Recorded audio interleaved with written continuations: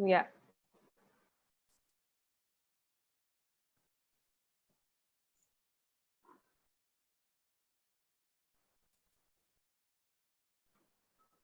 Good morning, everyone. Welcome to World Leader Summit second day. And today we are going to start our speaking session with one of the speaker from India.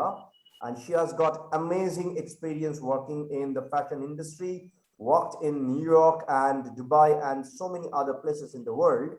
She's a young leader. And of course, she started her journey. I'm not going to speak about her. Of course, I'm going to introduce her. But before I go for that, let me take probably a couple of names who actually supported us in our journey. For your entire information, World Leader Summit is got approximate 35,000 business leaders as a subscriber into our portal, plus multiple number of members who are into our business club and association. We have around 95 countries business network. And guess what? In the last 1 year, we did multiple number of deals inside the network. So be in touch with us to access our network and have the advantage. Talking about World Leader Summit, we have our ambassador program wherein we have 62 ambassadors from 62 various different countries. The role of ambassador, of course, we will explore during the course of time. And I would love to give thanks to all the partners who actually supported and helped us. So talking about partners, how come we can't take their name? So here it goes. Thank you so much, Anim Gaming, Deep Technology, Co-Innovate Ventures, the accelerator program of our own, H Metals, Glam World Phase, Avenue Global, Animation Reviews, Virtual Infocom, Web Hub, MyFinBee, Virtual Game Developer, Cybersecurity Gigs, I Am Superhero, Yoga Training for You, My Films, Sports Zone Aim, Second Life Tech, Cosplay Seller, Exo Designs, Chevron. Chevron is actually started by a person who dedicated himself to uplift the community of homemakers. Amazing. Entrepreneur Phase, that's a platform for all the entrepreneurs, go for resources and go for M&A. Is the Africa, EBW, WWCA, Generation S, Tech Sauce, BizTech, Culture Italia, Diplomatic World, WASME, SME India, TVM Digital, and much more. Thank you so much for joining me in this morning. And I can see our speaker is already here. So let me welcome Shivangi Gandhi, the first speaker of the second day World Leader Summit 2021. Shivangi, welcome to World Leader Summit. Could you please turn on your video and microphone?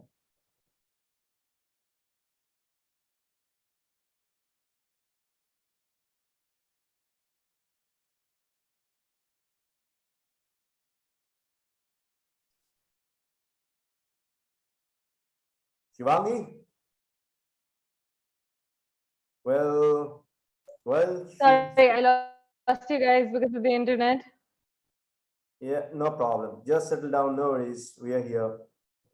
We all understand this is. Can you guys see We me? can hear you, we can view, we can see Okay. you, yes. The Great. stage is yours, Shivangi. Perfect. Thank you. Hi, everyone. My name is Shivangi Gandhi, and I'm a fashion designer and a fashion stylist by profession and education. And I just want to take the moment to say happy Diwali to everyone. And thank you so much for giving me this wonderful platform.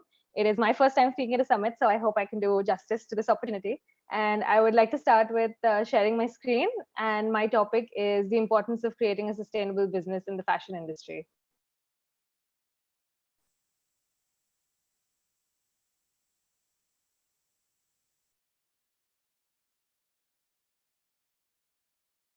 So I'm going to just start with a little bit about me. I was somebody who decided to do this at a very young age. I was only 10 when I decided I wanted to be a fashion designer.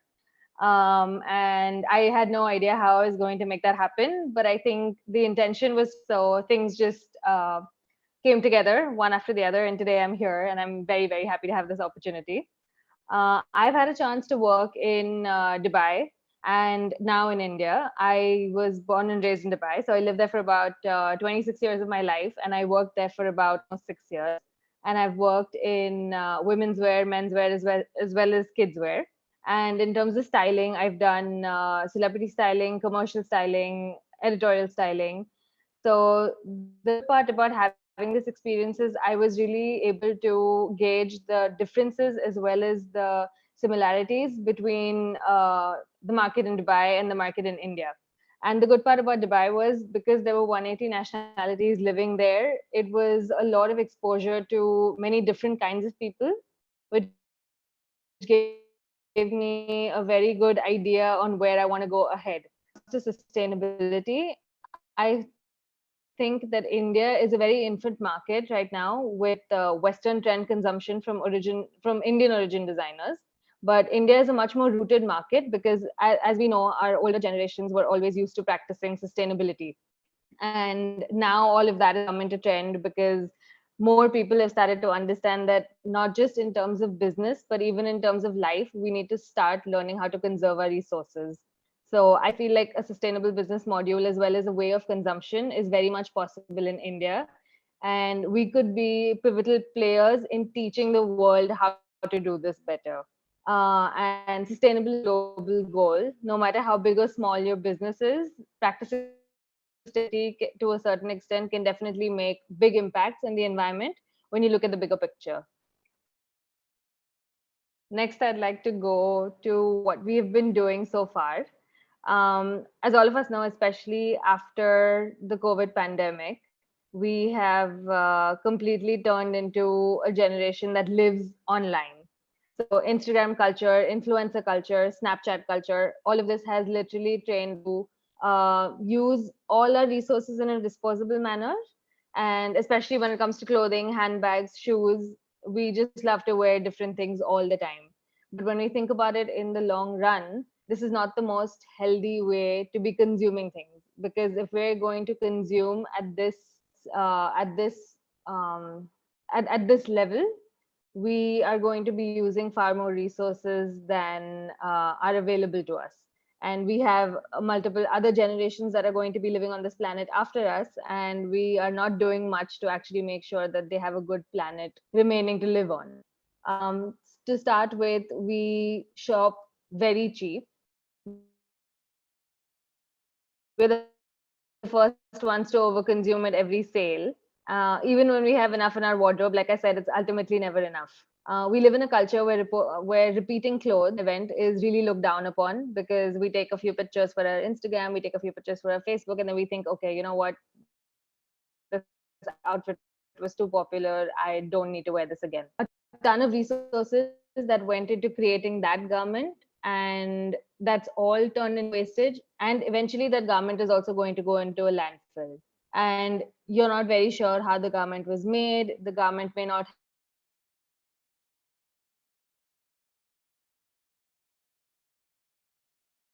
It may not have a lot of biodegradable properties. So you're really creating a little more in the mountain of wastage that we're really happy to buy at a lesser price. But when we buy things at a lesser price, what we don't understand is there is somebody at a lower income scale that is paying a very heavy price for what we are buying clothes for.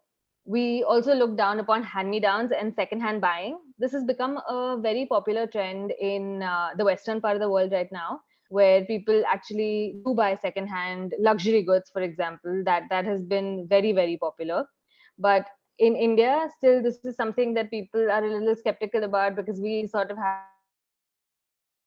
this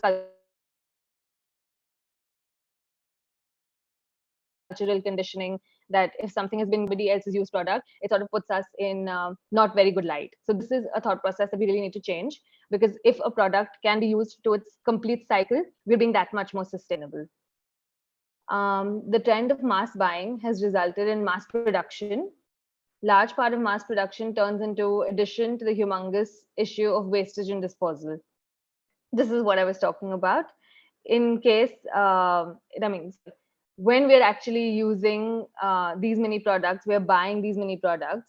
What we don't understand is companies are creating massive amounts of products in order to fill up the supposed demand. And when the demand isn't that high, what happens is the rest of the product that is surplus all ends up in disposal. The very latest news that came out from Coach was all the Coach bags that were being sold that were considered waste, instead of actually giving them to a factory to be able to recycle them or refurbish them, they decided to slash all the bags and throw them in a landfill. And this is so hazardous to our environment. And large amount of leather goods. Leather, again, is not a very sustainable raw material to use.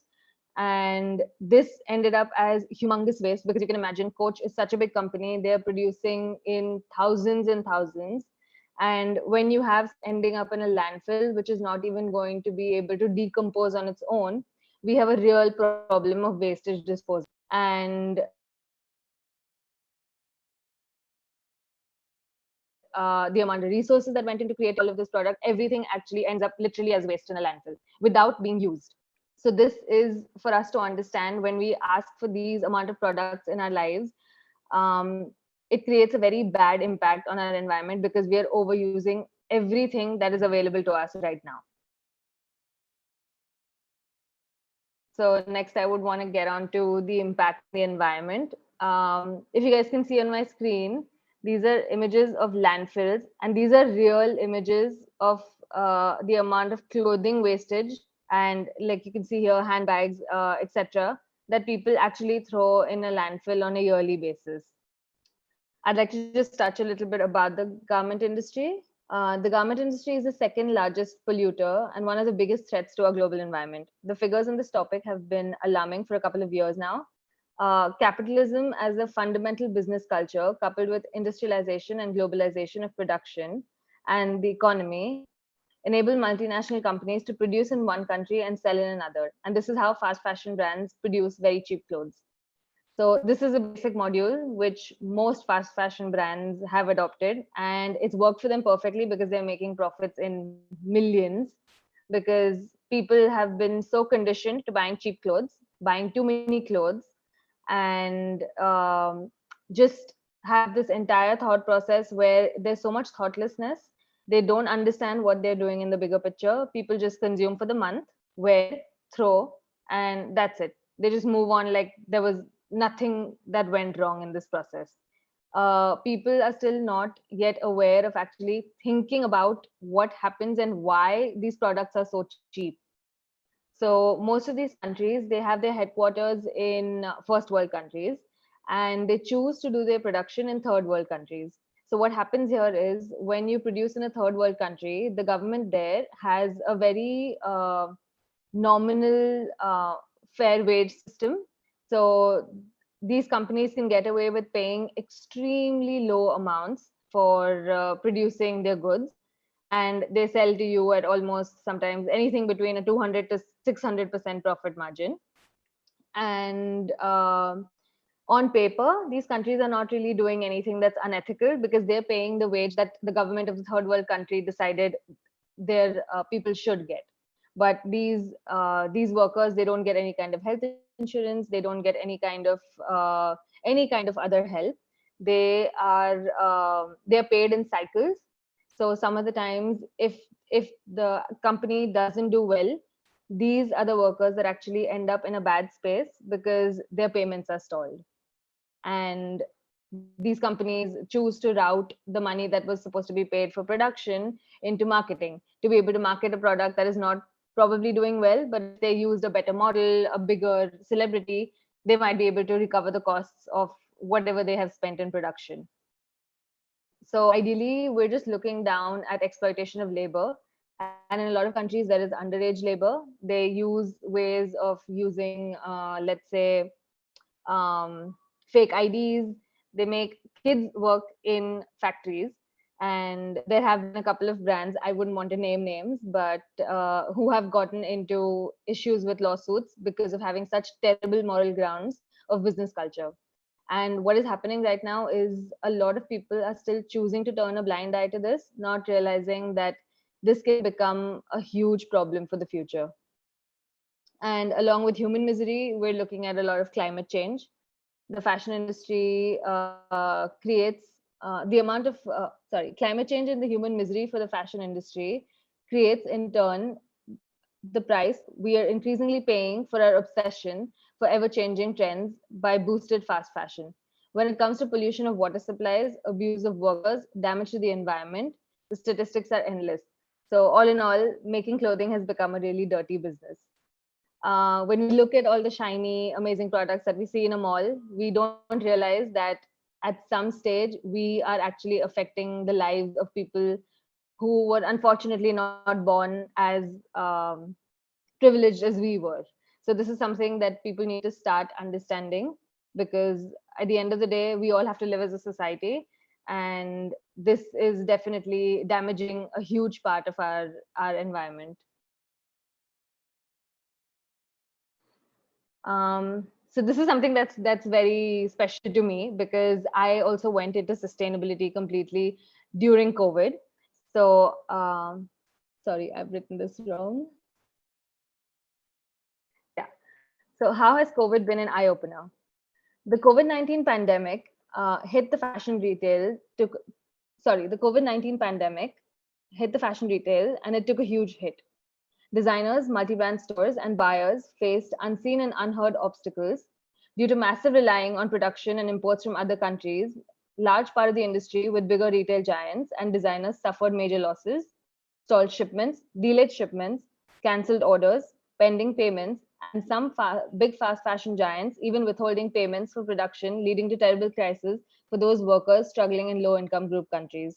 So, as we all know, COVID hit everybody um, the same way, whether you were from a first world country or a third world country. People were facing the same kind of issues. So this disease in particular did not discriminate in any way.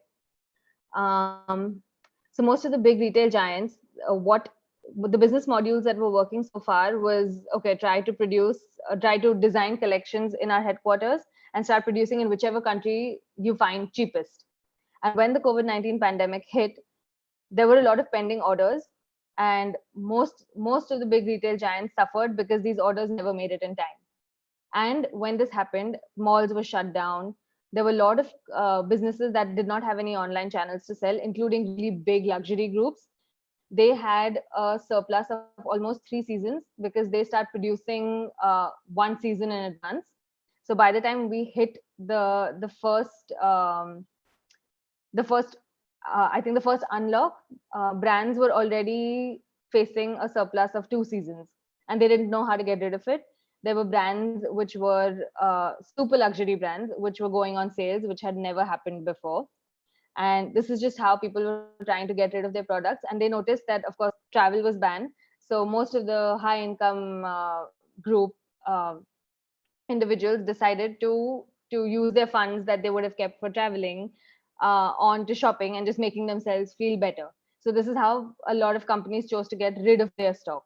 But even then, there was an extreme amount of wastage that was caused due to the COVID-19 pandemic, and this forced people to start thinking in a different manner. This made every country realize the importance of the power of keeping your business locally stable. So most companies did not realize that producing locally is something that could at least keep you from having issues with stalled shipments because of all your production being done overseas. Manufacturing locally, selling locally, buying and supporting local brands, etc., became very important. This made people think of a slow process of a product cycle too. The birth of sustainable thought process, understanding that things can be done differently and the environment impact of this process can be one that is positive and has been a real eye opener since post COVID. People have finally understood that things can be done slowly because COVID forced us to be slow. People actually sat in their homes and decided to really think about how much we have damaged our world. And this was, I think, something good that we could take away from COVID, that there are other ways to do business. The next, I would like to touch on what are the various aspects of a sustainable business. So whenever a business comes to you and says we're doing business 100% sustainably, it's almost impossible to do that, because while you're trying to manage certain parts of your business that are sustainable, you might end up doing certain things that may not be very sustainable to sustain the rest of your business. So what I would like to say first things first is a business can never be 100% sustainable. But what you can do is understand, plan, and regulate your environmental impact. Learn, observe, tweak, grow throughout your business cycle. Focus on building not just a business, but a legacy of your own, no matter how big or small that might be. So a lot of people, when they start a sustainable business, or if they've been in business too long and they want to move to becoming a sustainable business, of course, the costs that are incurred in trying to make a sustainable business are much higher. I'm going to be touching on that topic later. People come up to me asking me that, is my business too small to be sustainable? I don't think there's anything saying that your business is too big or small to take an attempt in a good direction. If you're trying to be sustainable and if you're actually going to do it the right ethical manner, I think no matter how big or small your business is, you should take that step. So these are just a few things that I'm going to talk about in terms of how your business can be sustainable. Obviously, it's not easy for every brand, especially a small emerging brand. My label is a small emerging brand too. So it's not very easy for everybody to be able to do all of these things, but these are some starting points. Local sourcing of raw materials and understanding deeply what sustainable textile is and being accountable for your raw materials. So a lot of companies actually say that they're using very sustainable raw materials, but in order to understand whether the company is actually keeping up to what they say they are, there are certifications to actually prove this. So as consumers, you should have this knowledge so that you can actually be supporting the real sustainable businesses. Supporting local and skilled and unskilled labor and age-old craftsmanship. Weavers, embroiderers, button makers, tailors, pattern makers, and just make sure you're creating jobs. Understand the strength of your country and what it has to offer to your business.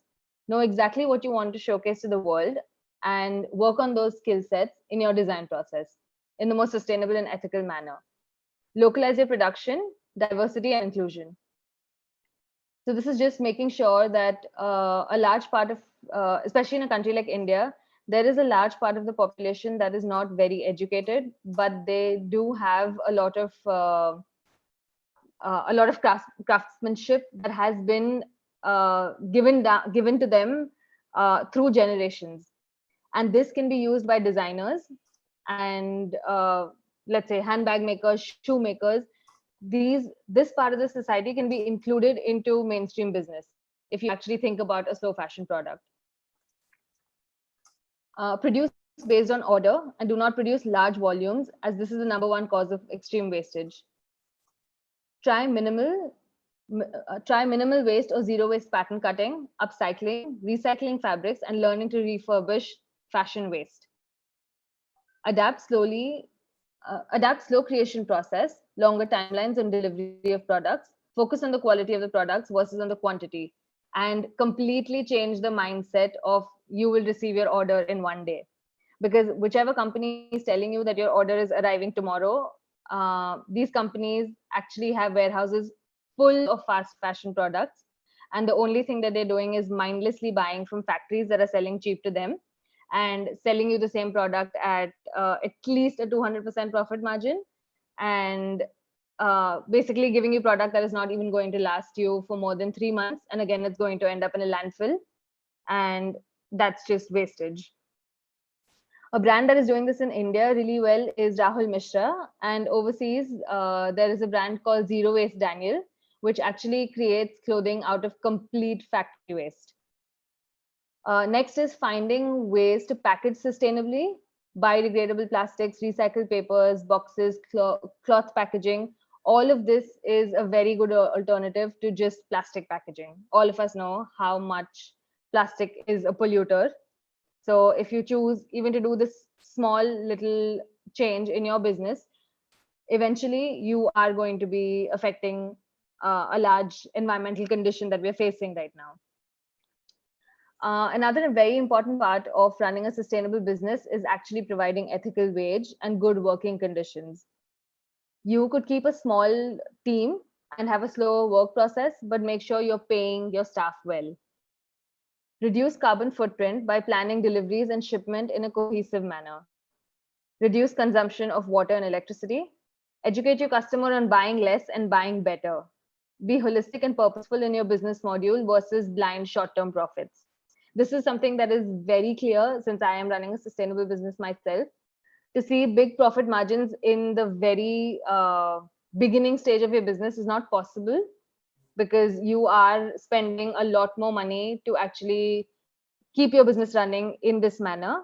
But eventually, I think with educating people about sustainability, this is something that is going to be the future of fashion. So if you are patient enough to be able to run a business that will make a difference, I think choosing sustainability is a very, very good option.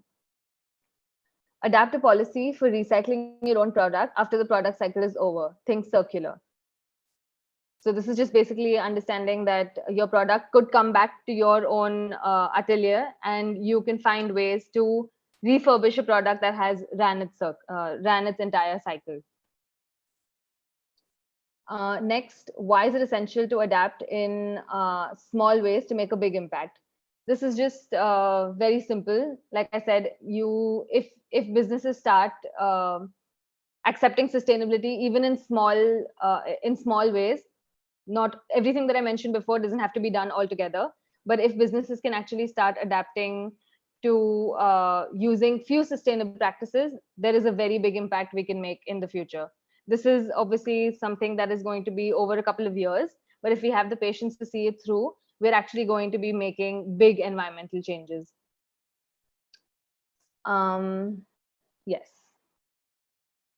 Next, I'd like to talk about people asking me this question: is my business too small to make an impact? This is something I really want to touch. It's completely wrong thinking to think that your small business is Just too small input, irrelevant. Shivangi, you are Yeah. overshooting. You're overshooting Oh, 5 minutes, so I'll request you to wrap up early. sure. I'll do that. Okay. I'm just gonna go down to okay. I'm just going to talk about how we as a business are actually focusing on sustainability. Our production cycle is localized. So we produce completely in India. We source all our raw material from India, and we make sure that we also employ unskilled and privileged laborers to be able to create our fabrics as well as our production. We have a small in-house team for sampling. We only create based on order. We don't create any excessive stock, and we have trained our vendors to be able to work with us in the similar manner. And we've also trained our customers to be able to be patient with us to be able to send our product in time. So this is something that's very important, just educating your customer that slow fashion is a slow process. And our design ideology focuses on androgyny, which is clothing that can be worn both by men and women. And that is a signature aesthetic to reduce garment wastage. And again, we've chosen all sustainable packaging. And the final is that we choose to compensate our staff well, and make sure that even though our label is a small size at the moment, we keep our team small. And eventually we look at growth from keeping our team very happy. So that's about it. That's what we do as a business. And thank you so much for your time. I'm sorry I overshot. Giving it back to you, Arijit. Thank you. Yeah, so could you please turn on your camera a Just a little second. bit? I'm going to stop sharing this thing. We did that. Don't worry. Okay. Yeah. Just look at the camera so that I can take a Yeah. snap. 1, 2, 3, go. Yeah. Because we do a lot of live tweet and I couldn't take Okay. a picture.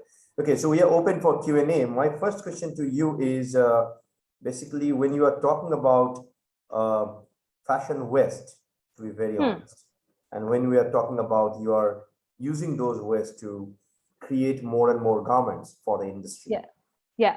Is there any possibility that when you process that, it can probably affect human skin or maybe their health when they're using it? And if not, how exactly you are proving it, and what is the trend that's happening, please? Okay. So in terms of refurbishing waste, like what you can see, what I'm wearing now too, it's a patchwork. So we as a business choose to work only first of all with fabric that is natural. We don't choose to use too many cellulosic fabrics, because again, that is a humongous impact on the environment. So natural fabrics in general don't really cause any kind of irritations or any kind of reactions to the skin, unless your skin is very sensitive. And we make sure whenever we are sending our product, we write down exactly what we have used in the product. So if there's any kind of allergies, you could have a complete view of exactly what you're going to wear and what it might cause to you. And we also work with factories which give us certifications for our sustainable products, so that if anybody wants to know whether we're actually really doing what we say we do, we have a good way to prove that yes, we are doing it. Brilliant. And what are the markets that you are selling at the moment? I know that because I know you in person. Yeah. I know that you are actually doing it in US, you're doing it in Dubai. What are the other countries? So at the moment, through my online sale, I have tried to move to many cities in India. We are in New York at the moment. We are going to be showcasing in Miami next month.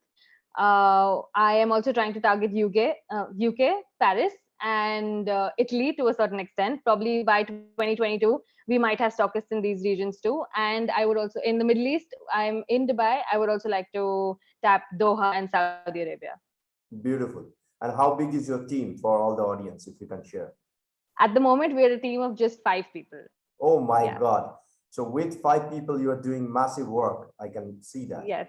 I think if you tap into the potential of everybody and you just give them a good idea to work on, people are motivated. For all the audience, because I can see the comment is coming from Farah. Farah is from Malaysia, and of course from Jessica from US. What's your Instagram handle or probably some social media links you want to share with other people so that they can follow you and maybe be in touch with you? Sure. Can I just leave it in the chat on Zoom? You can, but if you tell we are live, a lot of people can actually Okay. hear it. Sure. So my Instagram handle is shivangi.a.gandhi. My name is a little hard to spell, so I will leave it in the Zoom chat too. But yeah, that's my Instagram handle, and that's my brand. It's my own name. Super. So help us with your URL. I'll tell you at the moment we have got, I'll give you the exact figure, what happened in social media. Maybe you're not watching it because you're speaking. We have got 34 shares at the moment, and there are 2 comments. One comment is for you, which I can understand from the technical one, but Navneet wants to tell you that he really likes you and he sent a text message. He's basically from, I don't know how it connected. He's from Riyadh, and Okay. he's basically into jewelry business, and he wants to connect and touch base with you. Probably you guys can collaborate. Lovely. You can check it in our social media handle. It is there in World Leader Summit. You can go there, you can connect with the exact person who is commenting or who is sending the text. Sure. And feel free to communicate. If we have any question from our other panelists, please feel free to ask. Else we'll move to the next speaker. Thank you, Shivangi, for the beautiful. Thank you so much. Thank you all for your time. Okay, so Farah is saying that she wants to explore New York and London with you. Oh, I would love that. Yeah. Farah is actually a designated venture capitalist, and she's a great friend of mine. She can't turn on her camera at the moment because of the network, but yes, she's there with us. I'll connect you with her. Farah, thank you for the comment. Thank you so much. Okay, so this is the right time. I should introduce our next speaker. She is from US. Welcome, Jessica, to World Leader Summit. Could you please turn on your microphone? So Jessica is a content creator, and she helped the entrepreneurs to monetize their brilliance.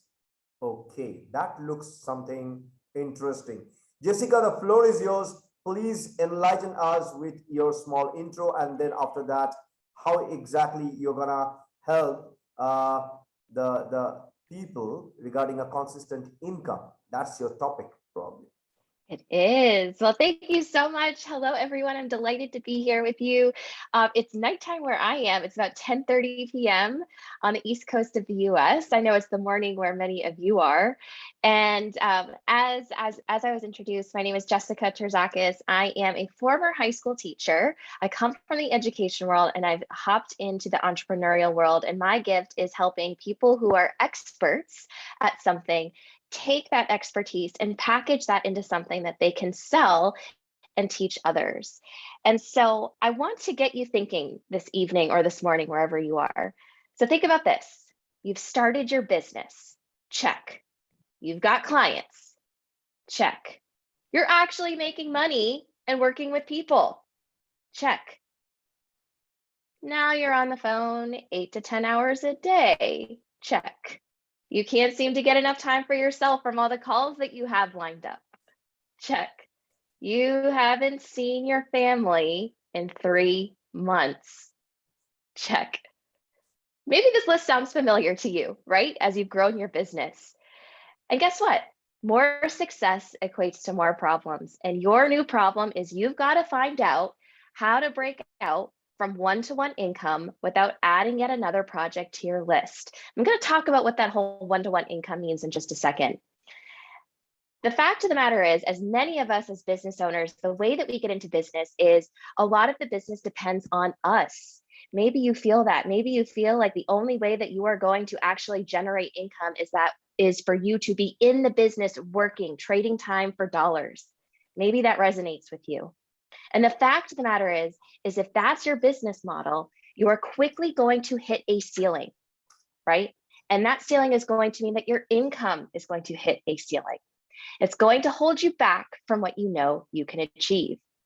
And what this means is that your business model is not leveraged and you're not maximizing this thing called leveraged income. And you cannot do that when you are just working one-to-one and trading time for dollars.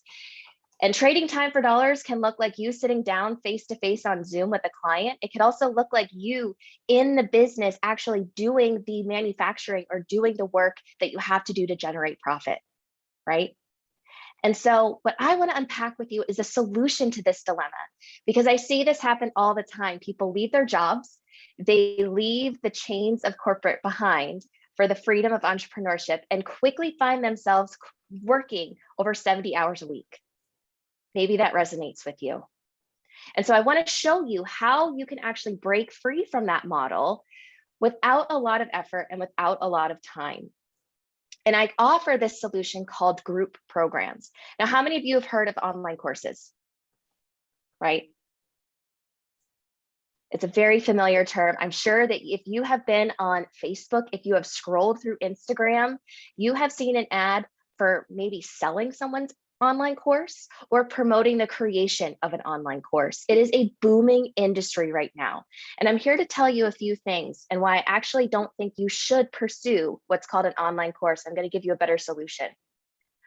Online courses are such that you buy something and you have to take the whole thing by yourself. It is self-paced. It is totally dependent on you to do the work.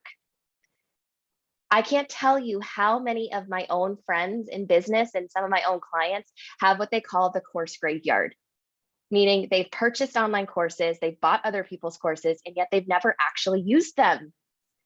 This is a very common occurrence. And so despite the really glittery numbers that this is a over $1 billion industry right now,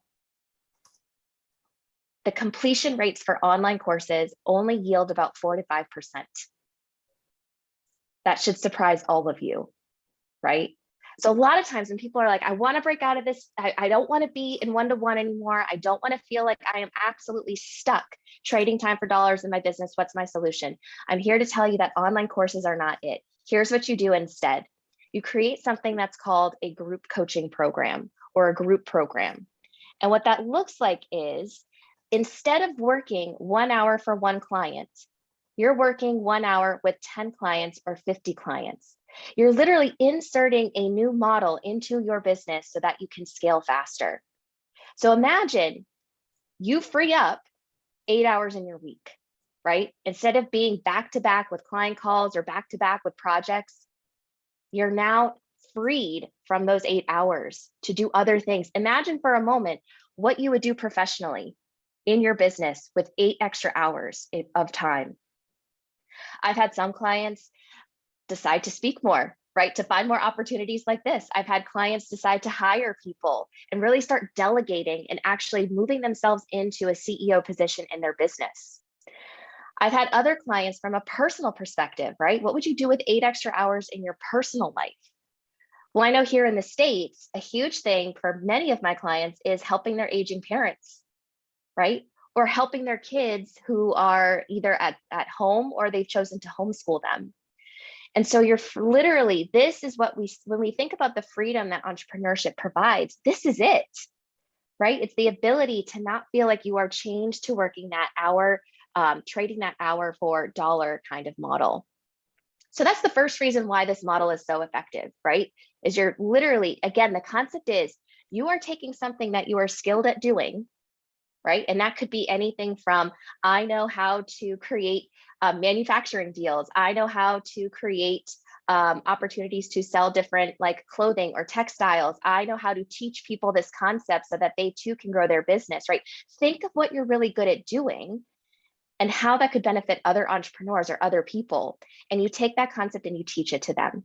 So as you're listening to this, you might be thinking, well, I don't coach clients necessarily. I don't teach clients necessarily, but there is a genius that you have that is absolutely worth monetizing. I promise you that. So you have to think, what am I really skilled at doing? What have I experienced quickly that I could teach others? And how could I teach people that, right? It's a brilliant way to capitalize and bring more income into your business. So that's the first one, is trading the 1 hour for working with 1 hour for one client kind of model for 1 hour for, say, working with 10 clients or 50 clients. The second is, a lot of people always ask me, you know, what do I ask people to invest in this with me? And the fact of the matter is I'm going to speak in US terms, right? US dollars. I've had some clients in Europe. I'll give you an example of what they were able to do. But I say that most clients, like, you can ask them to invest anywhere from $797 to $29.97 to work with you. So that means there's the potential to make around $8,000 to $30,000 for each group of 10 people that you run, right? So if you're a speaker, if you're on stages like this, or even if you you just know you have a solution that you could teach to other people, or I've seen other people who I've had clients say to me, you know, people always ask me for guidance, or they ask me to mentor them. This is a way to capitalize on that. Some of you might feel like, I always get people asking me like how I was able to grow my business so quickly, or how I was able to get into these kind of corporate situations, or how I was able to close these kind of deals. Instead of feeling like you have to give that information away for free, you can now ask people to invest with you, and you can mentor them in a way that you're actually not only profiting, but truly serving them in a structured way, right? And here's the great thing. I'm going to show, I have the ability to share slides, yes? I do, okay. Here's the great thing. What I love about this model, right? This does not replace what you're currently doing in your business, but what I love about this model is that you can take, say, for example, you have all different types of numbers of clients, right? You might have 10 clients, you might have 15 clients, you might have 20 clients. And depending on the investment, right, you could see here in this right column, this is what you can add to your bottom line when you run that program 4 times a year. This is not the same type of thing, again, as an online course where someone just buys it and you wake up the next morning and there's money in your bank account. This is when you're actively kind of teaching and mentoring people in a small setting, right? 10 clients and 20 clients, we're not going for this gigantic volume. We're going for 10 to 20 clients that we can really mentor and support and teach what we know so that they can improve their relationships, their career, their business, or start a business for that matter. And so you can see what's really appealing about this is this is not only time freedom, but this is that ability for you to experience that financial freedom as well. Because as you're listening to this, and if you're feeling like I've left my job to pursue entrepreneurship, to experience freedom, and yet here I am basically back in a corner working in a job, this is the ticket out of that, right? It's understanding how to add different offers into your business model that don't require a lot of time for you to put together, and basically leverage the talents that you already have. This is what excites me the most about groups, because this is, again, where that income potential really helps you skyrocket so that you, again, aren't trapped in that position.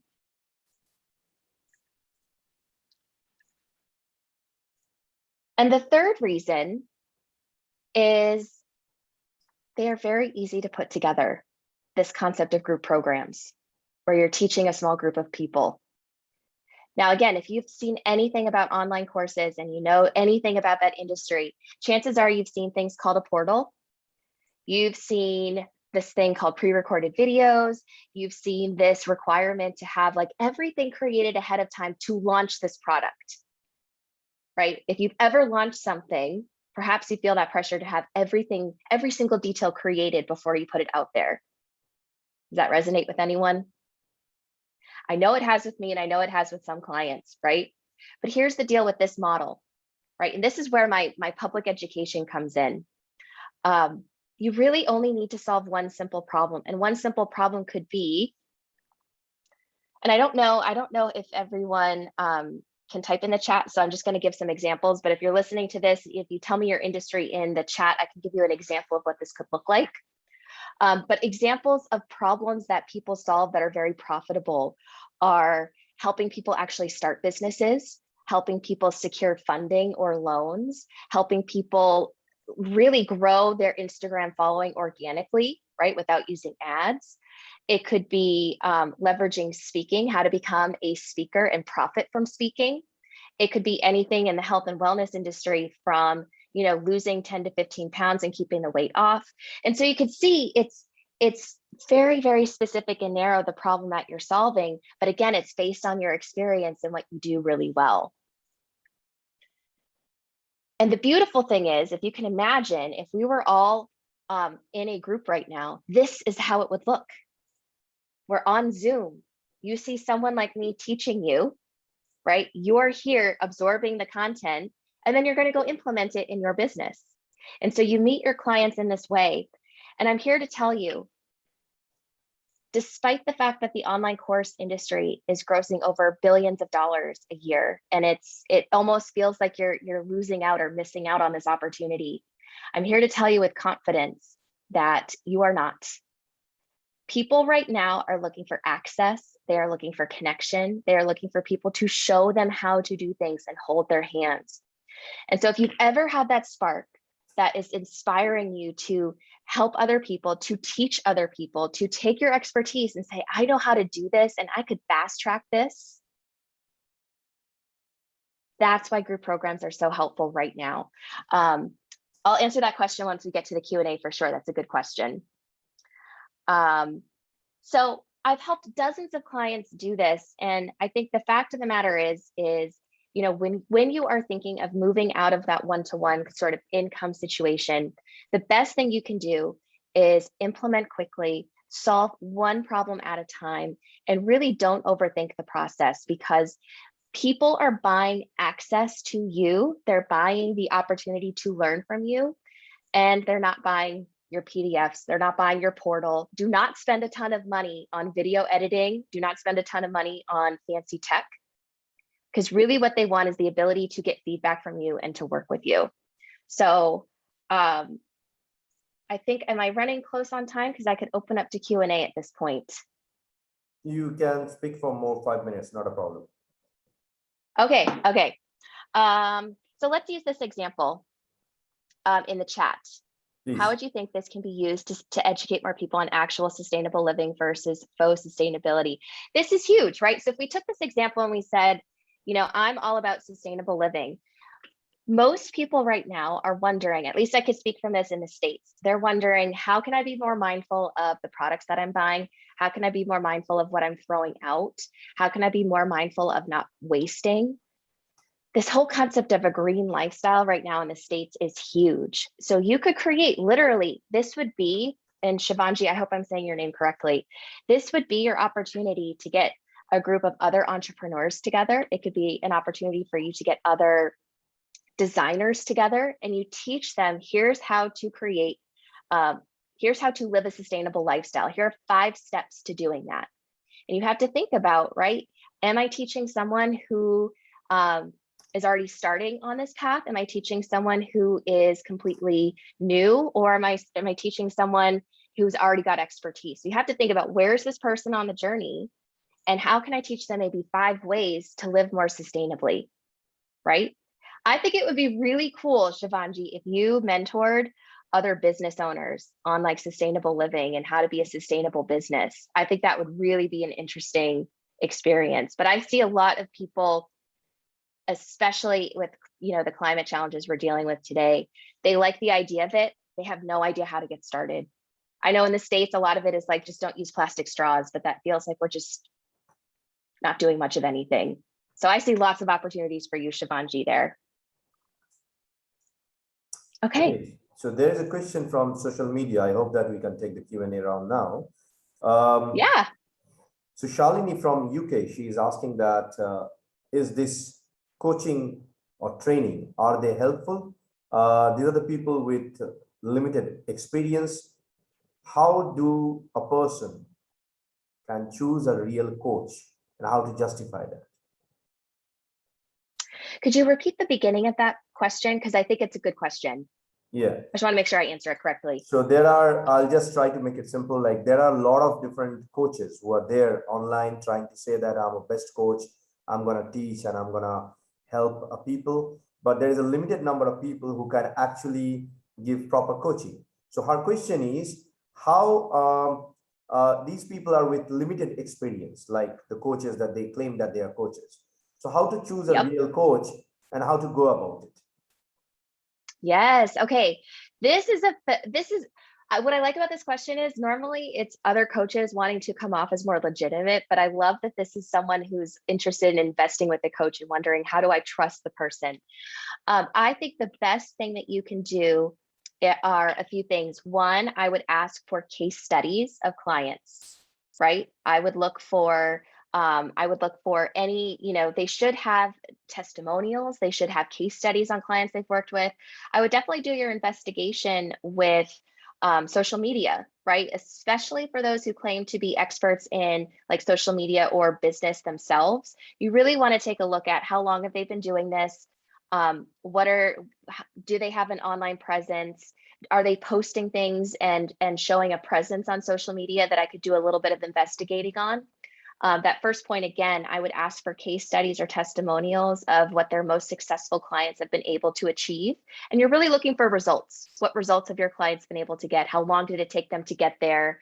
And then the other thing I would do is I would speak to more than one coach in that particular industry, primarily because you have to connect with that person.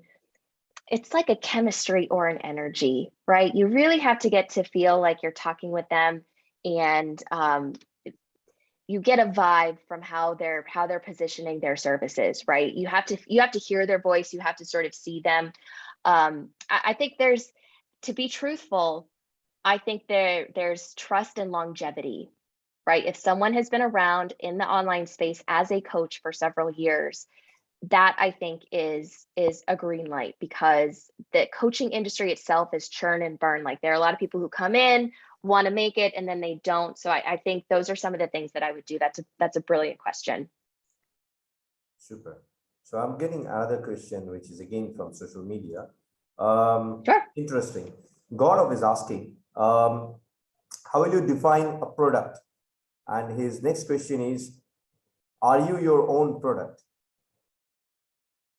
Ooh, that is a good question. I define a product as anything that you are able to sell for a profit in your business. So for example, I look at one-to-one coaching as a product. I look at an online course as a product. I look at a book as a product, right? So you have to look at your business and see what am I able to sell to someone that is of need in the market that I can make a profit from. And I think it's interesting, that follow-up question, are you your own product? I think you kind of are in a way, especially if you are a service-based entrepreneur, right? Where a lot of it is, especially when it comes to monetizing your expertise, I think you are, because a lot of it is your experience, your expertise. It's how you teach something. And that's what I think really resonates with people, and why they want to invest with you, is they feel a connection to you. Right? That's why you'll see that there are hundreds of business consultants and coaches out there, but some attract certain people because it's part of who they are. So that's a great question. Super. Thank you so much. Thank you, Jessica, for all your answer and all the insights that you have shared with us. If within this panel, if you have any kind of question, please feel free to turn on your microphone and your camera, and feel free to ask question if you have. If not, we will move to our next speaker. I'll give 30 seconds to ask question. Please raise your hand if you have any question. Please shoot. Else we'll move to our next speaker.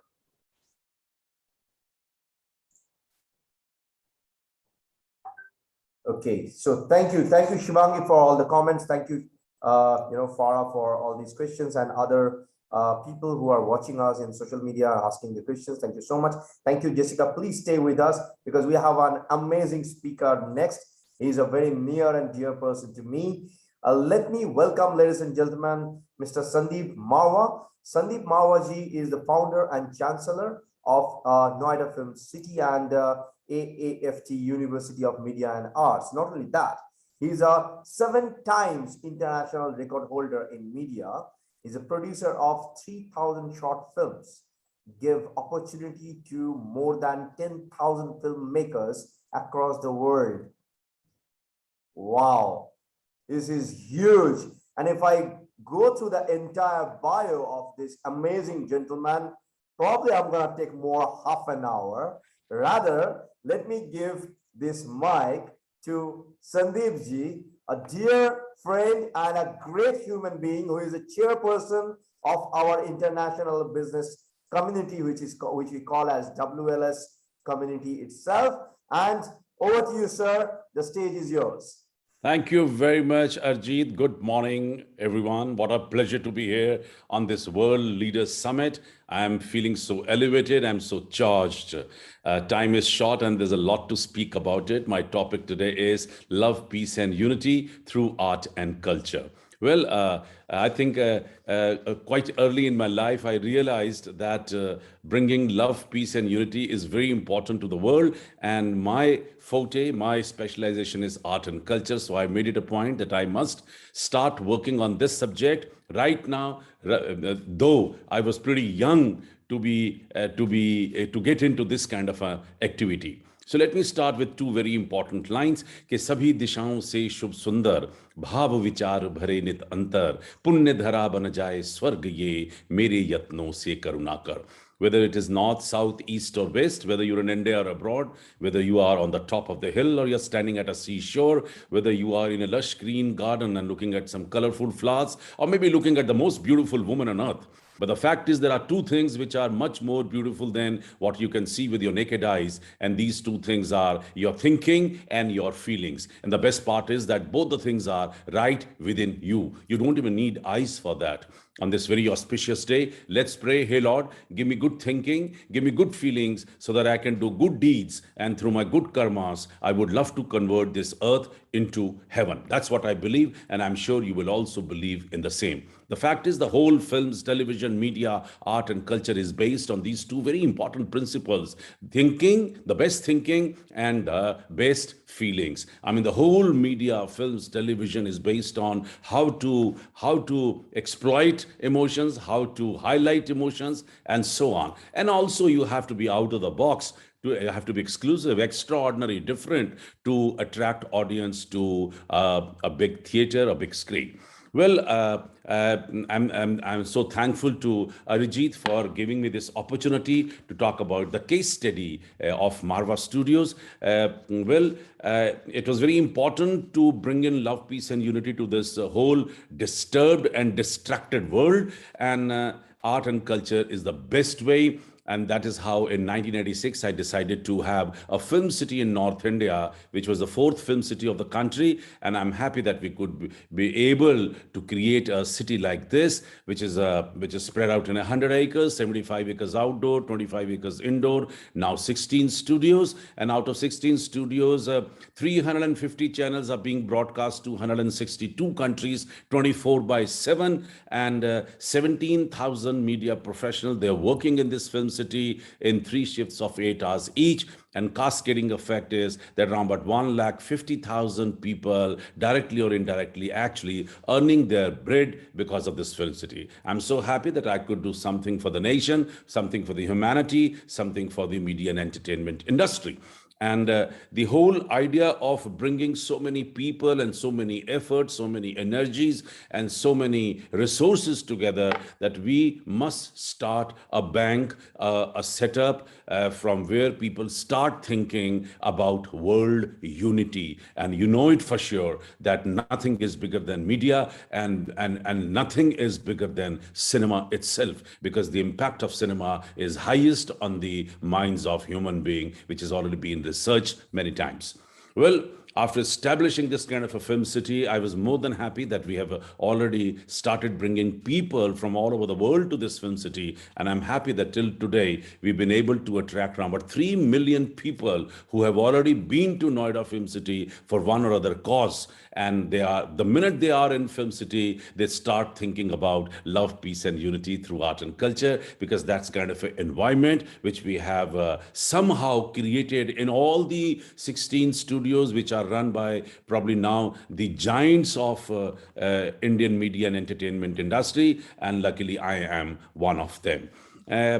After establishing this kind of a setup, we created Marva Studios. An idea of Marva Studios was even that time to bring in people to come and make productions, hiring out facilities, and side by side also get into making films of our own. And I'm happy that in a span of all these 30 years of Marva Studio Today's, we've been able to churn out around about 4,500 television programs for more than 50 channels. We've been associated with around about 125 feature films and around about 5,000 training films. And I must say that Marva Studios actually been a maternity hospital for most of the channels in India. And we provided our infrastructure set up to large number of people who wanted to get into making of channels in this country, way back in 1991, 92, 93. And some of the finest channels, they're born from Marva Studios, including ZTV, Sahara, Mahua, Pragya, ETV,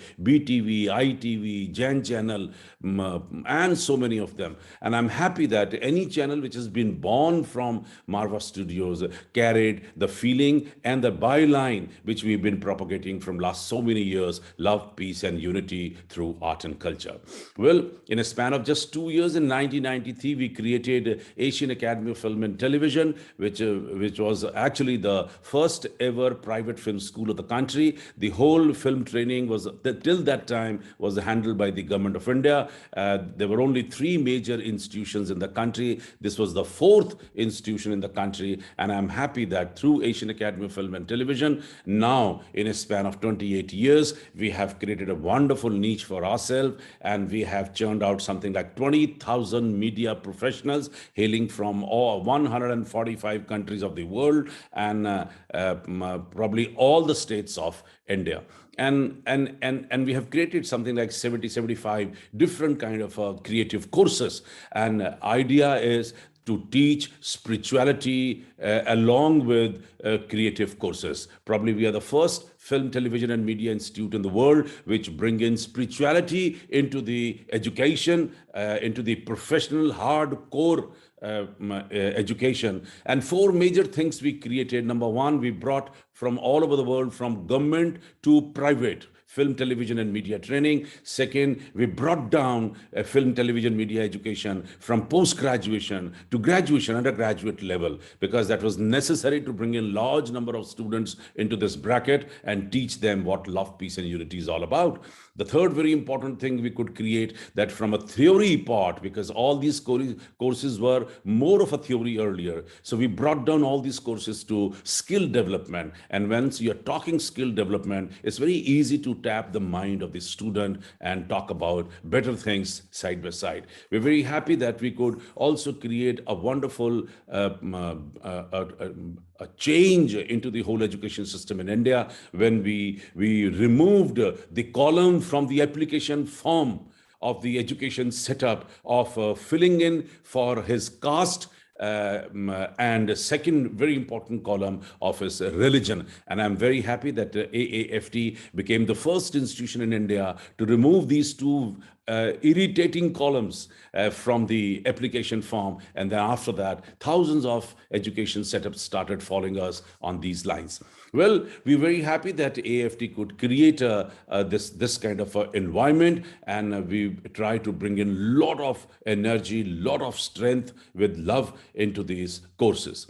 The next step was creating of an international film and television club, and through this we started bringing in a large number of people from the fraternity and outside the fraternity through the large number of festivals which we created for India and for the international market. To start with Global Film Festival, Global Festival of Journalism, Global Literary Festival, Global Fashion Week, International Festival of Cell Phone Cinema, International Sufi Festival, AAFT Festival of Short Digital Films, ASMS Festival of Short Films. Idea is to bring in, because I have always believed that films are the best ambassador of culture of any country, and film festivals, they are the best base station to showcase this culture. And I'm happy that we were very successful. All the 12 festivals which we have given to the international media and entertainment fraternity, they are successful. They have spread to all over the world, and large number of people, they have been started coming to Noida Film City, to Marva Studios, to these festivals, and started learning by heart love, peace, and unity through art and culture. We started International Film and Television Research Center, and the research center job is how to bring in people together, how to make films in such a manner so that these should leave impact on the minds of the people, and they should inclined towards building up a relation. They should rather be more emotional towards humanity. And I'm very happy that Research Center has given us some of the finest tips ever, and we've been able to create another organization which is called Marva Films and Video Production. And under this organization, we started actually producing large number of films. And I'm happy, as Arijit just said, that yes, we have produced now almost 3,000 short films, largest in the world. And every film speaks about how to bring in love, peace, and unity. We left no stone unturned to bring in best of the ideas from all over the world, and more than 10,000 filmmakers from all over the world been given opportunity to showcase their talent through this organization. Well, the new story begins from here, and we created International Public Broadcasting Forum. Idea is how to tap large number of people, not only who are associated with us or in Noida Film City, or all those 3 million people who have already been to Noida Film City, how to reach larger audience and talk about this whole concept of bringing world together. And that was IPBF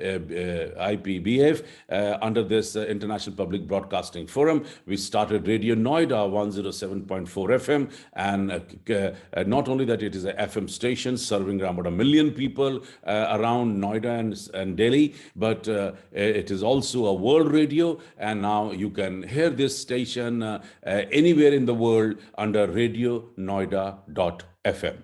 And that was the beginning. I'm happy that we started another radio station in Raipur, Radio Raipur.fm, and probably the next 12th February, we will be able to start Radio Bombay.fm, which is going to be broadcast from Bombay. Idea is to serve the nation, serve the world, talk about something good. And I know that for sure, being a media person, that when you hear something, it leaves back into your mind, and then it is at the back of your mind, and it slowly and gradually changes your perception. Well, we started mstv.co.in, another online television station which speaks about love, peace, and unity throughout the day. It's a 24-hour channel, and it's open for all those people who are looking for an opportunity for a television. If they have never ever been able to be on screen, we provide them the station. If their film has never seen a screen, we provide them a station to come and play their films. Idea is to bring in peace, no restlessness into the hearts and minds of a media person, because once you have invested in film, you are more than unhappy, you're more than restless to bring that film on screen. And I think that platform is available to the world. Idea is to bring down the temperature of individual and see a smile on their face. Then we got into another very important organization of International Children's Film Forum. Idea was to look into the heart and minds of children, because give them a good education, give them a media projection, give them a good cinema.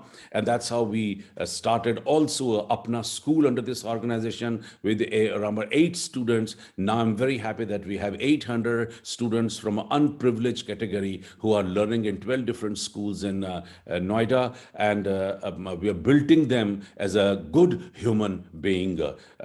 Simultaneously, there is a provision in International Children's Film Forum where we have invited more than 1,000 schools, probably more than 150,000 students from all over the suburbs, Delhi, and different parts of the country to come and see how films are made and how good films can be created and how you can get into this beautiful trade of films, television, and media, and can think good and change the feeling of the people who get associated with you now and then. And we started showcasing good cinema into villages, into slums, into small towns through this organization. And also this organization started supporting the Children Film Society of India, Ministry of Information and Broadcasting, Government of India. Then we created another very important organization which is called International Women's Film Forum. Idea was originally to support all those women who are still looking for an opportunity into this beautiful media and entertainment industry. But then we suddenly realized that the problem in M&E industry is much lower than the real problems what women they are facing today in the world. And I'm happy that today International Women's Film Forum has become a much bigger, broader, and a smarter organization, and it is now associated with large number of women organizations in India and abroad, and probably supporting more than 2,000 women who are keen in getting into any kind of a business, any kind of a support, any kind of a mentoring, any kind of a performance, and we are supporting them now and then. And I'm happy that Marva Studio has always been a base for our organization, and all and every kind of a facility is actually available under one roof.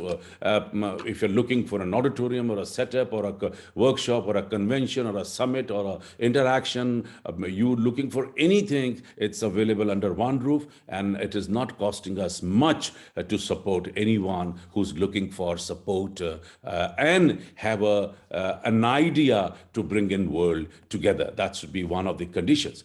Well, we've been working for all these years, and in 2014, we created another very important organization which is called International Chamber of Media and Entertainment Industry.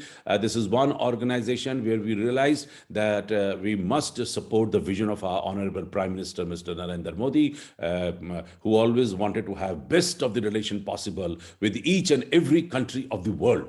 And that's what even we were so far for the last 30 years been actually thinking. And we created 196 international committees and about 50 national committees, and start propagating our vision and mission wholeheartedly in a much bigger way. We're very happy that now recently we have signed more than 60 MOUs with 60 different countries, and we have gone into large number of exchange programs. Probably AAFT and ICMEN and Marva Studio is the first organization in the world which has declared 196 scholarships for 196 countries, probably the biggest scholarship setup ever been declared by any university in the world. And we're very happy that under this organization, we are bringing now national and international people very strongly to believe in this statement. And so far, I have not even found one single person who has ever objected to this statement of love, peace, and unity through art and culture. Everyone, anyone, from any profession, from any business background, from any setup, from any culture, has always loved, praised, and actually has become a part of this organization. There's a lot to speak about what we have done in 30 years, but I know that my time is almost now getting close. and I also wants to leave some time for question answer. Now I'm happy that this organization is now associated with United Nations, and we are part and parcel of IFUNA, Indian Federation of United Nations Association, more than 600 United Nations organizations, and more than 650 art and culture organizations. They're part of ICMEI, and there is hardly a minute where we are not busy in propagating this beautiful word. I'm also thankful to Arijit for nominating me as a global ambassador and a chairperson for this beautiful and well-designed summit. It's another, I must say, feather in the cap of Arijit, and simultaneously to International Chamber of Media and Entertainment Industry, where I have been given an opportunity to talk about love, peace, and unity through art and culture.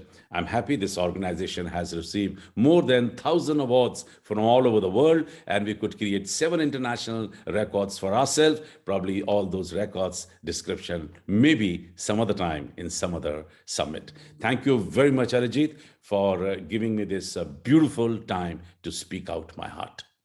Thank you so much, Sanjeev ji. Well, I've got a question from the social media, then we'll hop into our panel regarding Q&A. Someone is commenting that, I'm just repeating his words, a small question. Why film stars are being called as celebrity? I guess business person like you or other entrepreneurs are real celebrity and hero. Well, the fact is that someone who is in a position to attract large audience gets into the bracket of celebrity. Not only film star, the sports people, the sportsmen, the top business tycoons, the real big professionals, top army people who have done commendable job, all are in a bracket of celebrity. So when you say celebrity, that means they are in a position to sell your idea much faster. In Hindi, there is a proverb, "Jo dikhta hai, wo bikta hai." It's a very old proverb that something which can bring on the dice is actually been able to sell or get sold. So that's how we tell them celebrity and take best advantage. I mean, we've been also doing the same thing, been inviting large number of people from media and art and culture fraternity who have done commendable jobs, who have achieved, who are successful, to come back on our platform now and then and talk about these things. And I couldn't find even one single person who has attained success has gone against a line, love, peace, and unity through art and culture. Beautiful, beautiful. So we are open for Q&A from the panel. If anybody from the panelists want to unmute themselves and ask a question, please feel free to do that. No need to go for a video opening. Farah, if you want to go for Shivangi or Shailendra or Midula, Safakat, anyone, if you want to ask him direct question, you can type in the chat, I can take it, or you can unmute yourself and ask direct question. But I have a question, an interesting one, not probably a question. So we work very deeply with the media entertainment industry, mainly in the eastern part of the country and in the Mumbai circle. So what we do, we actually convert any actor and actress into a 3D character based on AI and the kind of VR games that we create, and then make them popular into the gaming world. So as per the study, I'm just giving you the report, the whole media entertainment and music industry, if we combine that, gaming industry income is probably much more higher than these two combined industry. So what do you feel that, what is the possibility? We actually promoted a lot of movies based in Europe and in India, and 2-3 movies based in Australia, made them popular through our entire network. Where do you see the possibility that India will grow faster in that speed to encash proper gaming, not a casual one, probably, and then grow the entire movie industry, combining it together? It goes hand in hand, really speaking. Well, you are absolutely in the right track, number one. Second, pandemic has taught us enough, I think, how to work from home, how to use laptops and mobile phones to make business. And third very important thing is you'll be surprised that even during pandemic, the new media has grown 800% in the world. So that speaks of its own, and slowly and gradually things are coming back to mobile, to these kind of films, to large number of entertainment. The whole, even right now, the media and entertainment industry luckily is growing faster than many other industries. Probably you may not be knowing that I have been titled as father of cell phone cinema. I started this first ever festival in the world of the films made out of cell phone cinema 14 years back, when nobody even thought of having a film on mobile film. And that was a time also when I declared that mobile is going to be one very big international territory for the largest number of viewers. And this is what is happening now after 14 years. The films are being reduced, shortened, even feature films I'm talking about. And short films are emerging in a much bigger, better way. You can watch these films by paying probably a dollar or less than a dollar in India, maybe a 10 or 15 rupees. And a time is coming when feature film is going to release. It's not looking for theaters in India. It is also simultaneously looking another territory on mobile. Mobile is going to be a territory and you're going to sell your film. So imagine 100 crore people, if they're watching cinema only by paying 10 rupee on their mobile, the first day turnover can be almost 1,000 crore for a cinema. And when a film producer is going to get that kind of a money, you can well imagine the quality of the cinema is going to change, and the subject which you have touched, converting that cinema into animation, a different version for that cinema, different durations for that cinema, different propagation for that cinema, different advertisement and smart films for that cinema is going to be absolutely new wing which is coming up. Another 2 to 3 years, you'll be surprised. And trust me, Arjit, keep on doing things. Money will be flowing in your office. True. Totally agree. Well, if we don't have any more question, we will probably take this question now. Oh yeah, please, Shailendra. Hi, Sandeep. How are you? Hi, Shailendra. How are you? Very good. We've been exchanging messages for so many days, and this is the first time that we landed up speaking to each other.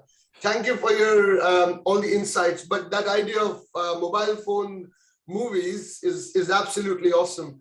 My question to you is, have you seen how in the Indian film industry, how AI is being used to create movies? What kind of technology that has been used? Well, it's coming up. I mean, like, you know that we've been producing best of the art on cinema, but our ways and means were still little primitive so far. But yes, pandemic has taught us, and artificial intelligence is going to play a very important role. The new machines, I mean, they've been there, but we were not using those machines. But all those machines are now being used, and time is coming when probably you don't need stars for 40 days or 100 days. You're going to shoot the face, the body, the front and back of the artist, and probably 100 emotions which he can express on screen for a camera, and those all will be stored in computer, and we'll say goodbye to the biggest star. Okay, that's all what we need. We need you only for 3 or 4 or 5 days, and your job is over. And then he will be the computer, the artificial intelligence will make him run the show, and then he will cry, and he will love, and he will win the villain, and he will fight, and he will do rest of the things through computer. This is one of the latest things which is going to be in cinema, and trust me, you will not be able to find out that this part of the film is actually being created by computer, or it is the actual shooting where actors actors, they have played right in front of the camera physically. So this is one of the very important, and I mean, why I am talking about this, rest of the things you can think of your own self. All those small adjustments, date problems, and then the schedules. I mean, like this AI is coming up with a beautiful, the whole film, whole script will be feed into the computer, and AI program will come out like a machine, that first day these people are required, these equipments are required, these sets are required, this location is required, these dialogues are to be uttered by so and so actor, and the first day schedule will come automatically on your screen. And not only that, the emails and the messages will be sent across to the cast and crew automatically. Okay, you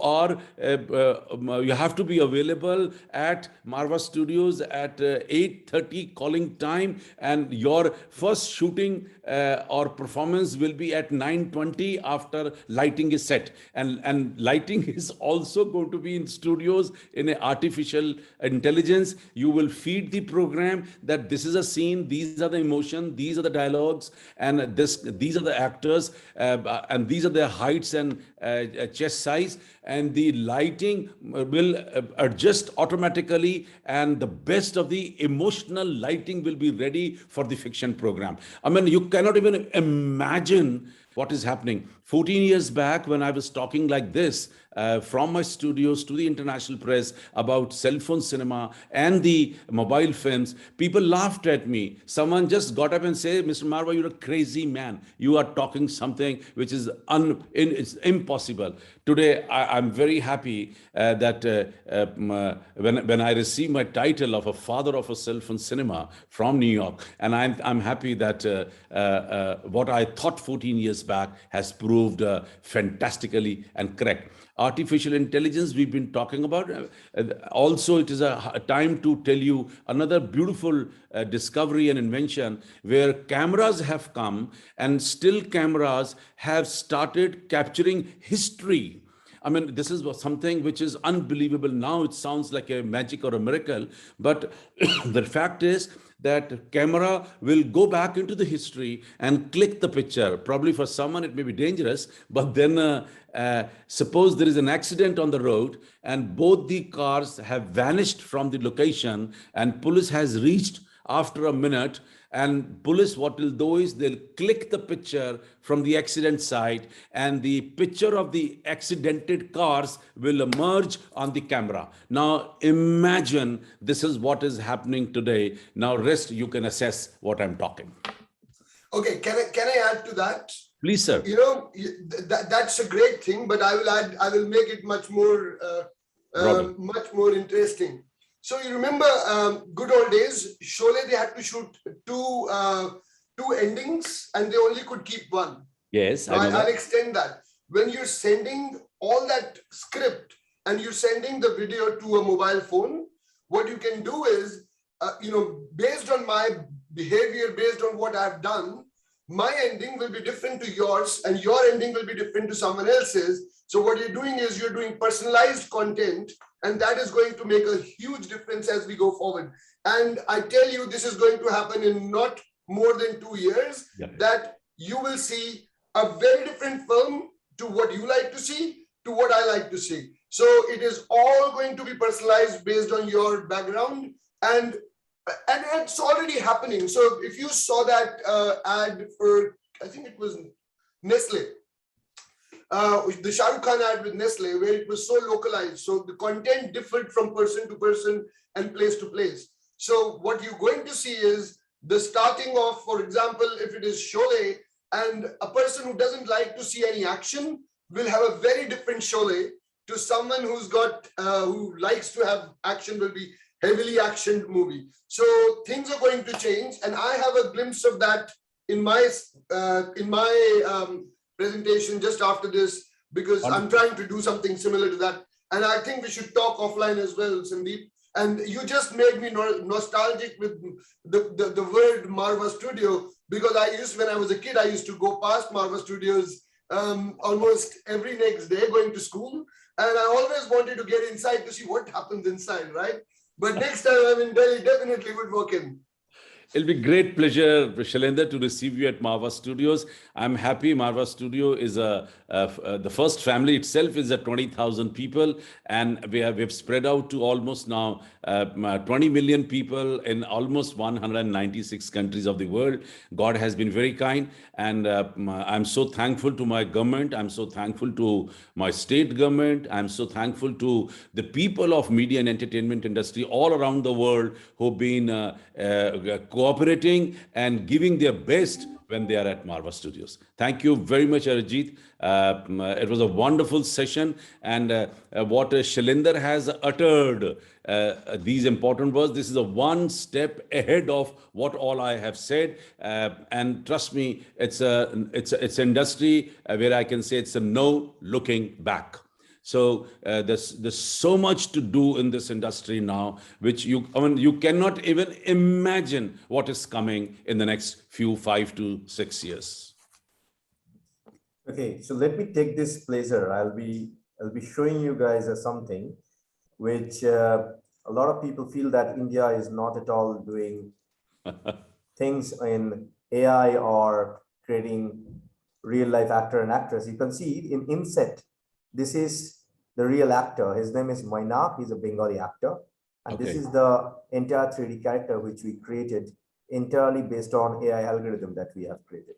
This person acts, reacts, action, loves inside the movie.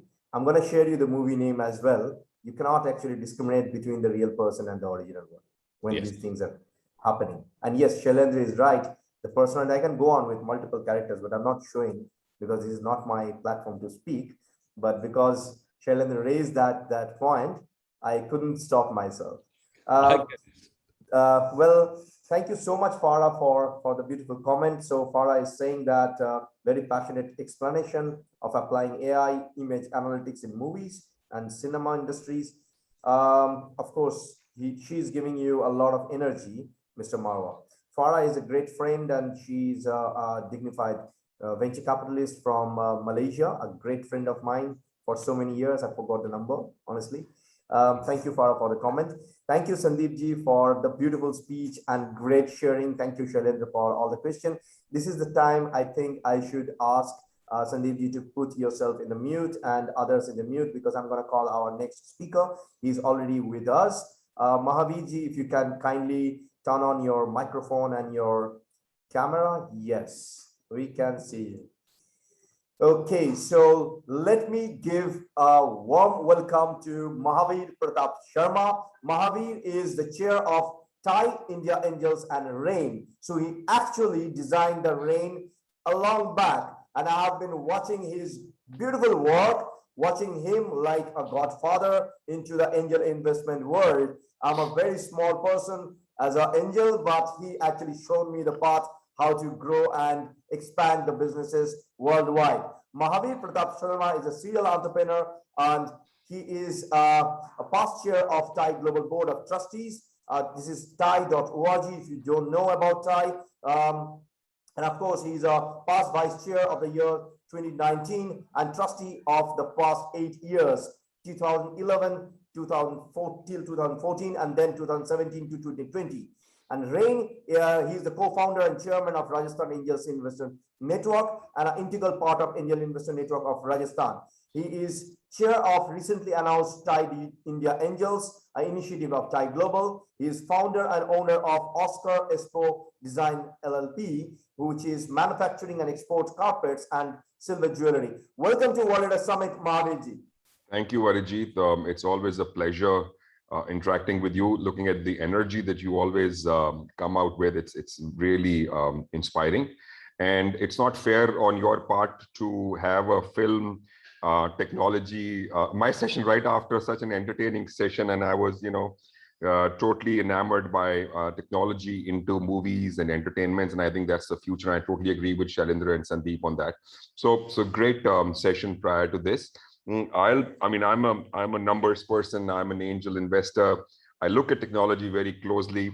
I guess whatever technologies are being discussed today in the film industry or telecom, industry was supported or invested by some angel at an earlier stage in some part of the world. So I think that with that, I'll just talk about angel investment, general trends in India, across the globe. I will talk about the challenges that it might have to face as angel investment or startups evolve across the years.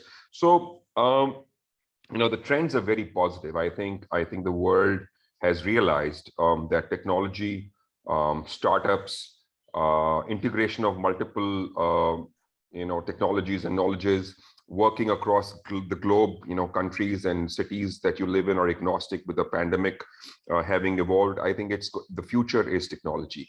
The future is amalgamation of multiple technologies, and it's just not AI, it's ML, it's filming, it's digital, it's 5G, 6G, it's environment, it's SDG, it's multiple things are at play. And I think the future lies in use of technology in every step that we take, everything that we think, forget actual action. And so I think the future of angel investment, the future of startups is immensely going to be very, very competitive, but it's going to be very, very interesting because new technologies and new partnerships and new trends will evolve.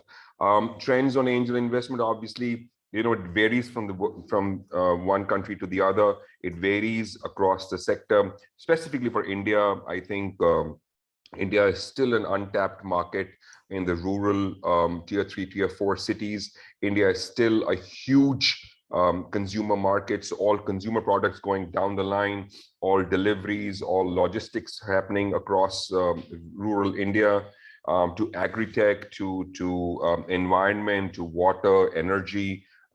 In fact, all of these things, fintech and education, where schools are sparse in remote areas. I think education in regional languages in across India is a huge potential. So I think India is poised for multiple kinds of usage or application of technology. And I think people who can crack the code to reach out to masses across India or Southeast Asia, I think will have a greater advantage in comparison to what others can't. And I think that's something that's trending and that's going to be very, very important, in my opinion, as an angel investor domain. I think edtech, fintech, agri-tech, biomedical sciences across the globe will also be very, very critical. And I'm talking about cross-border partnerships and technology. So biotechnology, medical sciences, blockchain are, I think, going to disrupt the financial markets, are going to disrupt the currencies. Medicine and biotechnology will evolve because COVID has proved time and again that individual health and other areas of improved lifestyle or environment impact of the same are very, very critical. So I think multiple areas. I mean, I don't see an area that is overexposed. I don't see an area that's over invested. So I personally feel the trends and angel investment and new technologies and evolution of new things across the globe and India, I think it's a great opportunity and a great time to be there. I think valuations have become realistic. I think co-investments are a reality. Everything has evolved. The governments have taken cognizance of the fact that startups and angel investment and fund of funds and government supported grants, etc., are available. So I think you couldn't be in a better situation if you were a techie or a tech person and who would understand the pulse of what's needed in the market today. And wherever you are and whatever product or service that you're creating, you could actually scale up very quickly. And money, I can assure you, is not a problem if you're at the right kind of technology and the right place at the right time. And that's what's critical. Obviously, all these trends and prospects don't hold any good if you've not done the right analysis. And that's where the challenges and issues are. I've seen great people, great team of people not understanding what's needed in the market. They don't realize at times that what works for one sector might not work for the other sector. The biggest challenge that I've seen is that they don't realize the competition that's coming around their way. So for example, and I'll give you a small example, someone said that they can do last mile connectivity or e-commerce through some technology which is not requiring a smartphone, which is not requiring anything else, or even even Wi-Fi at times, but through SMSs, which is fine, but you have to understand that you have to technology and 4G will not just be available through wireless technologies or wire technologies. It will be available through satellites. It will be available through drones. I mean, it's a fast spreading world where 4G will transact into 5G very, very quickly. And all these things will world global competition and corporates like Reliance and Tata and Google and Amazon, they're all vying for that pie. So you really have to work very quickly and very fast. Obviously, you are a good acquisition model if you have scaled up beyond a point, but if you are slow in implementing, or if you're using technologies that is not available right now, you might be left behind and you might not work. So I've definitely seen a lot of issue when startups have great ideas, great market outreach that they want to go to, but they don't realize that the impeding competition that might come from sources that they are not aware of, because direct competition is one thing, but indirect competition coming from global companies, from corporates of the world, from people who do realize and who are fast spreading their wings, who can burn much more than what a startup can or angel invested company can. And I think that's one issue that I have always seen.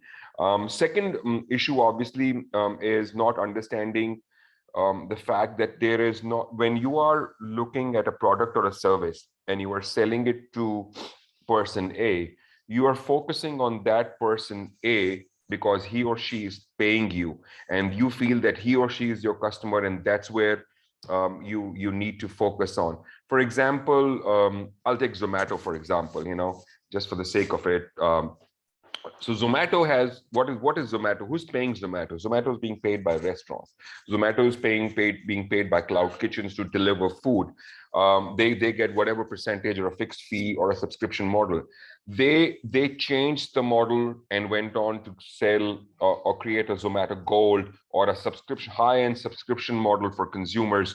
So they tried to create a larger pool of income coming to them from the B2B partners that they have, which is the food and restaurant industry. And also now they're going to the consumer. So what is happening is that while they were initially service providers to restaurants and menus and delivering food, now they have created a competition for the restaurants, and they are trying to take away business from them because they're pursuing to bring people to the restaurant.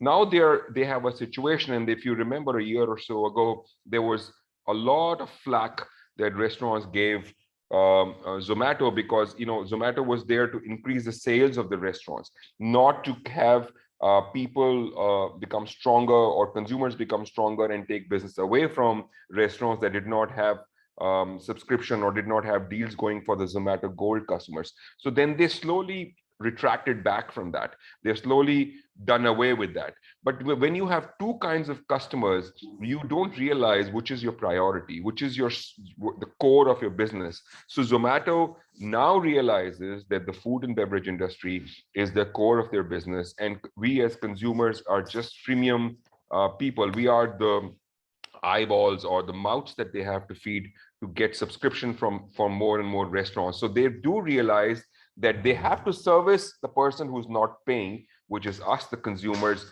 but they have to bring quality. They have to bring, so basically for every business model, and you can see anyone that, for example, Infosys for that matter, they're doing the income tax portal for the government of India. The government of India is paying them, but who's using it? You and me are using it. So if we are not happy, government of India will not pay. So they are in effect being paid by a B2B or a B2G, but they are actually a consumer product company, because we are eventually using it. If we are not happy with it, the money will not come, future contracts will not come. So no matter which business we look at, ultimately you have to understand that you have to satisfy the end consumer, because you have to empower or make the B2B business who's paying you stronger so that his or her consumer is a better market. So that's the other challenge that I see. Many startups don't end up, they end up satisfying one or the other, and that's where they get stuck. And the third and the last challenge that I have always felt when I'm looking at investment opportunities at the angel stage with POC, beyond POC, or 3 months of revenue or 6 months of revenue, and a product and service or an MVP in place, valuation becomes a challenge. And when valuation becomes a challenge, how do you raise money? So the point is that even if I needed 100,000 to get my business going, how do I value my company with just 3 months of the product? How do I value my company not knowing what domain, or if it's a new sector or a new domain? So it's a very, very challenging situation, in my opinion, at times for early stage, idea stage companies in terms of how to value that company. I've always seen that people do their cash flows for the next 18 months or 24 months, see that they need X amount of money, and they multiply the valuation by 10 times because they've been told that at this point in time, you should not dilute more than 8 to 12% of your equity. So they will just simply say, oh, I need 100,000. So my valuation is $1 million. Well, you've just come up with a product. You've just tested that product in the market. You still are on a freemium model. You don't even know if revenue will come to you from one source or the other. How can you, or how can one, I mean, unless it's a patentable and IP that you have, it's very difficult to put a value to that company. So that challenge or that roadblock at an early stage angel investment is where I've seen lots of challenges coming, in between an angel investment situation and a startup situation. So I personally feel that has to be dealt with very, very tactfully. Obviously, there are many ways to do it, and I can take those up in the question and answer sessions also. But there could be a discount, a process that can be created that we can get a discount of 20-30% on the next round of funding. Obviously, you can break down the money that you need in multiple steps and do a lower valuation now and do another fundraise in 6 months to a year. Obviously, you can initially look at a strategic investor who having invested in your company, and he or she can actually take the value up by bringing in a small sum of money and diluting 3 to 4% to that person. But that person having invested will help you in the follow-on round, or his or her being on the cap table will help other investors have the confidence that you are on the right track. And all those, so multiple things can happen. But I personally feel many a times people do need a lot of money at early stage in the idea stage. And and rightfully so, because scaling up into mass market or large products is very, very critical, and money obviously is required. And I personally feel that's something is a catch-22 situation. So with these challenges, understanding the market, funding and valuation, and not understanding the real competition, direct and indirect, are the 3 or 4 issues that I have faced. If someone can overcome these challenges, I think companies and startups going forward will be investable. Valuations, of course, vary from country to country. Valuations obviously vary from market size. India is a different market size. US is a different market size. Europe is a different. So it's and even the revenues are different in third world countries in comparison to developed countries. So I think it's multiple things have to be taken into account, and it's always not the right thing to do. There's no one right thing. There's no formula on valuations. There's no set format, but you have to swim through whatever comes your way, or whatever challenges or discussions that happen. But I think the future is great. I'm really hopeful that the world and technology will actually erase borders, will erase competition, and it will be a one world with all of us as consumers having good 4 or 5 options to deal with and to work with, rather than being sucked up into one area, one zone, one type of a product or a service. So I personally feel that it's a great domain to be in. I always enjoy being here. Mentoring, hand-holding, guiding, advising has always come naturally because of our background at TIE, and we will continue to do that. And sometimes questions that investors ask or reasons that they give why you're not investable at this point of time are a great opportunity for a startup to learn, pivot, evolve, and then go back to a different investor or the same investor. So with that, I'll conclude my talk on trends, prospects, and issues. Be happy to take any questions, Arijit, that you might have or others might have. Thank you. Yes, we are actually flooded with questions in social media. I'll take those questions first, then I'll probably ask from the panel itself. Okay, the first question comes from someone who is not from India. I can't pronounce your name. I can only take your short name, Mr. Swami, if I'm not wrong. How can we calculate CAC? I believe that's customer acquisition cost. So how can we calculate customer acquisition cost? Yeah, again, I've seen, people who've not been in the startup domain for long calculate CAC wrong. Some startups who've been around, who've had a multiple startups or failures or successes, very smartly lower their CAC. We as investors, or we as angels have seen it all. You have to understand that your initial CAC will always be high. So if you are in a product development stage, you're going on an MVP, convincing the first few people, and let's say B2B for that matter, a few 10 B2B customers is always going to be the most difficult thing to do. So obviously CAC is very high. And if you're a novice as a startup and you see that as a CAC and you bring that to me, I will say, the customer lifecycle is not enough. Your CAC is very high. If the customer sticks to you for 1 year, that's when you recover your CAC. I will try and beat you down on all of that, and which is not the right thing to do. Because as you go along, as your product develops, as you evolve and continue to evolve on R&D and technology and continue to improve your product, your CAC will continue to get lower from the next 10 customers and so on and so forth. And this 10 is multiplied by 1,000 when it comes to a B2C product. So all those things have to be considered very, very carefully. And that's why I'm saying the challenge is the first 6 months to 9 months in calculation of CAC, in calculation of product life cycle. But the core, I've always told startups, don't worry about CAC at this point of time. Worry on one important thing. The reason why you got these first 10 customers is not because of the price. It's not because of how much time, energy, or money you spent. It's about the product. If you stop evolving and continue to improve your product, even these customers will go, and your CAC will continue to stay high or continue to grow. You have to continue to strengthen your core of the business, which is technology, which is product, which is service, whatever you're doing. If that does not continue to evolve, companies wouldn't exist, Nokia's wouldn't exist, even Microsoft would die. If they did not continue to evolve, the competition in the world is so, the attention span is so short, and we are so used to new technologies and new things coming up that we would stop using you and we would move on to something else. So it's very, very important that you continue to strengthen your core and not worry about CAC at early stage, idea stage. Super. So we have got another question. Beautiful answer. I will go one by one. Devapya from India. Devapya Jain is asking, what type of team shall we create as woman business owner to attract money from the investors?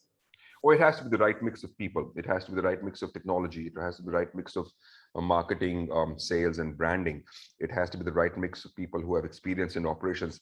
See, and I'll tell you, and I think where she's coming from, it's not just IITs and IIMs and Harvards and MITs that are important. Obviously, they get a valuation because of their education. They've invested a lot of time and not money here on education, and they have been coming out of premium educations. But that does not mean that excludes people who don't have a branded institute that they have gone to. If you have the right team, if you have the right experience, and you have a team that's has a good tenacity, who's good, strong values, and you can all bring inputs to the product that you are creating, I don't think it works. A single founder, two co-founders is not a great idea.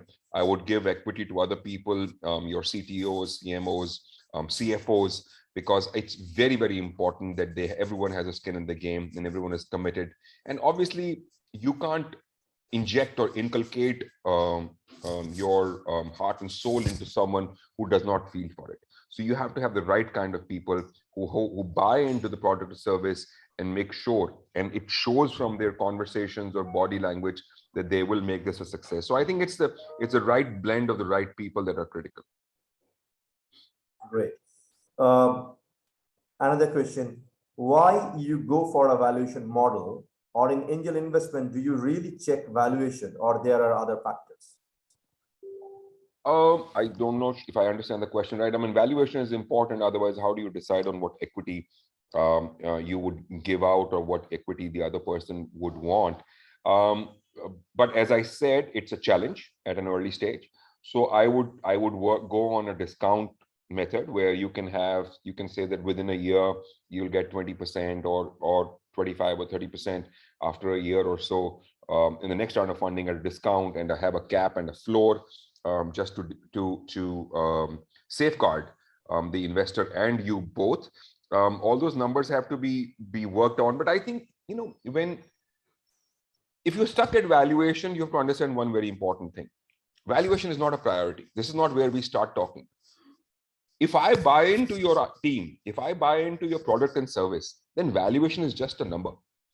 You have to convince me with the idea, the product, the service, the traction, and everything else before we even come to this thing. And now, if I'm in love with you as a company and you're in love with me as an investor, this will not be an impediment. This will not stop us.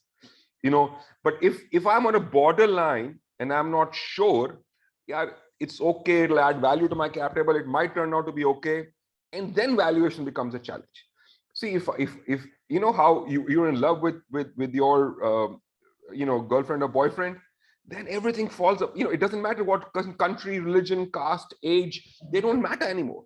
But if you are then all those things are roadblocks. So you have to understand that you have to really convince an investor first on product, service, market, your team, everything before we even reach valuation. Valuation should not be part of your pitch deck anyways.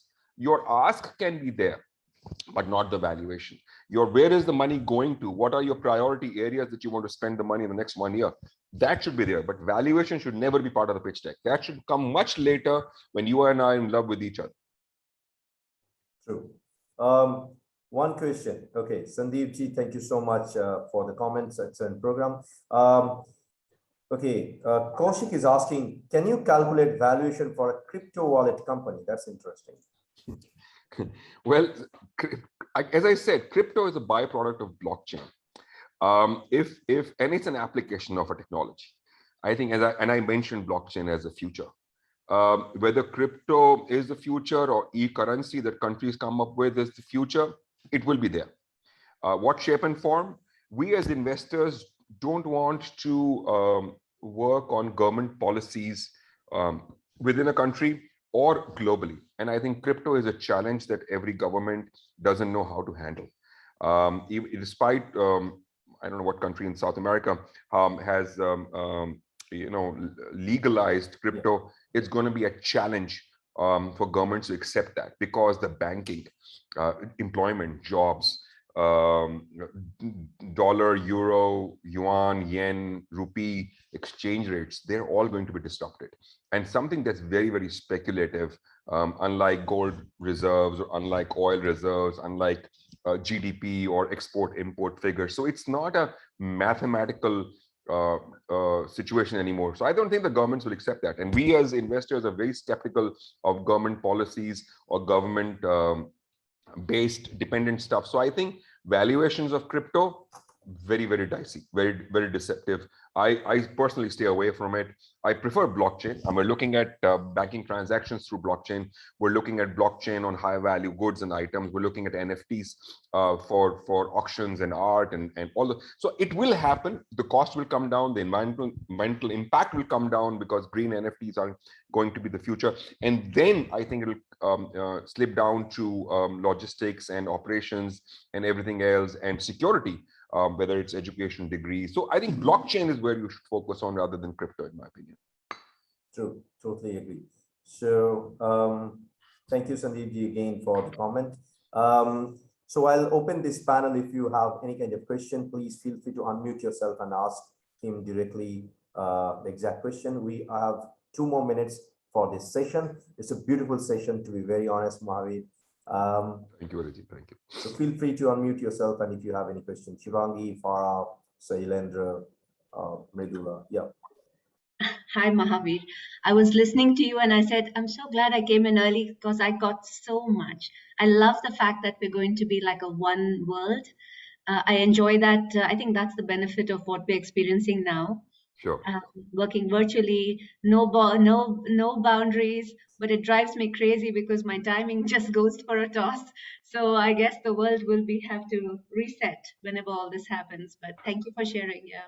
Absolutely. Pleasure. Thank you, Farah. Okay, so I guess we are at the end of his session, and thank you so much, Mahavir, for coming and sharing the beautiful insights. We'll be having more and more sessions, and we have the next speaker with us now. So I'll ask Mahavir ji to kindly mute himself and probably turn off the video. So I'll be introducing the next speaker, Farah. Thank you so much for joining. Let me give you a small perspective for all the speakers. Like our team is actually sharing the entire session link to all of you, like the whole day. So if anybody wish to join the entire session, feel free to join us. Ask the question. This is only panel entry. We are not accepting any audience in the Zoom. We are actually floating it to the multiple social media where we are streaming because of so many reasons. So this is the time wherein I should introduce our next speaker. Welcome, Farah, to World Leader Summit. Could you please turn on your video and your microphone? Farah is a certified professional facilitator, CPF. She is an executive coach, ICF, and founder of Interact Consulting with more than 25 years of experience in the field of leadership and cross-cultural competence. Farah, once again, welcome to World Leader Summit 2021, happening from 5th of November to 9th of November with 136 plus speakers from 95 countries. Wow. First of all, thank you so much. I'm excited to be here. And a warm welcome to wherever everyone else is in the world. Thank you, Arjit, for this opportunity to be part of, for the first time, World Leader Summit. So I'm excited. I was there for a few sessions yesterday just to know how this is going. So I'm really happy to also see that. So I didn't know the format. So I thought people are going to join the Zoom. So now I know that you have an audience listening. So that's great. So thank you for all who are showing up on social media as well. And if you can hear me, do type in the chat, what time is it where you are? I would love to know where you're logging in from.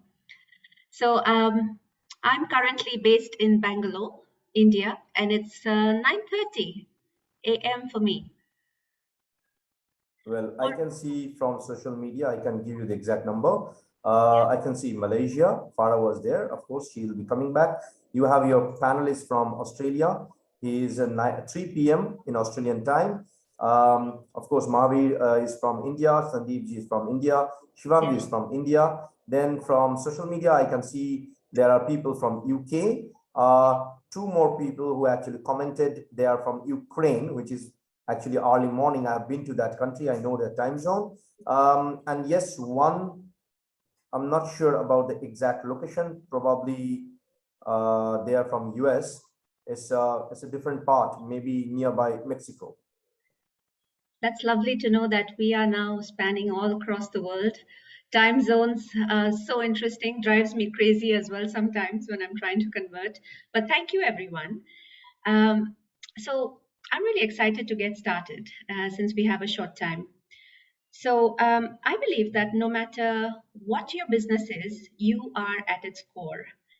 And your mindset, your skill set, your heart set, whatever you say, all the sets has an enormous impact on how your business operates and it flourishes. So, but how you rise up in the face of uncertainty, change, adversity will help you reimagine what's possible. And I think we all have had our share last 2 years when it has played havoc with our lives. And I think COVID has been a trickster for many of us. And I have heard from quite a few people that they wanted a reset. So it's been very interesting to see what has happened all these the last 2 years for us. So reimagining is really something that I'm looking at. So I'm passionate about sharing the power of creating a purpose-driven enterprise and how I went on to become an entrepreneur. And I just wanted to get started. I'll be sharing a couple of slides. I'm not very excited about slides, but I love it, especially when we have people from across the world to have a few. So I'll bring that up shortly. just preparing you. So I wanted to take you to a point in my life. I remember a very specific moment, and it was in 2006 when I made the biggest decision of my life. It was, and I remember it clearly, it was a summer afternoon in June, and I finally decided to walk away from an unhealthy marriage and with just my daughter and a computer. I left everything behind. Now, as I drove away, I never looked back because I didn't want that image to magnify and the past to hold me back. Of course, it's been a long, long journey.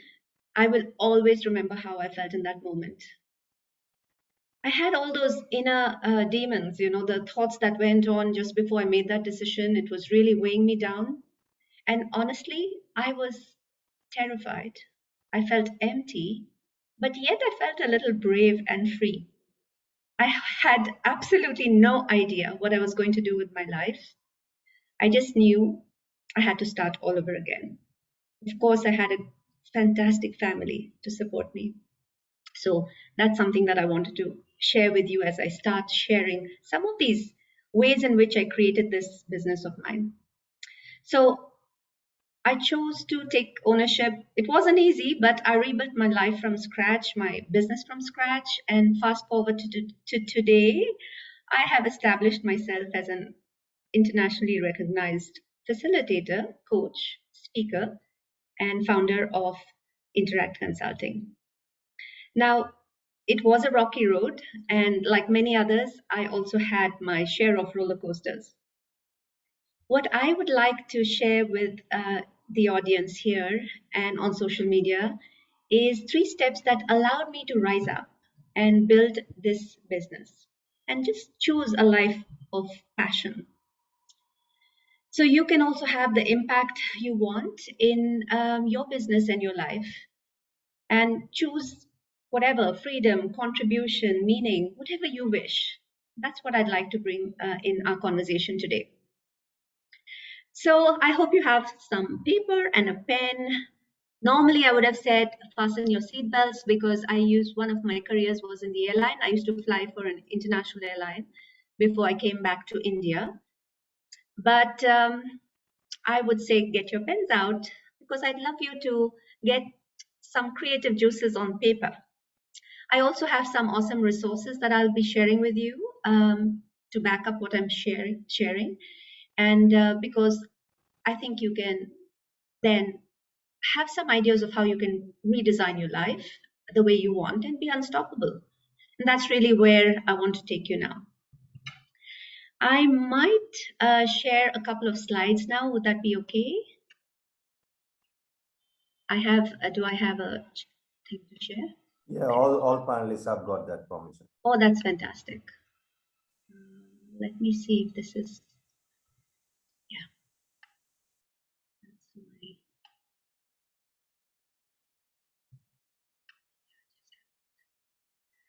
all right, so thank you so much, Arjit. So I wanted to just get back into sharing what the topic is so we are all very clear. Yes, I think up here. All right, so let me start with step number 1. So I'm talking about 3 steps, right? Step number 1 was all about shifting your perspective. Now, for me, when I think about shifting perspective, every time I think about, if you look at that roller coaster, I told you I've had my share of roller coasters. I've gone to quite a few roller coasters in my life. But I also had some roller coasters that took me not just to the thrill on the top, but also I went right down a gravity drop, which changed everything, right? So it's about how I saw the roller coaster as well. So I wanted to share why this is so important for me. So have you noticed that there are times when we start using our imagination to make something worse than it is?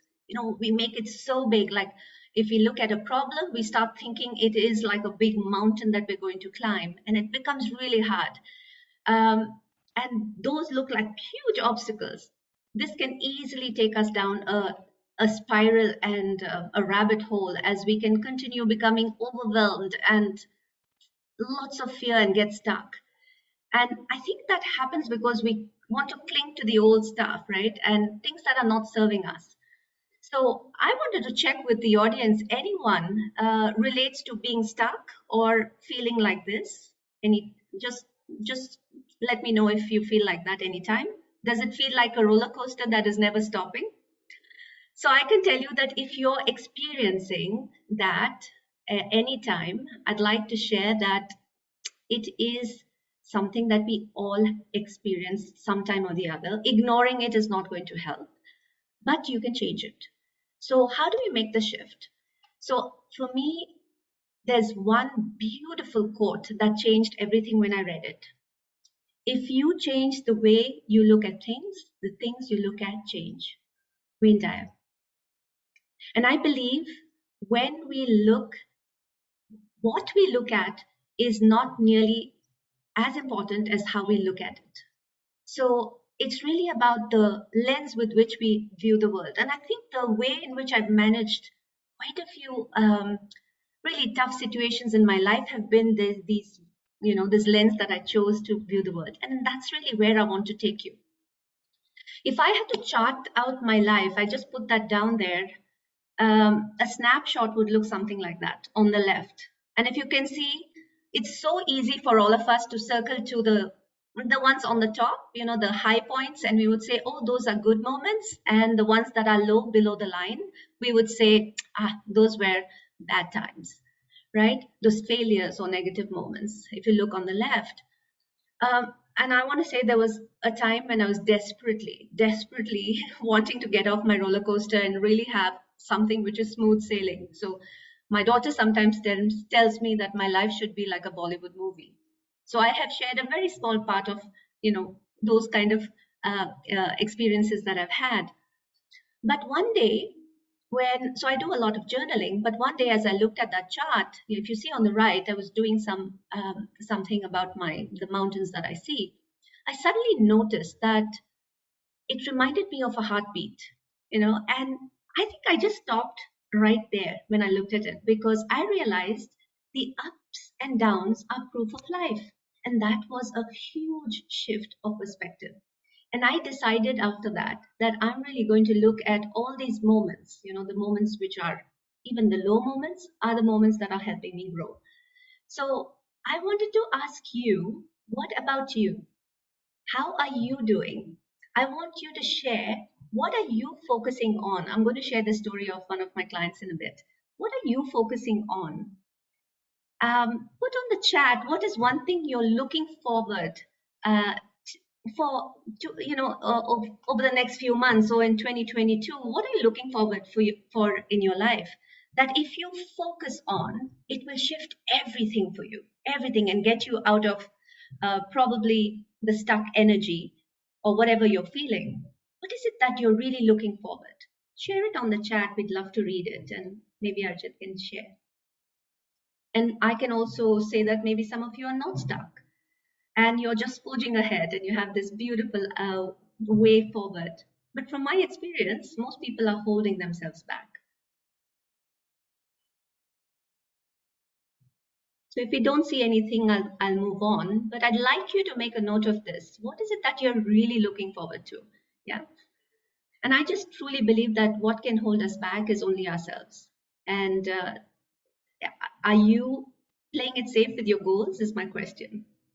Just challenge yourself and get curious. Is your goal thrilling? Does it light you up? Really important to think about what you're looking forward. Is it important? Are you giving more to the world than you're taking? Is it daunting? Is it taking you to the edge of your comfort zone? That should be your goal.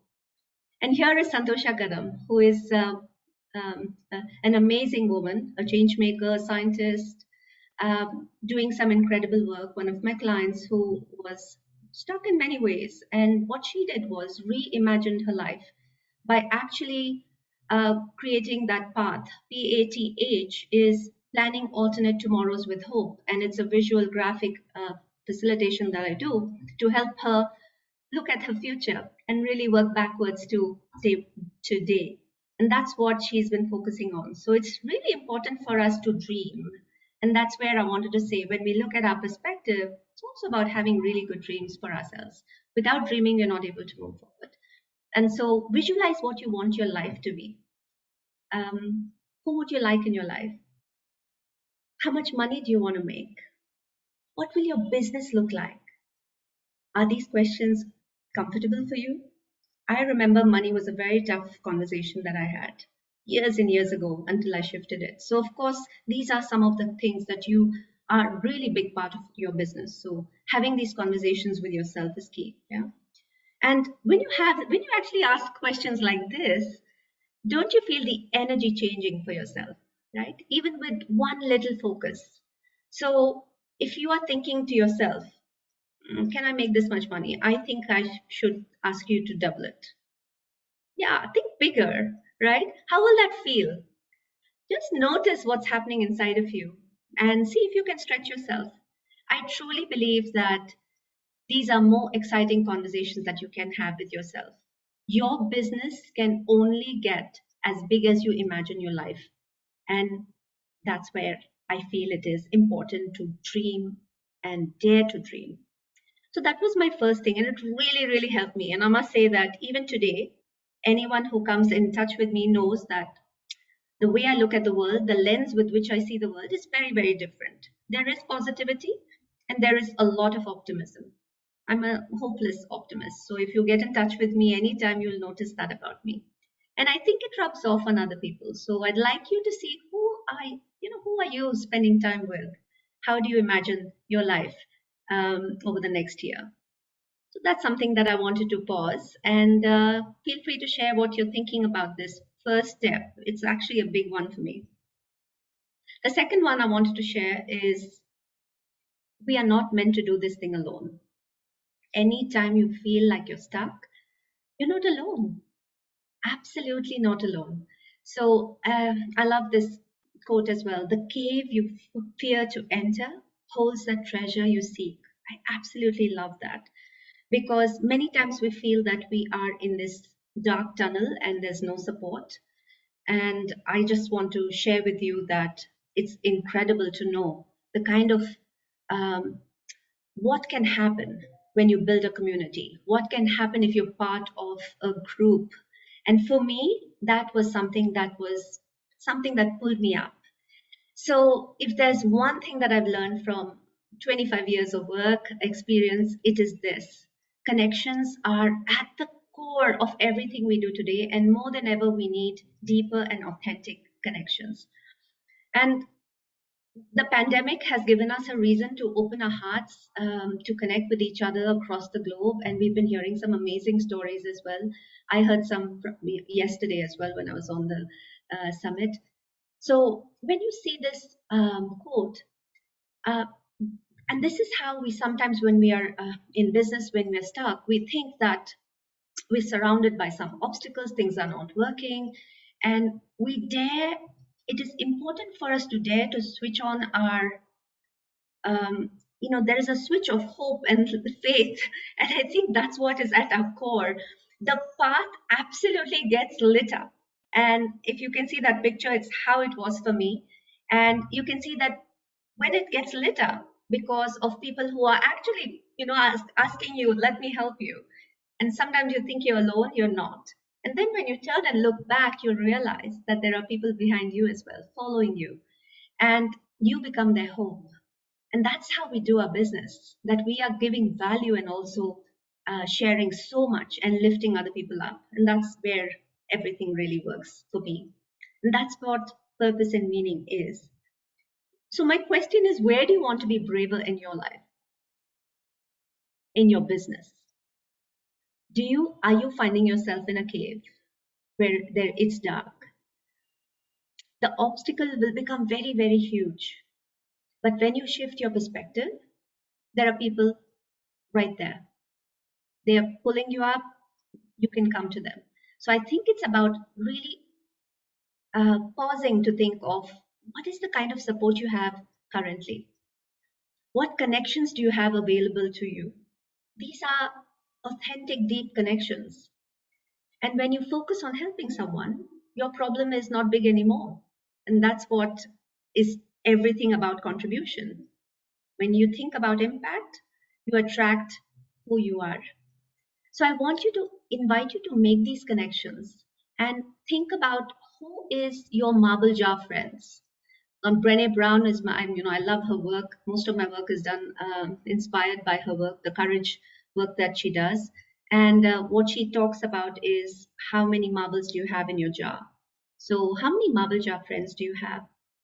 So I want to invite you to start thinking and even make a note of how many people are there right now that you can reach out to. And people are counting on you. So I'll share with you who's on the right now. So whenever I enter a tunnel, the question that comes to my mind is, what light am I producing?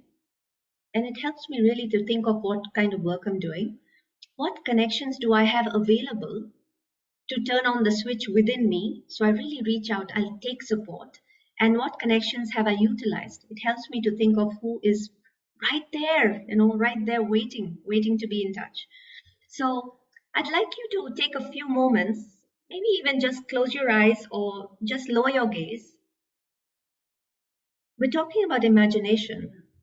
Just imagine every source of support that you have in your life as a pillar right beside you.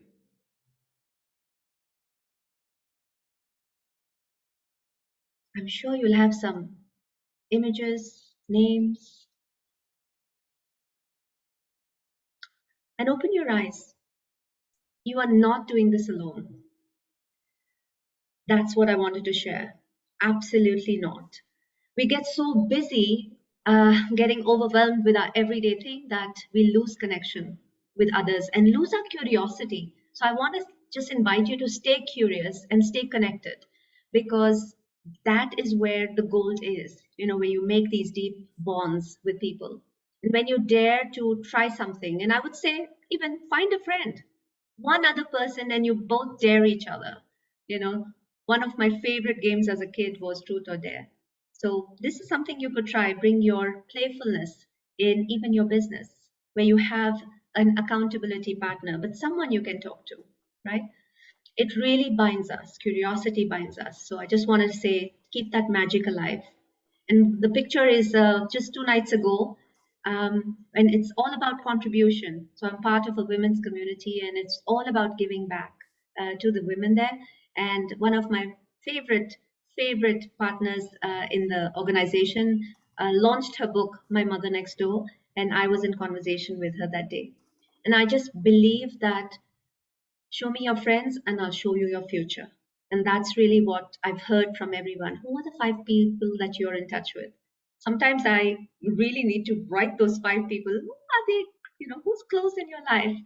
And doing that exercise also helps you to really know where your business will be going, right?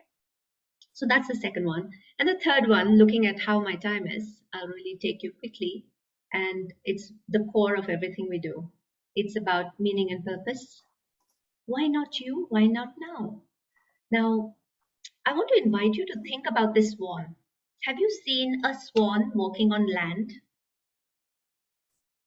It walks very awkwardly, but it doesn't beat itself up because it's not able to walk properly. What it does is it finds its way to water because it knows exactly where it belongs and what it does. That's the way it deals with its awkwardness. Just find purpose and meaning. Go and find. And so I just want to say that there was a couple of times in my life when I was continuing on my path, doing what I was doing, and I suddenly realized that it's not working for me. It's a path that had become stale for me. So it required a lot of courage to actually switch gears. So I've had 3 major careers in my life, all 3 distinct. I used to fly for an airline. I came back to India, joined an IT company, handled their business development for the Asia Pac region. Until 2000, I moved into training and development, facilitation and coaching, and I haven't looked back. So can you imagine those turns that I've taken? But it's beautiful. What I'm showing you, the picture on the right, is spaciousness.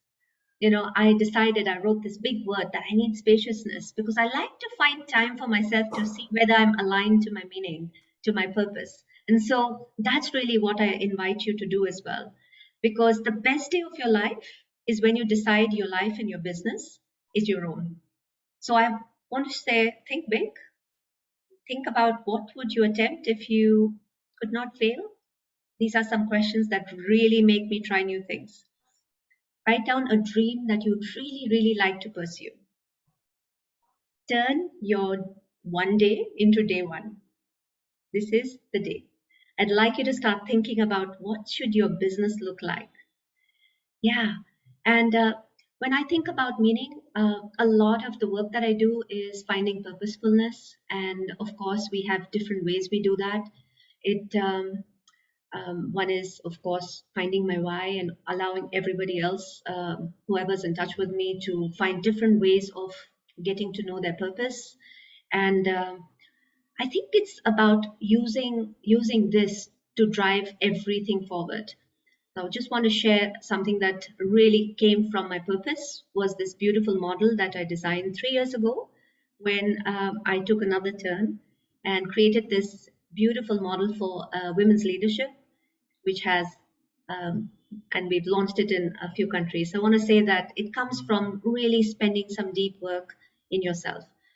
So I want to pause here and ask you, these are the 3 things that I was sharing.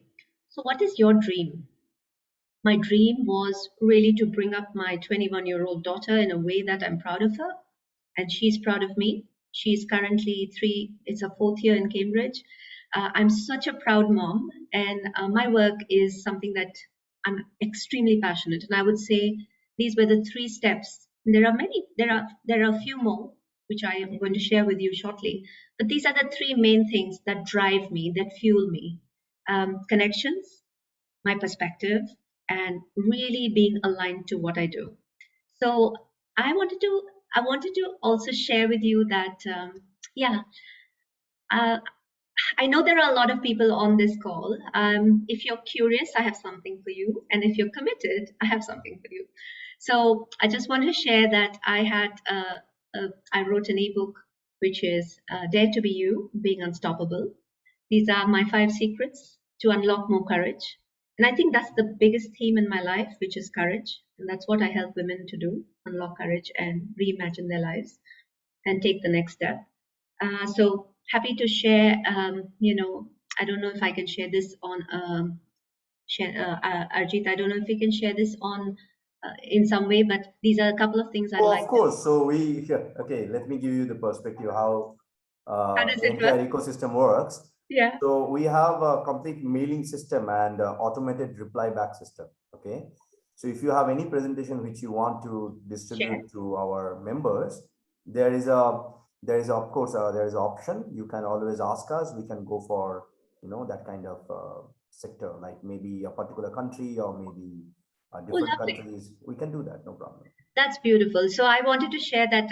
So this is a book that I wrote, and I wanted to offer it for all of you to just continue to get inspired. And also, if I was actually in November, I had 5 slots for anyone who'd like to have a complimentary courage breakthrough session, and I do that for 55 minutes. So feel free to connect with me if you'd like that. So that's for the first 5. And now I'd like to pause now and think back of our collective conversation. I know it was mostly one-sided, which is very hard for me because I'm a facilitator at heart, and I truly believe in the wisdom of the group. But I hope you can experience that another time. But yeah, I want to pause here and say thank you. This World Leader Summit, the entire concept is actually a format like the TED usually follow. It's always an individual speech, and then after that we go for a Q&A round, which is not probably there in other platform. Yeah. So for your information, World Leader Summit as a summit is actually our key mega event into our business club, which we have into around 62 to 63 different ambassadors that we have from those 63 countries with a network of 95 countries altogether. And we have chairpersons who are actually very prominent and active. So they evolved from ambassador to the chairperson. It's not direct. and everything is by invitation that happens. And I can see that we have got one of the person from South Korea. She joined. Kate, hello for joining. And I can see Dostan, one of our ambassador from Dubai. He also joined. But before we go that, I'm just going to ask you one question because I have only 1 minute left for the next speaker to come on the stage. And he's from Australia. Shailendra, thank you for being with us. So there are 2-3 questions for you, but I'm going to take only one. Let me gather the interesting one for you. Okay. I like that. Christina, she is asking, I need to check the country so that you can understand. I'll check the country, okay? No So problem. Christina is asking that, a beautiful example, but how did you get your first customer in your own startup? That was so interesting. So my first customer, I remember, was She's from Germany. yeah, Sorry, she's from Singapore, studied in Germany. Yeah. that's a big story of my first customer. So my first work that I did was on cross-cultural competence. So I run a business of facilitation and coaching. And the first time that I had this organization who reached out to me, and I had this thought, should I tell them that I've never done this before? Because I used to live in other countries. I used to fly for an airline. I woke up in one country, landed, and my whole exposure on what I learned across the world, well, who I am today is because of that exposure I had in that career. So when I came back, I said, should I tell them this is my first assignment? And that was the most interesting conversation I had because they really enjoyed the design, and I think that's my core, designing a learning experience that people know exactly what I'm giving them. So that's how I got my first one. Yeah, and it's always it's always a memorable one. Thank you for asking. Super. Farah, we are gonna connect back with you. Sure. Not for a speaking session, but we actually run an accelerator program, which is a business accelerator of our own. Yeah. And we created our own angel network, and very soon we are probably going to register our own VC fund. But I will keep that surprise for the fund maybe in a later stage in some other program so that we can declare. And I usually work with a lot of mentors, a lot of technologists, and a lot of value givers. We'll get in touch with you. With this note, I'll ask you to probably mute yourself and please stay back with us. We have amazing speakers who are there lining up. There are 2 more speakers who are actually coming from Belgium that I can see. They already sent me the text. Well, this is the right time to call our great friend Shailendra. Shailendra, if you're there, please turn on your microphone and your video so that we can see you. Okay, hi guys, how are you? Hello. Shailendra is actually an award-winning global artificial intelligence person, and he works very deeply with machine learning, data science, analytical leader. He's an evangelist. He's a best-selling author, top 10 global tech influencer, and he's a keynote speaker. And of course, he is coming from the synergy to the execution. And I love the execution part, to be very honest. And if you look at his social media, oh my God, massive number of followers who are actually following Shailendra because of his work and the kind of execution that he does. He has spoken in more than 300 plus live events with Fortune 500 companies worldwide. It's a long bio, my friend. I'm not gonna take the entire bio for the audience, but yes, the floor is yours. Welcome to Leader Summit 2021, happening from 5th of November to 9th of November. Thank you, Arijit. Thank you very much. Thank you, Farah, for your presentation as well. And I really appreciate it. It's what a story. So thank you, guys. Thank you for having me. I will have to say that I'll have to start with the slides. And I know that we call in consulting, death by slides. But what I'll do is I'll keep it entertaining as well, because I think AI has got a lot of entertainment value, which people actually miss a lot. Though it has got a lot of thinking behind it, but it is also very entertaining. So let's try and keep it entertaining as we go forward. But thank you, Arijit. Thank you for having me. And let me just share my screen, if I may. Just give me a second, and I'm trying to just pull that through. Okay. Hopefully, you guys are able to see my screen. Good stuff. Thank you very much. So, guys, as Arijit mentioned, I have written a book called Making Money Out of Data, which is an Amazon bestseller. But the reason for writing the book was that everyone was talking about collecting more data, and I had been working to use that data to do something about it. So there are two ends of, if you go to any technology company, for them, the biggest money is for asking you to collect more data. And that's what everyone was telling people. And even today, if you go to these large corporates, they tell you you want more data because that's where they make money, in storage, in processing. They have more data, they will make more money. But no one will tell you that you've got all that data, what do you do with it? So I spent around about 20 years of my life in actually using data to create some value. And that's what I authored, and that's what I put it in the book, stating that, it can help people. The idea is to spread awareness, what you can do with the data that you've got. So that's the book. It is available on Amazon. If you want to have a read, you can do that. Let me get to the next slide. That's working, by the way. Okay. So just give you a bit of background why you should even listen to me, because I've done something in life.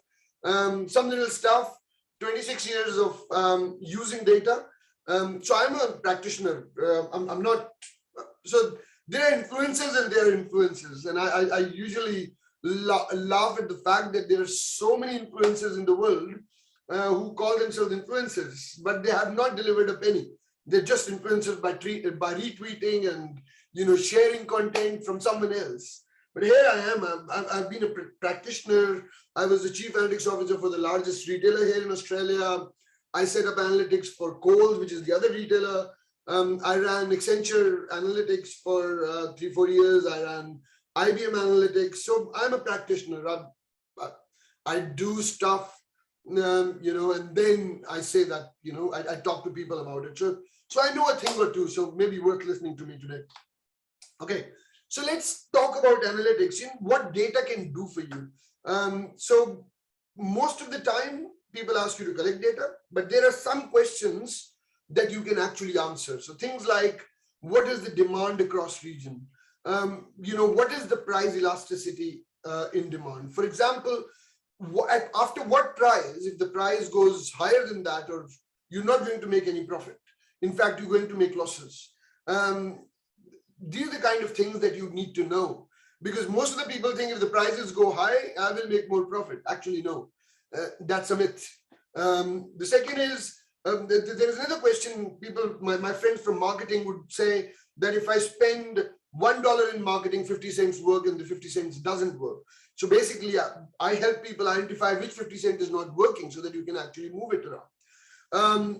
Your customer behavior from social media originating information. So there's a lot of information on social media, but are you actually using that information to solve problems? To understand the capacity of networks. So if you've got your banking network, which is the ATM network, or if you've got your telco network, how do you actually understand where the network is clogging and what are the reasons behind it? So these are things that, you can answer these kind of questions. And this is very, very important. And what I've also done is I've tried to keep this a very business focused session. I'll get away from the technology, but if you've got any questions around technology, you can reach out to me directly, or you can keep the questions as well. So these are the kind of questions that you can answer. So I'm talking to one of the large corporates where I'm helping them understand if a project or a process in a project fails, can you actually identify that before it fails? Because most of the time it fails and then you get to know and then you do something about it. Apart from that, I have a very interesting story which I've been trying to chase. This is me giving back to the world. And so I'm trying to chase the government of India because I think I've got a solution to the traffic problem in India. And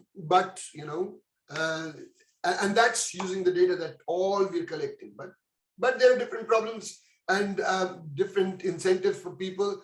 And it is a very simple problem, a simple solution to the problem. But anyways, we'll talk about it as we go forward. Okay, next.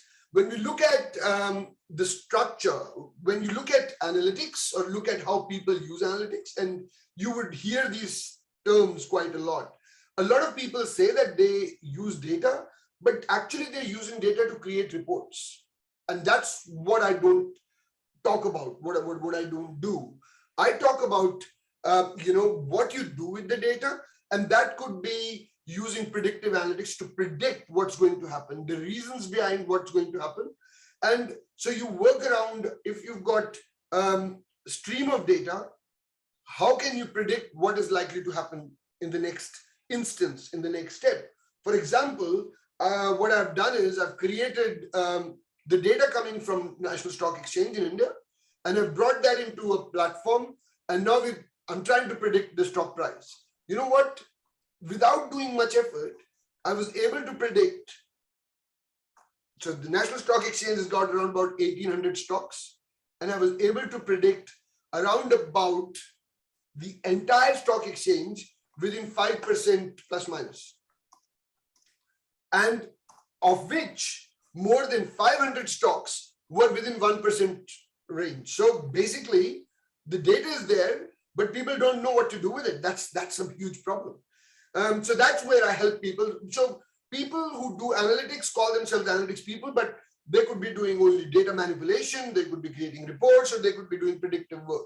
So these are the levels of sophistication of all the organizations that you see. So if you are one of these, if you work for a large organization, I think it'll be a good idea for you to think, what kind of analytics are you doing? Are you doing data manipulation? That is number one. Are you doing reporting, descriptive, or are you doing answering ad hoc questions, or are you doing some kind of predictive? So 1, 2, 3, 4. So think about this. Where do you land in this particular environment?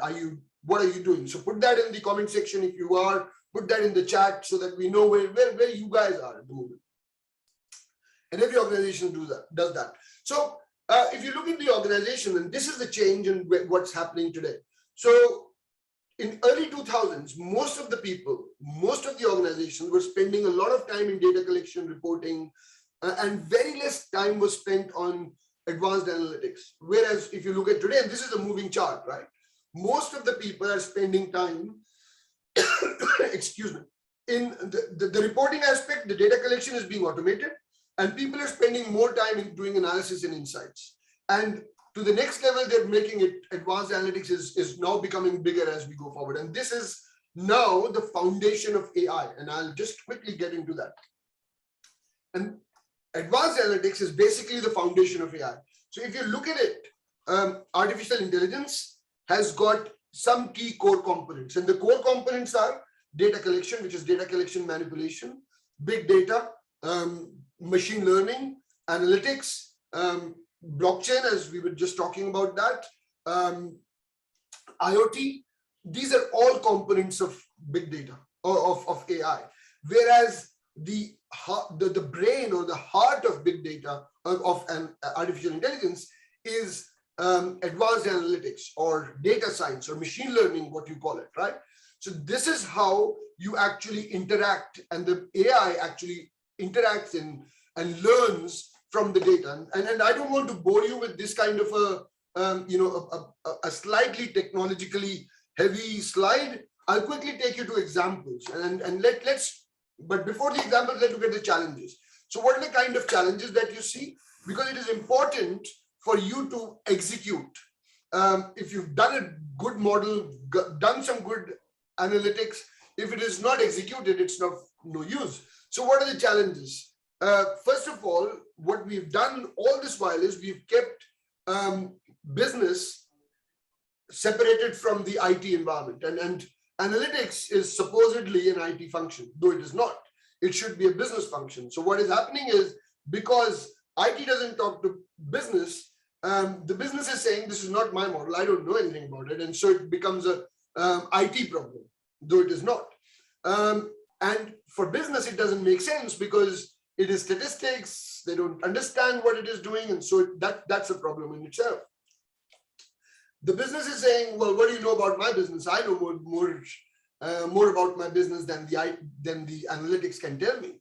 The business teams, the analytics teams are saying, well, I don't know, why am I even doing this? I'm just collecting data and I'm analyzing it. So as a result of that, what is happening is that it is not working. And most of the organizations turn around and say, analytics is just yet another jargon. And that's what we need to turn around. That's what we need to take it away. And so what we need to do is bring the business and the analytics teams together so that they can use and deliver that value for the organization. It's one big family, if you call it. So that's what will help in execution. And if there is no execution, there is no point in doing what you're trying to you won't be able to get success. And that is the key story. So let's get some use cases, and these are the use cases that I've delivered. So for example, if you look at a human resources use case, which I delivered, a large retailer came to me and said, well, I want to understand, I spend a lot of money in hiring hiring people. And what happens is that within less than a year, they leave. So, and I lose money because a person becomes profitable only in year 3, not in year 1, not in year 2. They become profitable in year 3. So tell me if I can identify the profile of an employee who I'm going to hire before they leave, who are likely to leave within the first year, so that I don't hire them, something like that. So what we did was we brought together social media data, internal employee data, performance data, and built a predictive model and also an attrition score. Not only did that, but we also gave them the reasons behind why people, or the characteristic of a person that is going to leave. So what we find out is that people who've got CAT is likely to leave within the first year. So now look at that, what happened. So in the question, in the interview questions, one of the question was, do you have a CAT? And if you do have a CAT, well, I don't say that works for everyone, but for that particular organization, that's what we found. And so those people were given less priority in getting hiring if they were having a CAT, because based on their information, that was what happened. Similarly, in an IT operation, we saw a large CPG which had created thousands of reports. I think they spent around about $6 to $7 million in creating reports.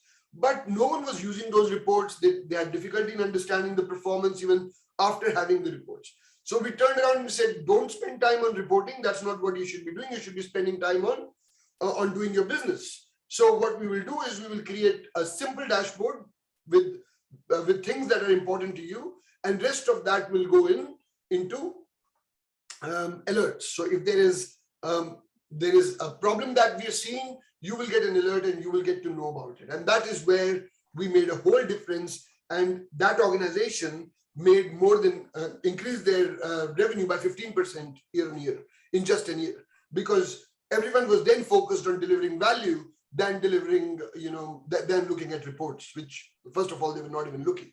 So they were missing out on huge information areas. So these are kind of pieces that you do. Now, what I also did was early this year, I actually tied up with a company, and this has now become, I'm bringing AI to life.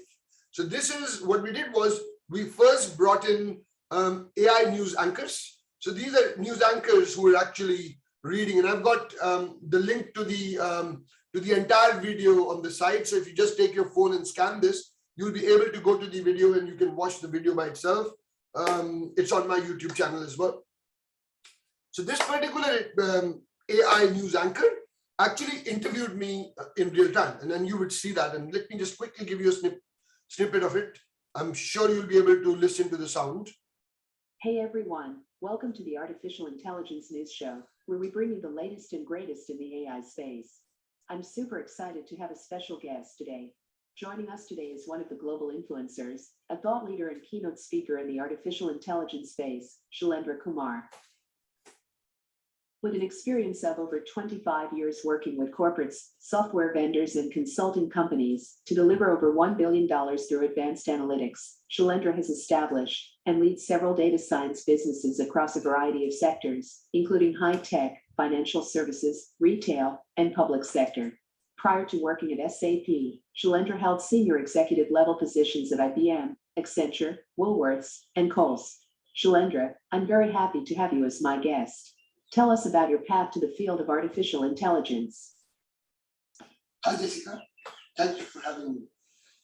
For the part, so this was, I don't want to run through the video, but what I'm trying to show is that this was an interaction between AI anchor or a robot, you call them, and a human. And this is how our world is going to change. So very soon, as I used to say to people, that there will be the taxi drivers gone, there will be the AI anchors gone. The anchors gone. So I don't know how long will we have impersonation of Arnab Goswami very soon, and taking the characteristics that he has into an AI anchor. That could be the next thing that could happen. So the world is changing towards using AI and delivering that. So have a look at that video in total, and you will get to understand how the interaction is happening. And this is still growing. It's going to go in a different pace as you go forward, and you will see how it is going to improve in the coming days. Okay, but what you see is that lots of processes have been used where all the data coming from different areas has been enhancing and creating effective capability. For example, government is using data or analytics or AI for case management, crime prevention, revenue optimization, fraud detection. I'll tell you, I was talking to someone and said, well, if I get access to the CCTV footage of a city, I can actually help predict terror cases if they were going to happen. And so, imagine you will be living in a time when there will be no terror activities, because you would be able to figure out or predict a terror activity before it happens. In fact, one of my friends, who's a good mate of mine, he actually wrote a piece of AI software where he could predict, he said he could predict the Belgium airport terror attack 5-6 years ago, when that happened, before it happened. But it was like, no one was ready to use that, but that information is there. In retail, you get promotion. You're going to get hyper personalized, as I said, and I was talking about this in entertainment as well with Sandeep, that very soon that you will be getting movies that will have a different script for you compared to your mother, compared to your child, or, everyone will have a different script to watch as they go forward. Healthcare. In fact, Shailendra, in virtual reality, those things are actually the possible future. When you're watching any kind of VR movie, you can actually choose what end you need, what starting you need, if you want to interact, if you want to love with the heroine or the hero, you want to kill the villains on an interactive way. So movies are going to be more interactive based on the choices rather than only a one-way communication. This is the future, agree? No, that absolutely. So if you look at Netflix actually, and if you try to do that, you have your own profile, you've got your child's profile, and you've got your wife's profile. All three profiles will have different. Even today, you can try, just switch on Netflix or Amazon. They will have different movies that will be in the menu for you. The catalog will have a different movies for all three people. Now, this is a good example of personalization, but now what we're talking about is hyper personalization that is going to happen as we go forward. In healthcare, COVID, you won't believe how COVID or AI helped COVID during time. So what we were able to do was we were able to predict whether your lung is a wet lung or not. And if it is a wet lung, how long will it take for you to actually get COVID as you go forward? So that was also identified, and a lot of countries, Western countries, I would say, were able to actually help in dissecting people. In fact, I did a video on how we could identify, without getting into lockdown, we could identify individuals who were at risk at COVID. And well, again, governments have different ways of doing stuff, but technically it is possible to predict or even identify individuals who are likely to be a COVID carrier than not. And you don't need to get into huge lockdowns. We could have saved a lot of money and hue and cry if we were, if by God's grace, our leaders were a bit intelligent, I would say, or a bit, no, not intelligent, they are very intelligent, but if they were a bit technologically aware, because technically it is possible to actually identify people by name, by an individual And so I actually reached out to Scott Morrison in Australia, to Modi in India, and said that the technology is there. You want help? We can do that. You don't have to even worry about it. Anyways, so there are all these things are happening, and the technology and the crunching power is there. So if someone turns around and asks me, is that happening only now, or was that always available? I would say that it has improved over a period of time, but it was always there. The good thing or the beauty today is that at a very low cost, you could run all of these processes at scale and speed, because today the technology has grown that fast. Otherwise, some of the processes which we use were already there a long time ago, and we are just redoing those processes as we go forward. So yeah, these are some of the examples, and this is happening now as we speak.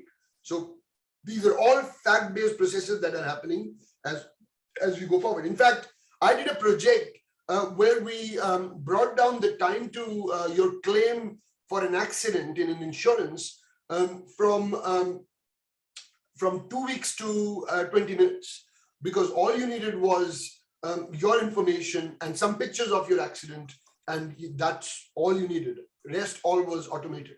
So we just processed everything through a result very, very quickly. So there are lots of use cases which I have personally worked on, and there are a lot of use cases that I see in the market at the moment. So if you guys are interested, you can actually reach out, and I can talk about those on individual basis. But there is a critical success factor of doing all this. So and people who are in the business, I would request you to think about this. The critical success factor is start from the end. Usually, the people who are in the business, in the space, start from the start. Well, they say, get me the data, let me find what data I've got, let me build some processes on it, and then deliver an outcome. I say to people, stop that, don't do that. Start from the end, start from the outcome that you're trying to deliver. First, write the problem that you want. For example, if I turn around, and which I do because I lived in India, the problem for me would be, how do I solve the traffic problem in India? Now, that's a simple question. Now, look at that question and then try and see what is required to actually solve that problem, and how much data is required, what models are required, what processes can be used to actually solve that problem. So you need to identify the opportunity, then quantify the value. Quantify the value, whether that would be able to, whether you will be able to answer that or not. If you're able to answer that, then definitely, would you be able to even execute it? Well, I may come up with a solution, but maybe people are not interested. So how do you make sure that the people are interested in the first place? Why is it not engaging? And that's where, when I say, well, I have a solution to the traffic problem, because I think you need to take the entire population onto a journey. And I think that is one thing which I talk about. But anyways, so that is there. I would like to give away something today. And, this is again something from AI perspective. So what I've done is I've created an app. So everyone is on LinkedIn and everyone uses LinkedIn. What I've done is, and LinkedIn has problems, as we know, because you don't have your profile ready, you don't know what you're doing. So what I've done is I've created an app which actually helps you identify the gaps in your LinkedIn profile using AI, and also tells you how you project yourself to the world. This is absolutely free. There are no ads. This is just my way of giving back to the world. No ads, absolutely free. You're not going to charge anything. All it is, it's an invite only. So I'm not giving it to everyone. It's just for people who I know so that they can use it. So all you need to do is look out for Link Plus AI in your app store. In the app store, or if you're now here, just scan the camera and there is an invite code that I've written at the bottom. Just use that invite code to log in and you will get access to the app, and it will tell you, it will give you your score. It will tell you how good your profile is and so forth, and what you project. For example, when I did my first app, and when I looked at myself, I was telling everyone that I was an artificial intelligence person. But if you look at what I'm saying on LinkedIn, it didn't even talk about artificial intelligence. So I was like, what's going on? I'm talking about I'm an Australian, instead of telling people that I work in the artificial intelligence space. So you would be able to find that a lot that what are you saying in your app, in LinkedIn, is that real or not? Or is that just, just not true? So use that app. It's a giveaway for everyone. It is free, no ads, and invite only. And you can invite your friends also if you want, no problems. And the app allows you to invite your friends. Not using my code, there is another code that will be created for you, and you can invite your friends, as many people you want to invite. That's fine. But it's not available for everyone. It's only invite only. Okay. Finally, that's me. You can get my details if you've got a phone. Just scan this and you can get all my details, my email address, my phone number. I'm on Twitter. Shell is the handle.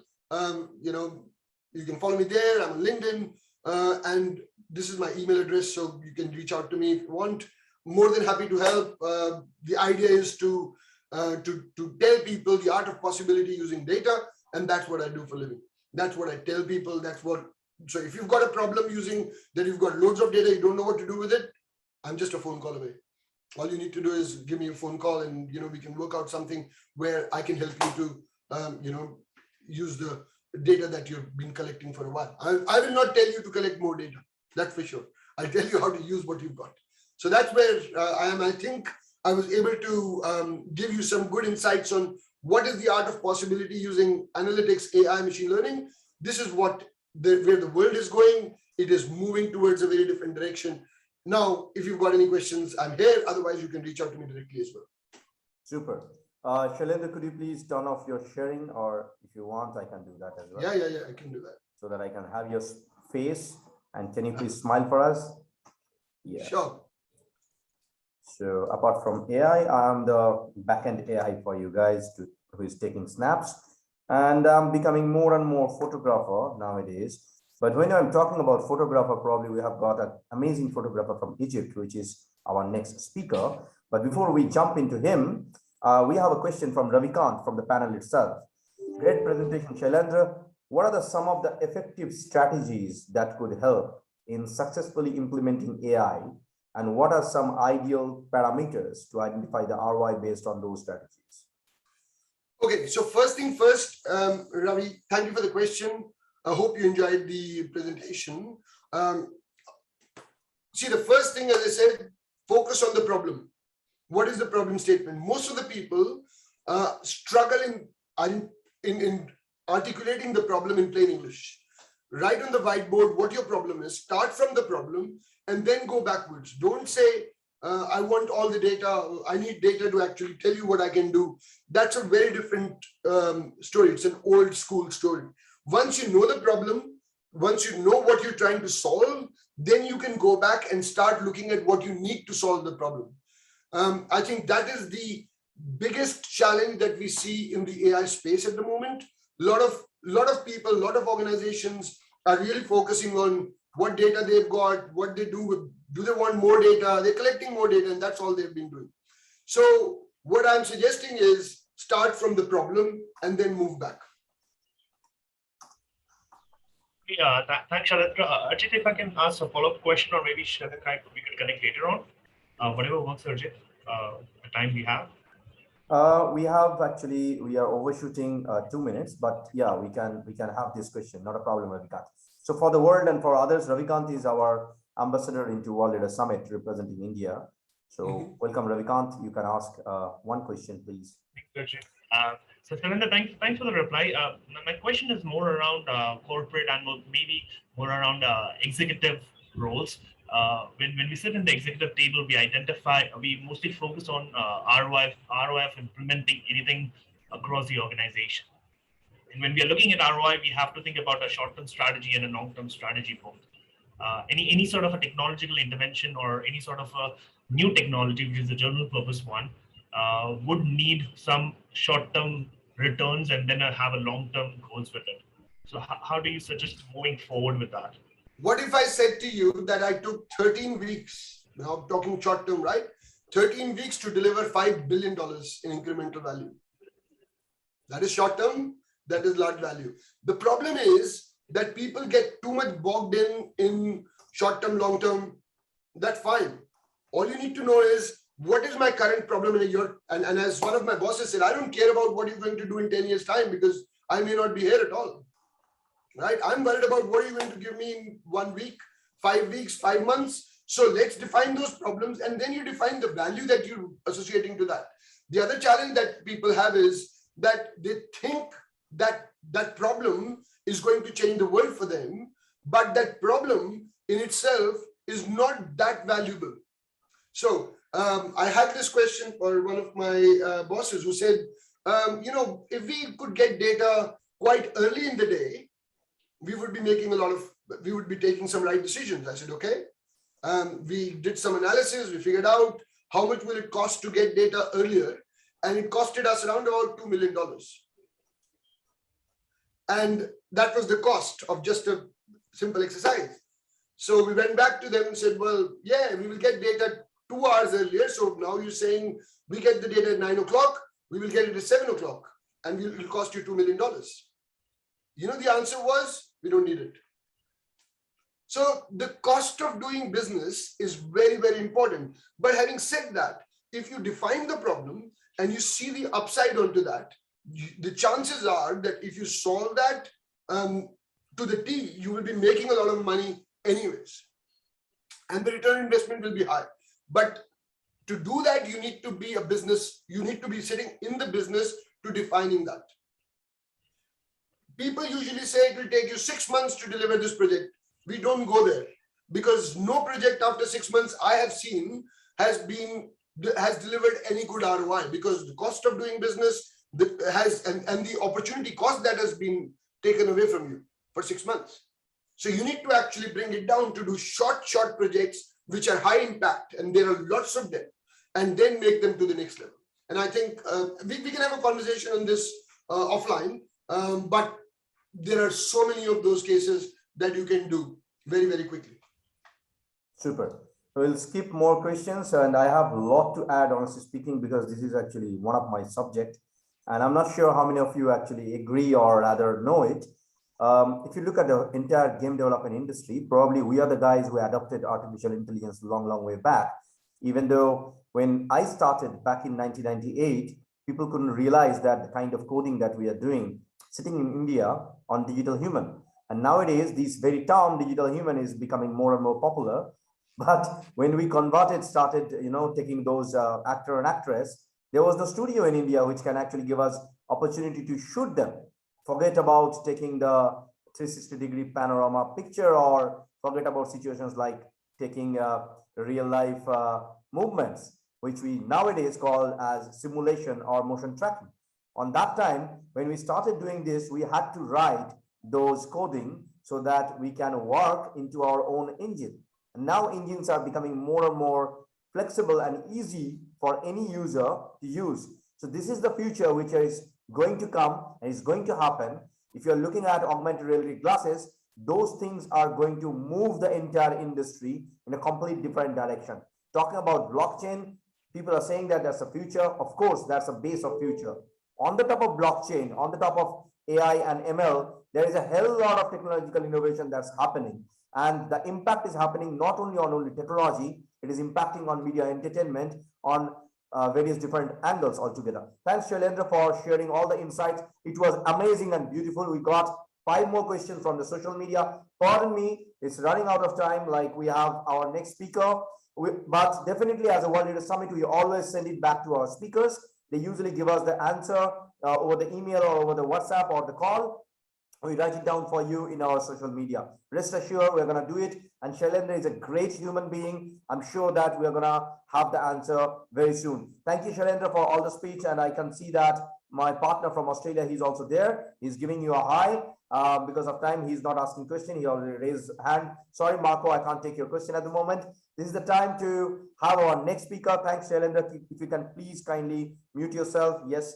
So our next speaker, when we are talking about me taking photographs, yes, I had a beautiful background of taking pictures, but I'm not a photographer. I have got an amazing photographer who is from Egypt.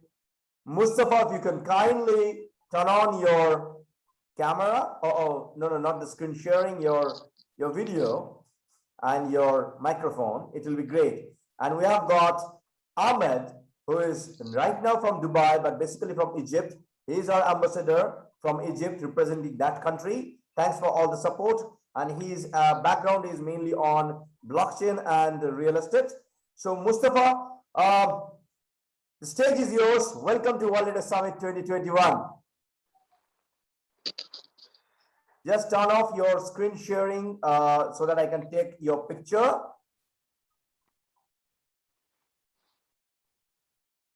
Mustafa? Yeah, we can hear you.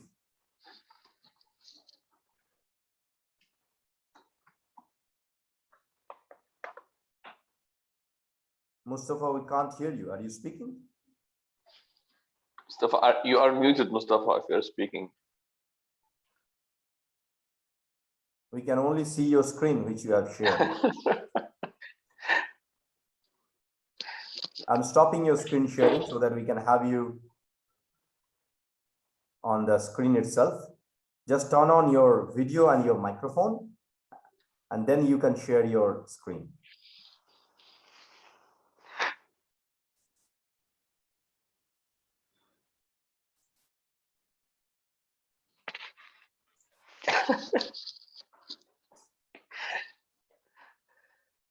Yeah, now we can see you. Yes.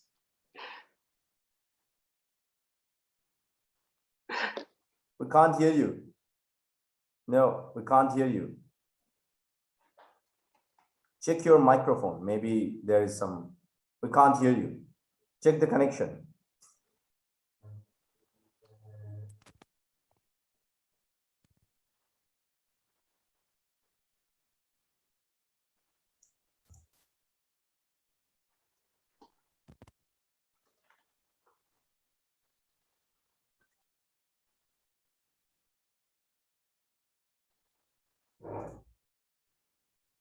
Meanwhile, when Mustafa is trying to settle down his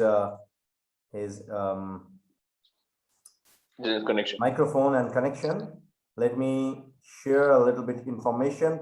This is the time, you know, the marketing time for our accelerator and our would-be platform. So, ladies and gentlemen, let me have the pleasure, along with my partner, to introduce you to Co-Innovate Ventures, which is a platform for all the startups and business owners. Probably we can help you to scale up your ventures, give some right kind of partner. It's not easy to give a right kind of partner in some other part of the state or the country. And when we are talking about it, we actually do this and do this on a very specific way. Okay, so Co-Innovate Venture is practically a business accelerator that we created with a specific 8 different industry verticals. The concept is actually getting more and more corporate partners with us, who is giving a lot of access of their own knowledge, power base, money, business, and of course collaboration. So these are our present partners from various parts of the world. I can take their name, but for the sake of time, I'm not going to take that. I'm just skipping all these things. These are the kind of cross-vertical industry innovation that we are targeting. We are targeting innovation and industry 4.0. We are targeting real estate industry, agriculture, education and skill, movies and sports, health, wellness, and fintech, blockchain, and clean energy and sustainability. We have sections for our mentors to apply. So these are a few of our mentors, and these are the few of the projects that is actually there in our cohorts, which is looking for next level of scale up and expansion. We do host a lot of events. This is a complete new cohort that we have created. We have a knowledge sharing section. You can always cross-check our knowledge sharing section and probably enlighten yourself about a lot many information. Everything is in details, and you can read. In the last section of request form, you can choose whether you are a startup or a corporate or a mentor or an investor.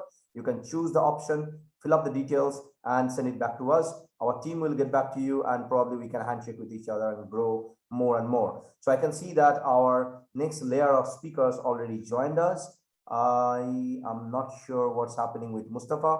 Are you able to speak? Hi. Yes. Yes, okay.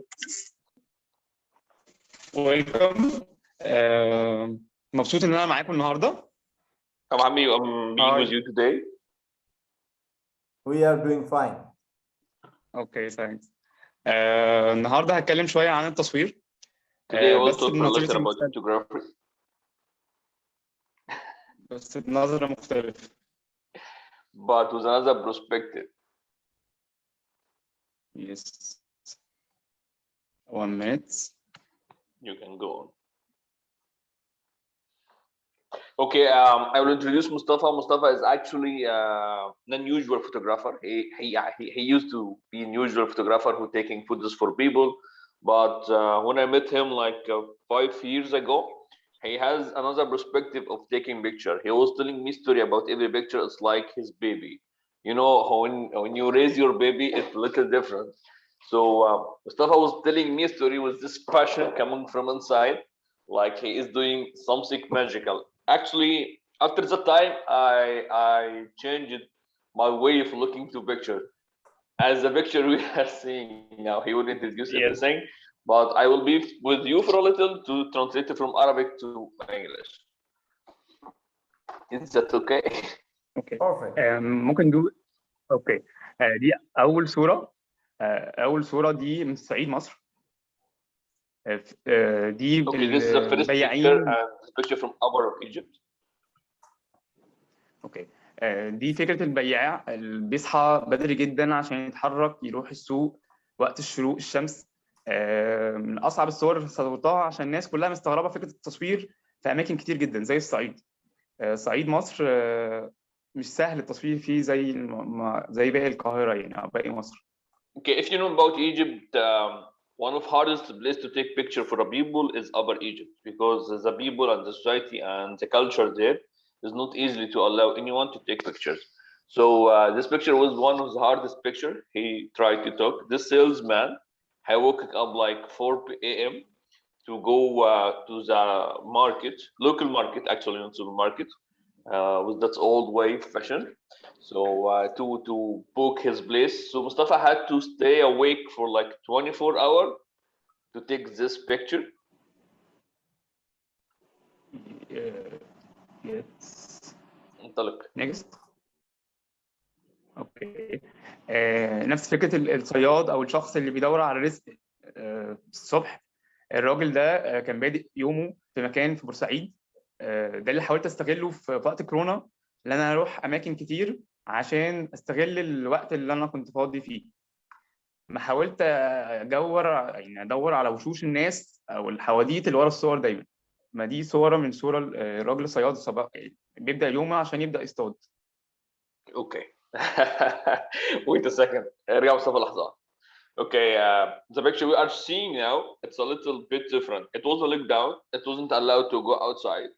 But in that time, Mustafa saw that he want to see how the eye of the people seeing, how the picture, how they are look like at that time. So he sneak out, and he was crossing the country. He went from Cairo to Bursaid, which far away from it. And he saw this person. He was trying to get his family's food in the time of Corona, in the time of lockdown, the time he may be going to the jail. So Mustafa fell in love with this picture. He tried to take his eyes how it look like. Mustafa had صورة أولية صح. In the first picture you will see him.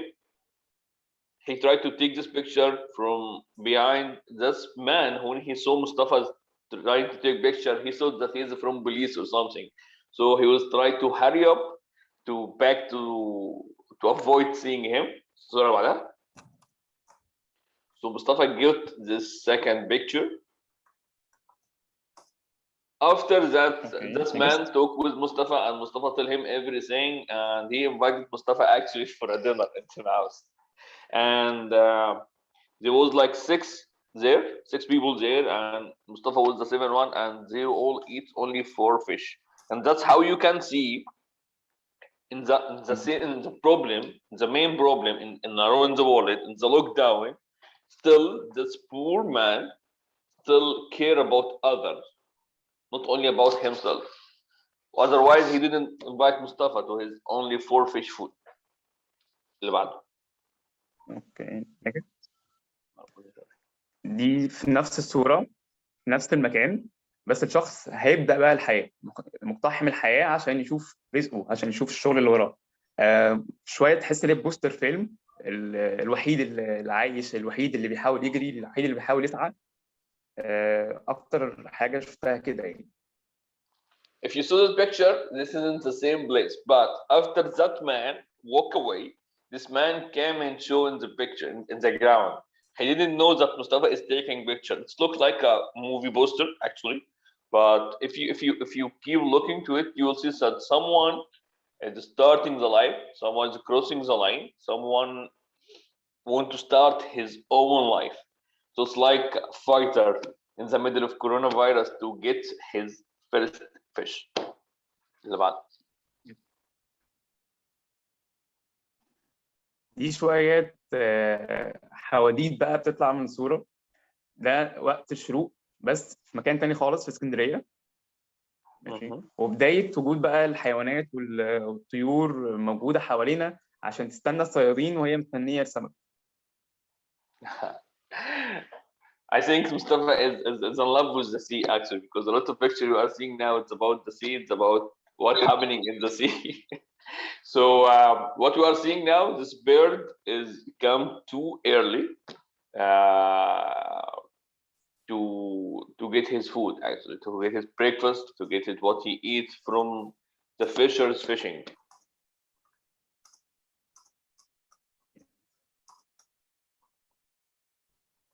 دي الناحيه التانيه خالص، في مكان تاني خالص في محافظه الاقصر.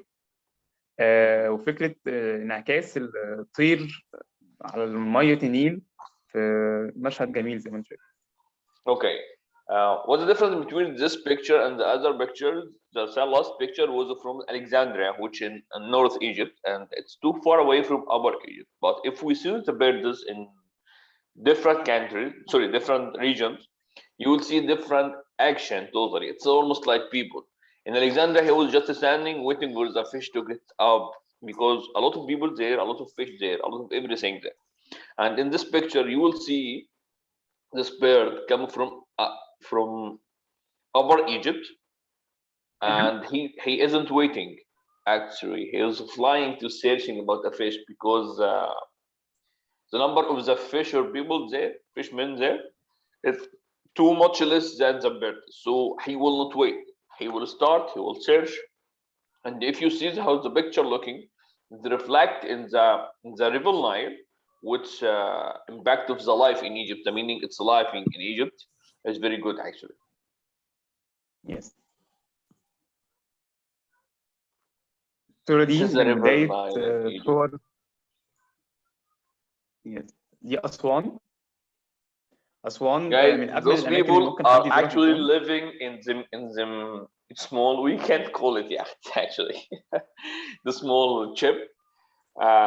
They are living there. They are hunting, eating, living, doing everything. They don't go out. They don't go out just for the school of the babies and back again. This is from Aswan in Upper Egypt. Yes. نفس الفكرة، فكرة الصيادين في أسوان في بداية يومهم وهم برضه بيتحركوا عشان يجيبوا السمك من أماكن كتير جدا، والمركب الشراعي في الخلفية بلون النيل النقي. برضه من الصور اللي تعبت جدا عشان أصورها، عشان خاطر المرتفعات في أسوان والجبال والجمال اللي هناك بيسحر أي حد. If you also see this picture, it's actually take more than 48 hours or 72 hours to be taken, because Mustafa has to introduce himself to those people in Upper Egypt. And actually, when I'm talking in Upper Egypt, if you try to take a picture without the permission, it will be a lot of problem. It's not about the police, it's about the people themselves. So Mustafa had to introduce himself for them and have to stay like he is doing anything, so they can be friendly with him. Then after 72 hours, he's still until the morning. And when we are talking about Aswan, morning is coming too early. So he waited until he took this photo, and we can see the sailboat in the end. So that's the difference between Egypt. You know, as Egypt is a big country. We're not comparing with India or Australia, but it's still big country, sorry. But it has different sea, different river Nile, So different water resources that we can fish in. And as you see, every region has its own culture. In Aswan, you will see the sailboat. But in Alexandria, you will not the same thing. The people is acting here is a little different of being acting there. That's why some pictures took traveling from region to another region in Egypt to take it. Come on, Mustafa.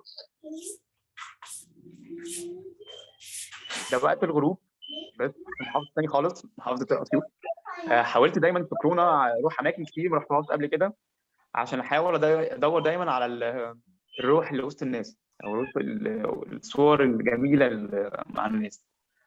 حاولت اطلع المكان نفسه برؤيتي انا، بصورتي انا يعني. Okay, this is an old place in Asyut. It's a regional in Egypt. It's a different region than Aswan, Alexandria, Luxor, what we were saying about. And this region, as you see, Mustafa tried to take that picture in sunset. He wanted to show another perspective of Asyut, because in Egypt, we know Asyut as an industrial place. What Mustafa was trying to doing in all of coronavirus situation, and we're still in it, by the way, but I mean in the early days when everything was locked down, especially in Egypt, Mustafa was trying to see how the people see, how is the perspective of people, what they are living, what they are thinking about life, what they are acting. That's maybe take him some while, some way to sneak out from the police, lockdown, everything. We don't support sneaking out, but at the end we got this actually real picture. اوكي، نفس الصوره دي من اسكندريه تاني، بس في سفريه تانيه خالص. وفكره الصيادين بقى بعد ما بطلوا شغل وخلاص المراكب وقفت، ما جاي بقى حاله السكون مع الغروب كده. What you are seeing now is after they finish fishing, so you will see the straight line of the sea, who's coming with the straight line of the sky in the end of that small sun, and how is everything going in slow motion, how the quiet is there. So you can smell that quiet.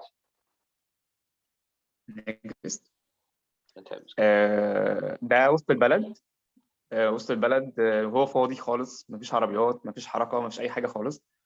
الشوارع فاضيه، الحياه كلها متوقفه عشان خاطر كورونا. صوره نادره جدا لاكتر مكان زحمه في مصر يكون فاضي بالطريقه دي. What we are seeing now is the most crowded place in the Egypt, maybe in the Middle East. It's downtown of Egypt, which almost every time, every second, it's crowded. There's a lot of people is being there, but in time of coronavirus, Mustafa tried to take this picture when nobody is there. He's saying that whatever you are going, whatever the noisy you are crossing, this is the time will come and you will feel so empty, so quiet, so lonely. So don't be afraid of that.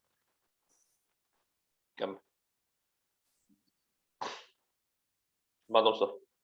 الصورة دي من الإسماعيلية، من الحاجات النادرة جدا اللي موجودة. ده عنكبوت عملاق جدا، كان عامل البيت بتاعه بشكل غريب. الصور دي كانت زي ما بقول رزق، يعني صعب اصلا انا اشوف ده بشكل طبيعي وسط الشوارع العاديه. دايما بيكون موجود في الصحراء او في مكان غير مؤهل للبشر، يعني مكان صدفتي ان انا الاقي الكائن الجميل ده. وهو للاسف اكتشفت بعد كده ان هو كان خطر، يعني ممكن كان في سام. Okay, this spider is a dangerous one, but actually when you see these pictures, you can imagine it's in desert or in forest or in something like that. So it's normal to be there, but in the middle of the city, that there is a spider can build his own base, his own place, his own building. It's not that easy, and he did it. So if a small spider, he did it. You can do it in anywhere. So that's why Mustafa tried to take this picture with this spiders. Okay, next. دي صورة المفروض اللي هي فاير شو بس في الباك جراوند ضربة تبانة المجموعة الشمسية اللي احنا عايشين فيها، النجوم والكواكب وكل حاجة موجودة في الخلفية. الصورة دي المفروض الاثنين بيلعبوا فاير شو. حاولت اصورها بطريقة تكنيك مختلفة شوية عشان تبان السلو موشن فيها، الحركة فيها. المفروض دي الناتج يعني. Okay. There is a part in Egypt that you can see الصورة دي من ضربة الفيوم تبان. في مكان تاني خالص. الصورة دي من الفيوم في مكان تاني خالص. Okay. اوكي. Okay. This picture, there's a part of Egypt, region in Egypt. It's called Fayoum. It's wheel valley. Wheel Valley. You can see actually ضربة تبانة in the sky. So Mustafa tried to take another perspective of this picture. The moon. The moon. يس جود ذا مون. كان في ظاهره المفروض موجوده السنه اللي فاتت في كورونا، ان القمر فيه سوبر مون حجمه هيكبر شويه. قعدت مترصد لوجوده يعني، وعشان يطلع بالكواليتي ده، عشان يطلع بالتفاصيل القمر اللي ممكن يبان. Okay. This picture took a week from Mustafa. So one picture took a week because he know it in the news. He know it, and a lot of people were saying there is super moon is coming on Saturday. So he's waiting, settle down for the Saturday. And they told no, it's Sunday. So after Saturday finished, he was waiting Sunday, Monday, Tuesday, Wednesday. It's almost a week. He was waiting to take only one picture. So what the story about this picture is about being in the first, it was just a picture. He want to get it, he want to get the moon, but after a week to take one picture, and how many likes? It's more than 10k likes he get in one first day. So it's about being patient. Being patient of your baby, he will grow up, he will gain you more. The more time you are giving, the more result you are getting. Question one. اوكي. الصور دي قبل كورونا كانت مولد. ده المفروض مكان بنجمع فيه عشان خاطر مولد سيدنا الحسين. ده حاجه شعائر دينيه يعني، عشان الناس تتقرب شويه من آل البيت. ودي شويه صور تانيين. Okay, there is an event, religion event happening in Egypt every year. It's about called Al Hussein. A lot of people coming around the world, from around the world, just to go be there. And Mustafa tried to take how is people interacting in the time, how is people is look like, what they feel from inside. The soul appeared in them eyes. And you can see there is a lot of people crowded place, but no one care about anyone behind him or around him. They're just looking to what they came for. اوكي next.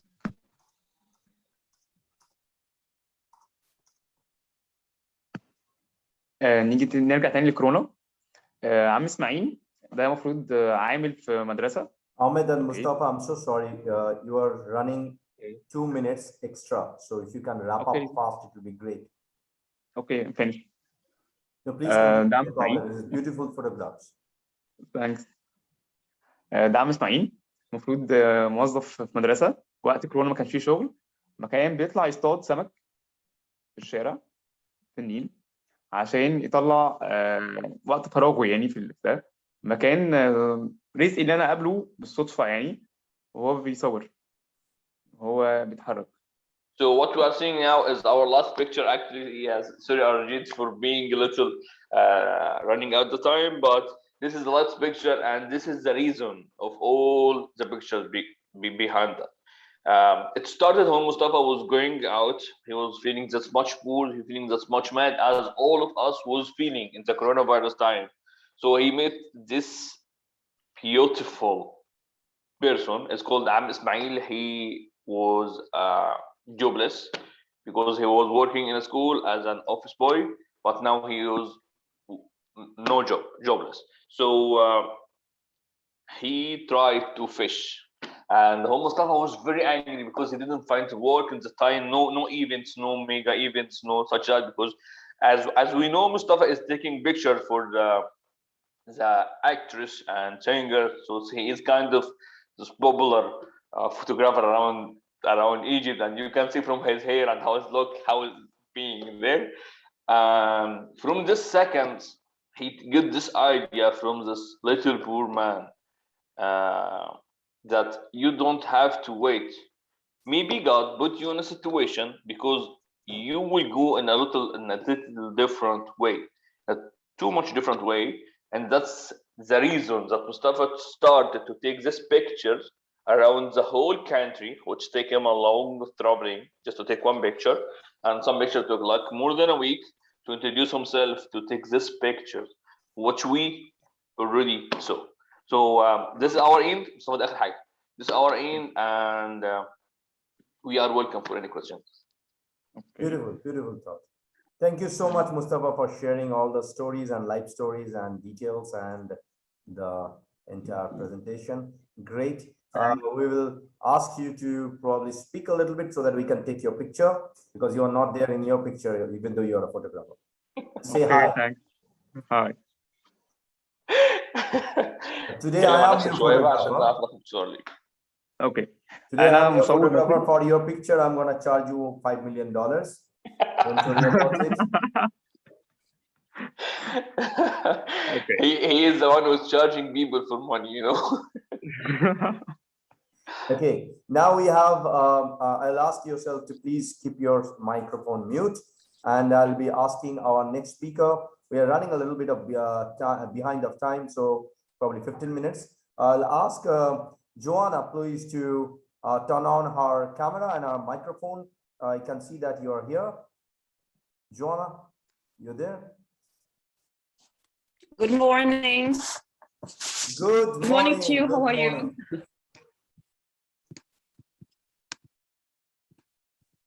If you have any other panel member who and also I have a co-presenter. I'm not quite sure that she is, yes, she's here. She's on mute.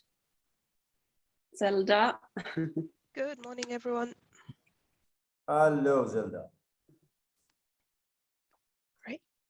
So I don't have the full details about Zelda, but for Joanna, I'll just give a small introduction so that everybody understands who she is. So Joanna is a cultural relationship specialist between the countries, and she's from Brussels metropolitan area. She talks about culture, innovation, creative economy, and cultural diplomacy. And of course, our speaker into World Leader Summit, we have been talking for, I think, last couple of months, and she has got her co-panelist, Zelda. Could you please introduce yourself so that we can know you? And we will also do it in our profession or in our presentation. Absolutely. Please. So the stage is yours. Please feel free to share your presentation and your speech. Great. Thank you so much. Zelda, are you able to share the PowerPoint? Give me a second. Yes. Yeah. Let me know if you can all see it.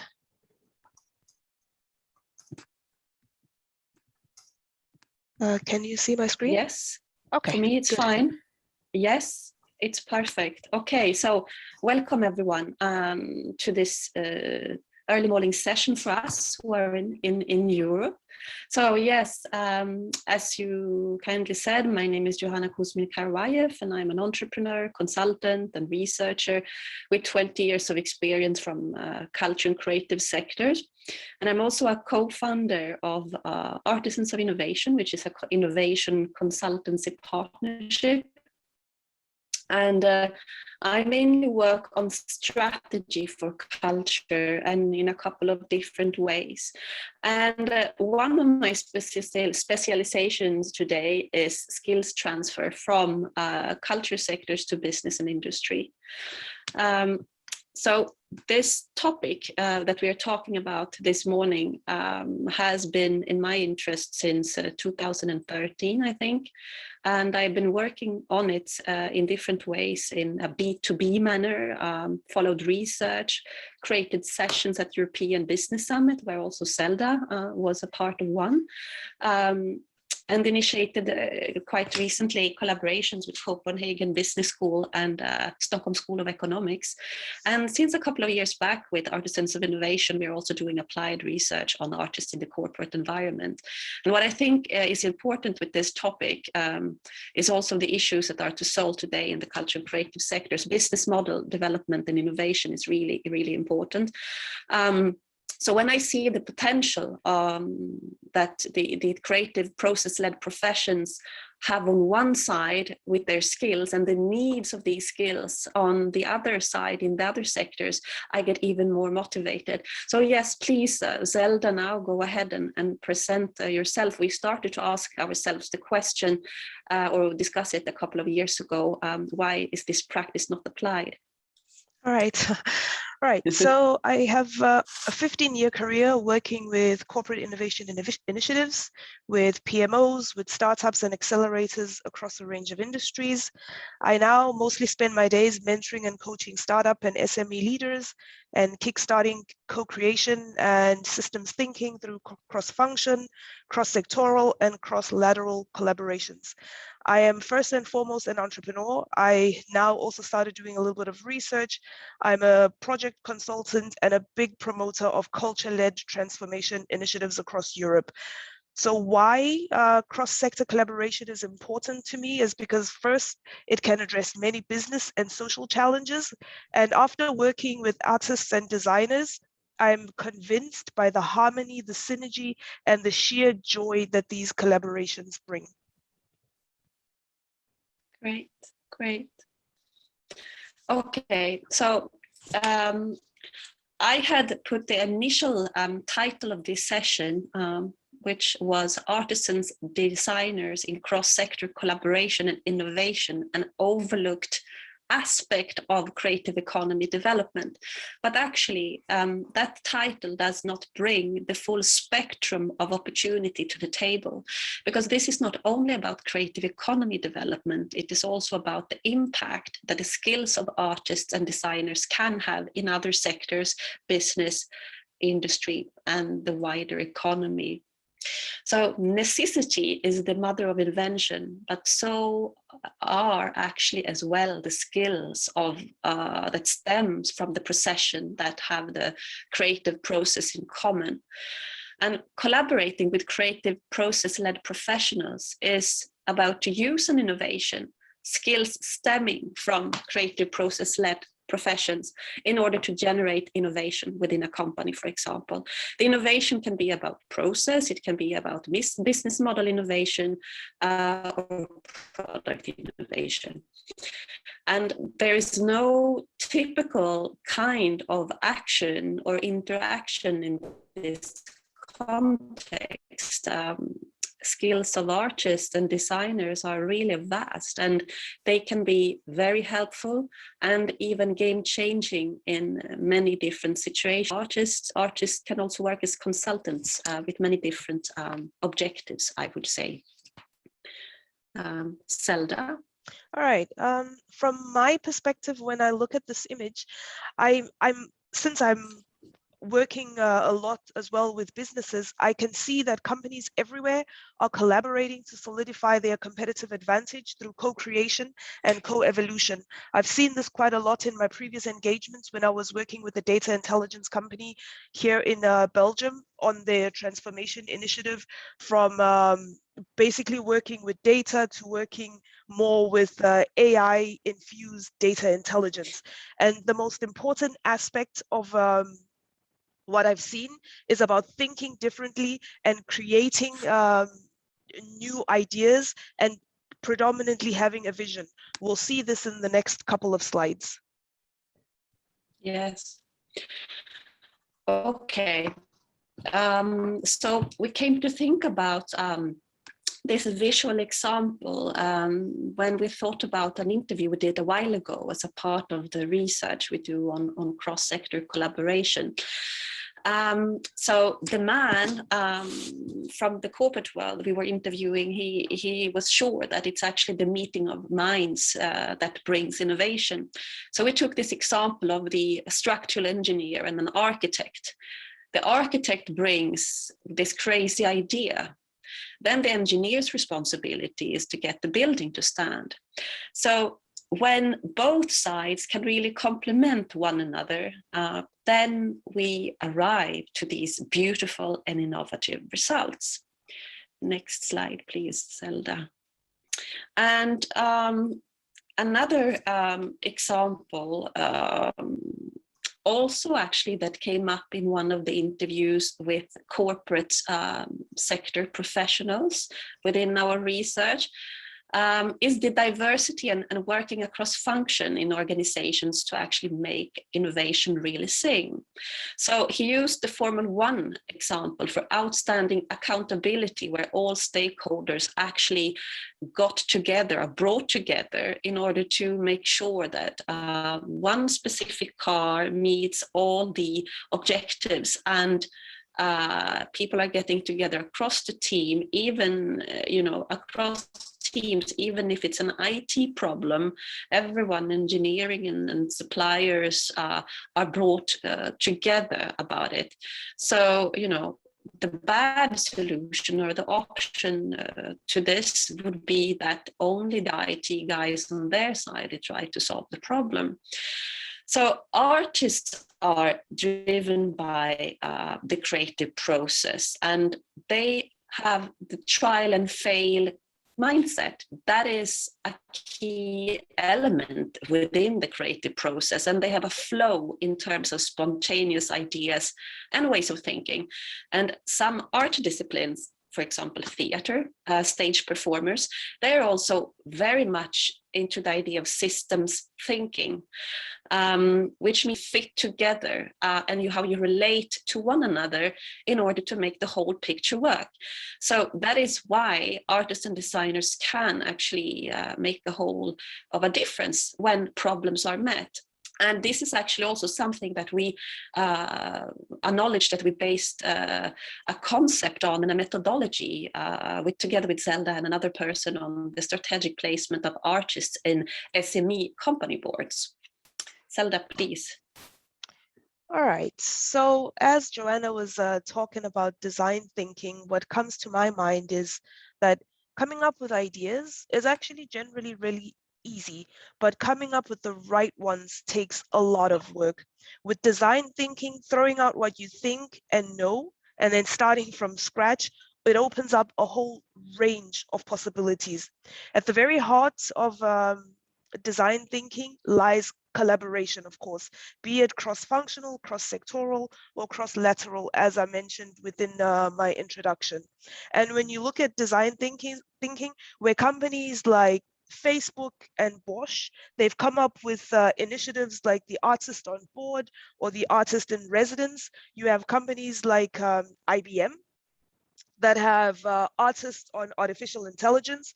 This is basically where they are sharing knowledge between artists and technologists to reinvent and expand exposure to or compete within adjacent markets. You have Apple. This one is quite well known, where customer-driven experiences are really, really important, as well as simple design. And if you are bringing, for example, a technologist or a developer, that is not necessarily the first thing that would pop to mind. Whereas if you bring an artist on board, the first thing an artist, because of their creativity, would be thinking of is looking at how can we simplify, how can we beautify, how can we bring more artistry within the product itself. And then if you look at a company like Nike, over there, they are pioneering in merging sports with fashion, which is also a really, really interesting idea. But one that for me is quite interesting is the Pepsi story, where Pepsi, as we all know, it's predominantly drinks, but because of their artist program that they had, they were able to come up with what they call Pepsi Spire, which is a digital fountain that lets you personalize your Pepsi brands into your own drinks. And if you go into companies today, like I believe it's Burger King, you have that same innovation inside a Burger King. And all of this came out because of Pepsi and because of the collaboration that they had internally on the shop floor. Right. Great. So I will go back a bit to the different skills and the creative process-led professions, which are, powerhouses of creativity, but it really goes far beyond that. Abstract concepts and terms that you hear so much about today, abstract reasoning, complex problem solving, systems thinking that I also already mentioned, collaboration, the ability to experiment, empathy. These are of key value today. And you can also talk about soft skills, human skills, 21st century skills, life skills. And these are valuable in the knowledge economy, in the innovation economy, and in the fourth industrial revolution. So the fact of collaborating with artists and designers brings culture and creative intelligence to a group, to a context, a company or product. And that culture and creative intelligence can only stem from the actual cross-sector collaboration or interaction. And the COVID context has, of course, had a devastating impact on culture and creative sectors, as well as on many other sectors, but the culture and creative sectors has actually been one of the worst affected ones. So, before there was a need to recognize the function and the actual role that the skills of the creative process-led professions that they have and could have. And it is very important also for the culture and creative sector professionals to get aware of this, because it is actually far from the case. Artists do often not have this in their priority or the first their first things that come to their mind. And also one very important thing here is that the belief systems and the value gaps between the sectors, they really have to be bridged. And also, as I see it, like the cliches on creativity, the skills that are luring in the culture and creative sectors are far more than only that. And that has to be known in the wider economy across sectors. And just curiously, at the European Business Summit some years ago, we interviewed participants, mostly then people from the corporate world, about the connection of artists to creativity and innovation. And the interesting thing is that they actually did not connect the terms artist and innovation so much. And I'm wondering why. And I was thinking that maybe it also has to do with that term and concept innovation is so often connected to tech innovation, but also the term is so widely used and not enough clarified and identified in each and a specific context. So yes, interaction and awareness raising between the sectors that's really needed. Please, Zelda. All right. So as you were talking, Joanna, I get reminded of a situation that I had in the previous role that I was in the data intelligence company that I was working for and consulting with since before the COVID context. Within that role as the project director for the Innovate Data team, I traveled a lot, quite extensively through Europe. And that meant that within my home country in Belgium, it was a little bit impossible for me to be attending all of the general meetings that the organization was having. So I at one point asked the general manager of the Belgian organization if we could run our meetings digitally so that people like myself who are traveling are able to attend. And one of the answers he told me was, that is going to be really impossible. You just have to really make sure that you are always in the office when we are having our town halls. So the funny part that happened was the moment COVID hit and the stay-at-home orders started, the first thing that happened, the meetings, which for the past 3 years were impossible to run digitally, they then started running digitally. And then I walked up to him and I'm like, isn't that really interesting how I've been asking for 3 years to do this and it was impossible, but now because of the COVID context, it's possible. And he just laughed it off and said, yeah, well, stuff happens. And for me, this is actually really quite critical because since the whole COVID context began, businesses have been forced into answering and asking a lot of questions. And within the COVID context itself, some of the key questions that businesses have had to ask are, how has the political response to the pandemic impacted your business? And a lot of companies have had to do a major digital transition and a digital competency transition within their organizations. And another question that I always ask people when I meet them is, if your economy takes a serious hit from the multiple variants that are coming through right now, how will that impact your customers and how will you bridge the gap? But most importantly, the one which a lot of businesses are not asking is, what big opportunities exist as born out of the COVID situation? And out of that, my conviction is that businesses have to go above and beyond and find new and different thinking and approaches to weather the coming strains. And here is where I think engaging artists and designers in this journey is a very viable and critical option. What does this mean? We discussed design thinking. There's co-creation, there's co-evolution, there's collaboration. These should be integral parts of the business in order to ensure that businesses are able to sustain any impacts that are coming out through the market. And another really interesting aspect that is often not talked about is there's a belief that culture separates us humans from savages. And this is really important to me because there's an 8-year study, a meta study, which ran over 7 countries by the University of Toronto, which provided scientific proof of this, that culture separates us from being savages. This study demonstrated that art appreciation may be a natural process of the human brain. And other research has also proven that art can change the way in which we see the world and even relieve mental fatigue.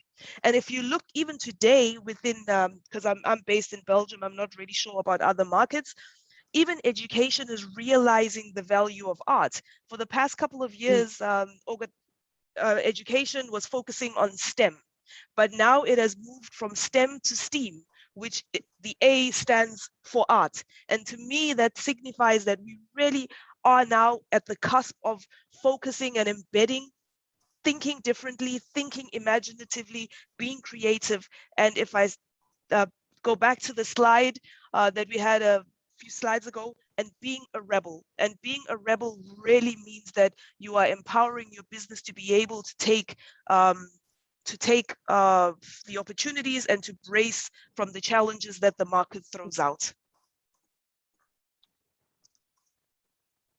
All right. Great. Yeah, absolutely. I cannot agree more. And so with artisans of innovation, in order to bring our applied research now to a next step, is that we for surely believe that, there are quite some academic and non-academic papers on the topics on artists and business and the interaction between the both and the impact of the artists in companies, and also of a lot of research on artists in societal innovation and so on.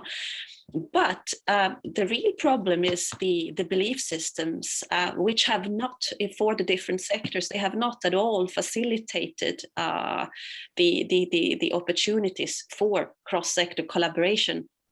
So we created a methodology that where our applied research outcomes are, of course, key, and we are building a worldwide stakeholder partnership. We think that practical exercise is the only thing that can bring this issue and this practice forward. So we call what we are creating a living laboratory of cross-sector and mutual. It's a mutual learning experience.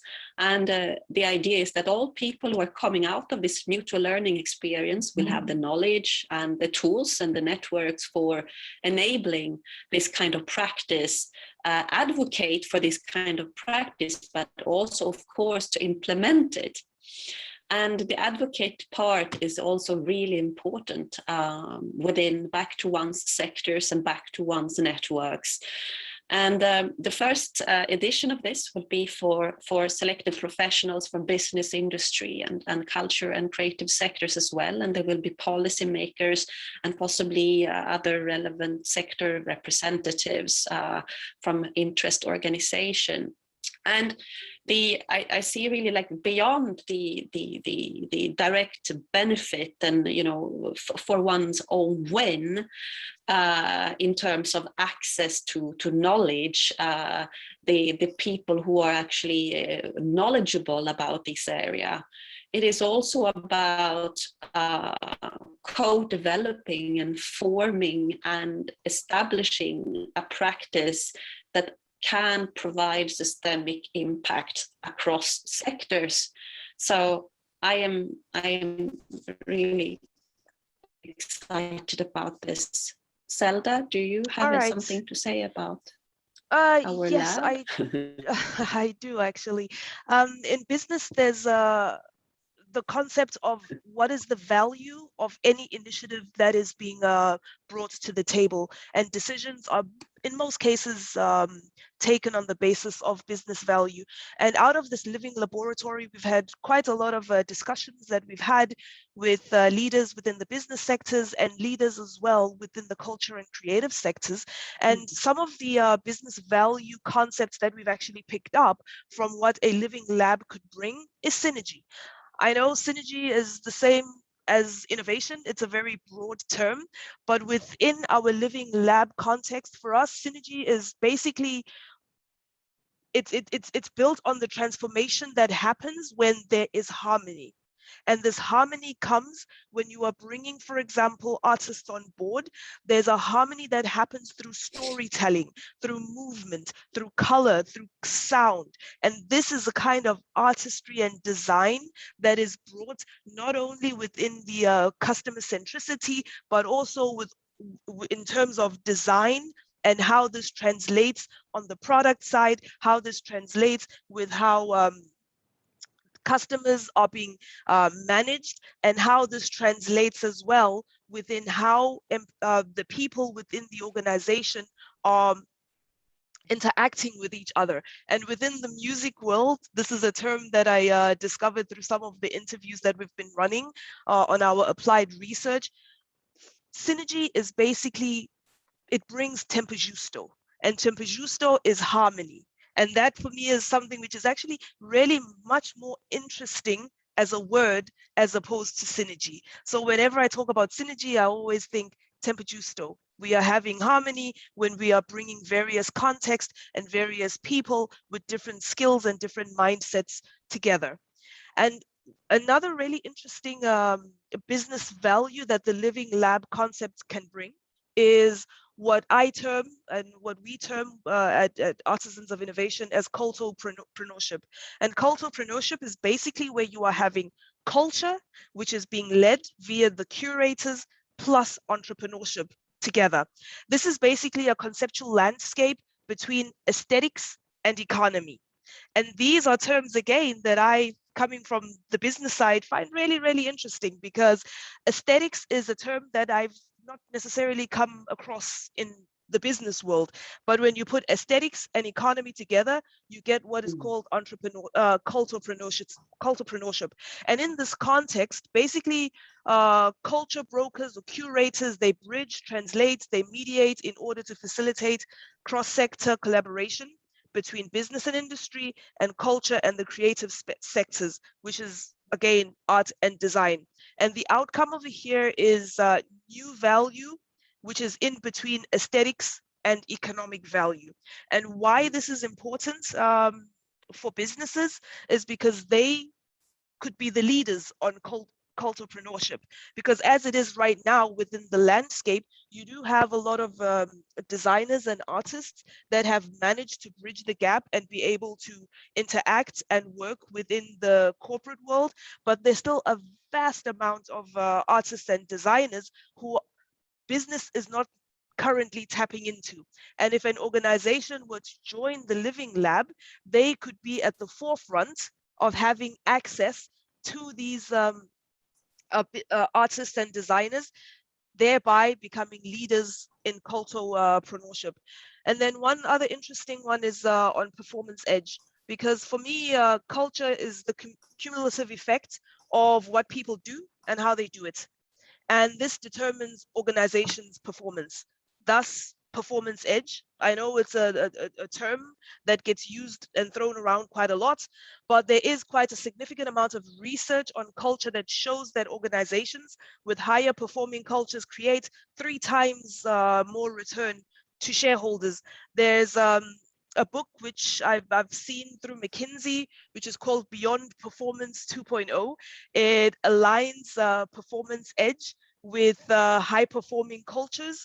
There's the Egon Zehnder discussions and research they've done. Ernst & Young, as I mentioned, McKinsey and Company, they've done quite a lot on high performing organizations, in which culture is a vital part of the organization. And then finally, I mean, when it comes to business value, purpose is quite, for me, it's a really interesting concept because on the road to performance edge and performance, there has to be purpose. And this is the most central component of an organization's core culture. It is the why of the work, not just only the why of why am I in this organization, but it's also the reason of being for the organization itself. Purpose, as with human beings, it powers performance. There's a lot of research that's gone into this. It is quite undisputed. And yeah, there has to be purpose at the heart of everything that we do, because then it drives what the outcomes are. I don't know, Joanna, if you want to add any last points on that. No, I agree. I mean, I see that clearly so much in our interview material as well, because I mean, we started to do our applied research, you know, from the idea of, you know, confronting our cross-sectoral knowledge and ideas around what are the issues and challenges and opportunities and potential, and we agree on so many things, and that is so interesting. And I can only say that yeah, purpose definitely now, I mean, we have seen that as well after the times and during the times of COVID, that it has gotten more important for companies to actually also make sure that they're doing something that is relevant. And for young people as well, I mean, there's a lot of studies on that as well. Young people want to work within cultures, within company and company cultures, by the way, that truly has a purpose included. But with those words, we would like to invite you. I think we have already taken more than 20 minutes. So we would like to invite you to, if ever there's any comment or question, or we would be happy to talk to you about that. We see something in the chat here. Yeah. So we are getting comments actually. So this is a question from South Korea. The main difference between value and virtue is that values of principles or standards of behavior that help one to decide what is important in life, whereas virtues are qualities that are universally or generally considered to be good and describable. Values can be, is it a question? I guess, yeah. Value can be subjective and virtue is universal. Have you thought about difference between value and virtues in its implementation of the impact of building conscious company? Zelda, do you have any comment on this one?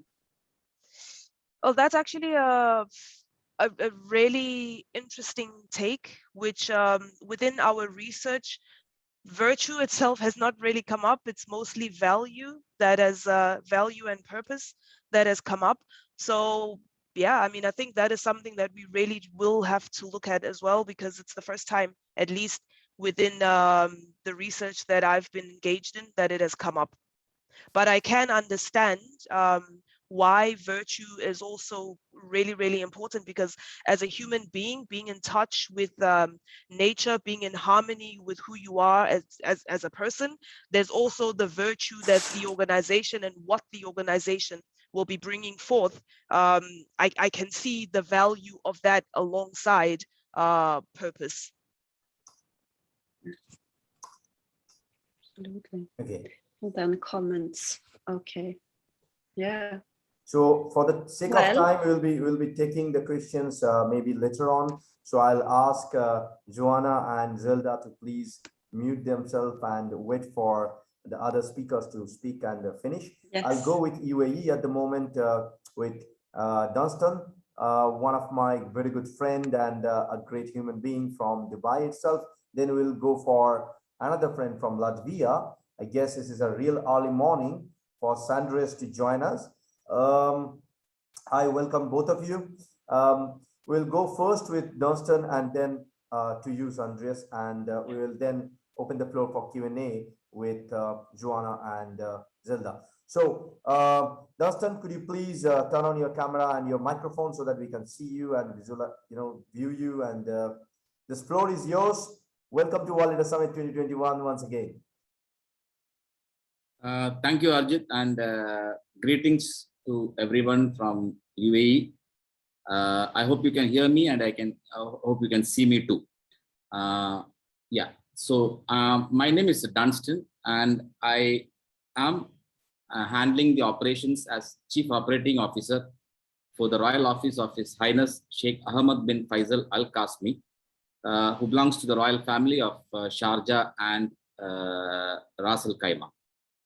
So in addition to different diversified activities that we handle, one of our major portfolio is to facilitate new entrepreneurs and business entities whom we can categorize as MSME or SME in UAE to establish their business, and we support them and we facilitate them in terms of their growth and establishing themselves as a business entity in this country.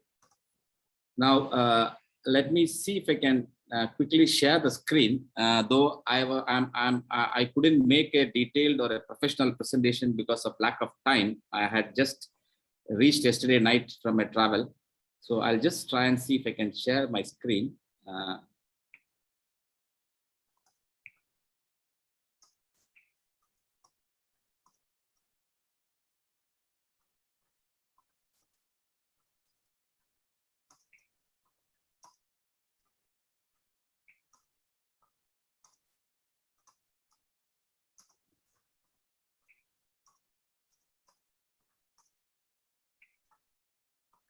Is my screen visible?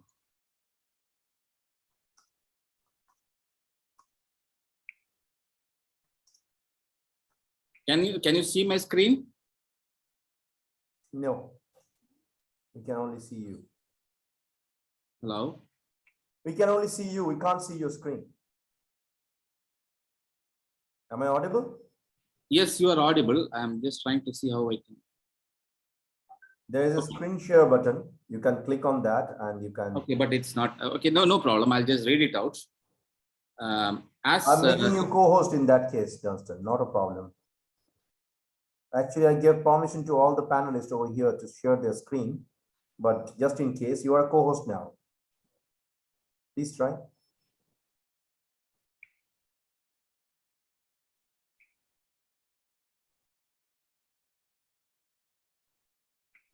don't know. I'm not able to.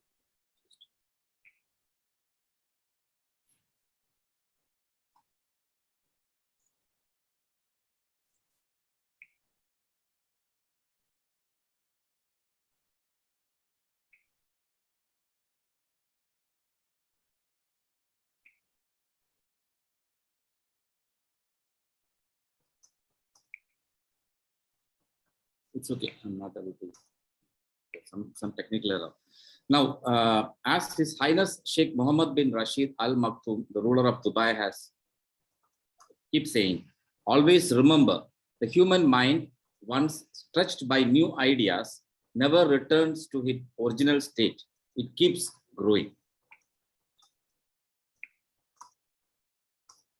Established in 2002, Dubai SME was created as an integrated division of the Department of Economic Development, which is called as a DED. It was developed as a resource for support, information, and outreach for the growing small and medium enterprise sector. At Dubai SME, we know that the hardest part of building your own company from the ground up is knowing where and how to start. As one of the main pillars of Dubai economic success, we aim to support entrepreneurs in all phases of their development.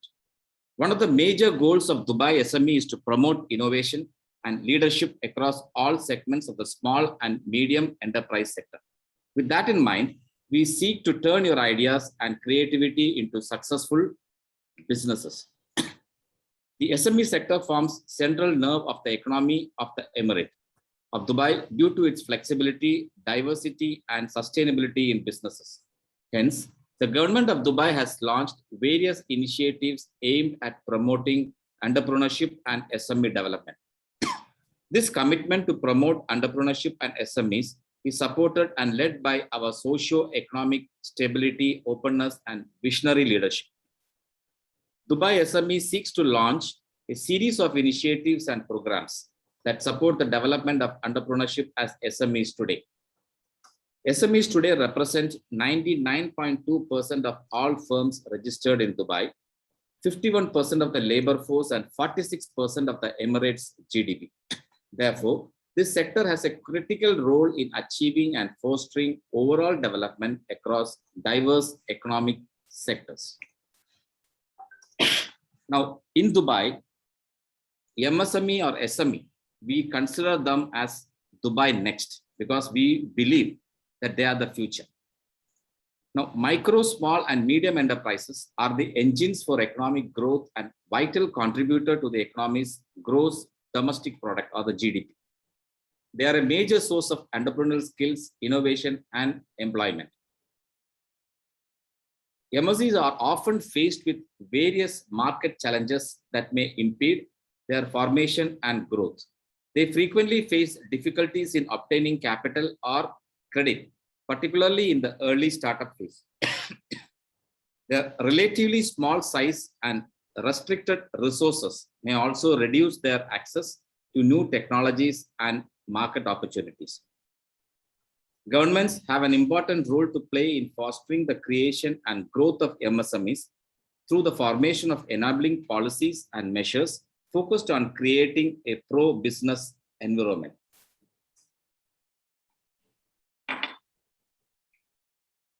In fact, government support for MSME development must be directly linked to the overall plan for economic growth, job creation, and social cohesion.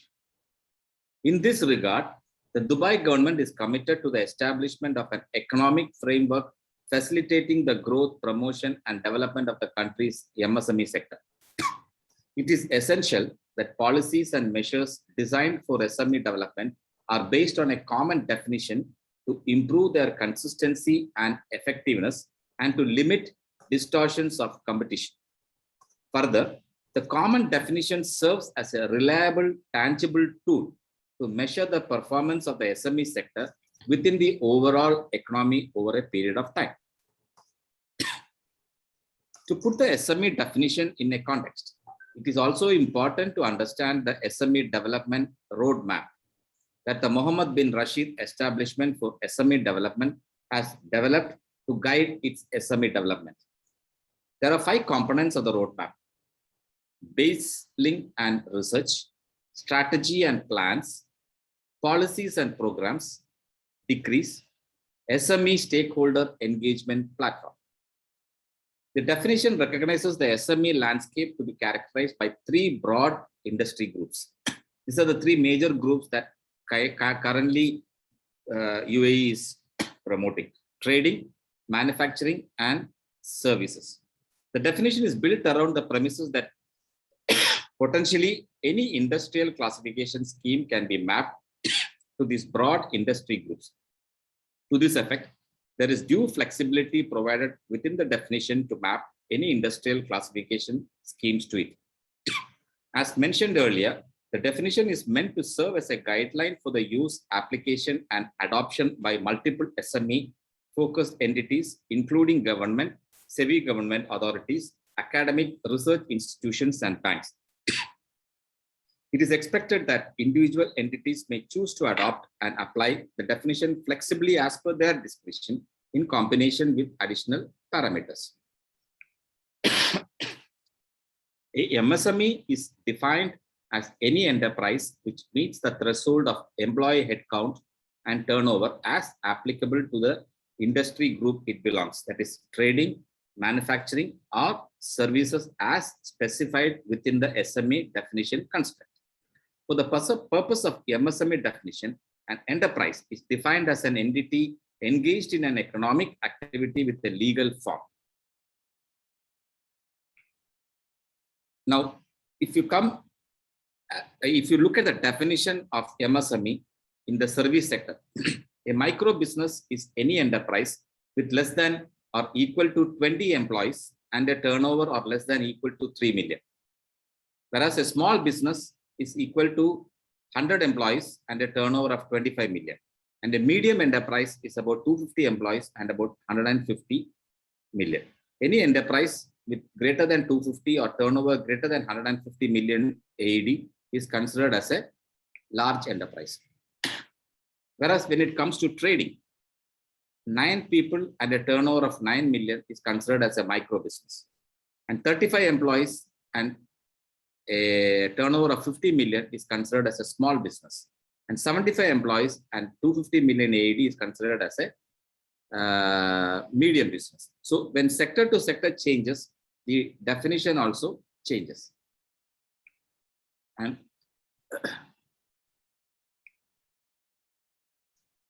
now there are certain standards also for accounting of the investments. A company owning up to 20% stakes or in another business will have minimal influence on the purchase company. A company owning between 20 and 50% stake in another business will act as a significant influencer on the business, whereby the purchase company will be considered as an associated company.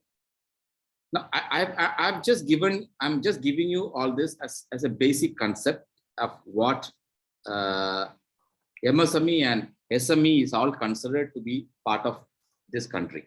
And the government and the semi-government as well as the private entities are focusing largely in all these enterprises because they believe that they are the future and they are going to be the central nervous system for the economy of this country. Now, we from our royal office, we are determined to support MSMEs and SMEs who are willing to come and establish themselves as a business enterprise who will contribute to the development of this country. So I would like to welcome people to come forward, come with really creative ideas, come with something which is unique, and be clear in what you want to do. And that's it. The rest, we are there to support you. Recently, about a week back, we had a session where we were trying to pitch investors with the project owners. But unfortunately, while we had about 10 project owners, not even one, they were able to convince the investors. The reason behind is that they all come with ideas, but they are not prepared in a manner by which they can convince the investors. Because the investors, they expect the project owners to convince them in a span of about 2 to 3 minutes max. They don't spend in a detailed presentation or in a detailed manner. They just want to know what the project is, how it is going to contribute, what is the return of investment, and what is the investment they are looking at. Simple.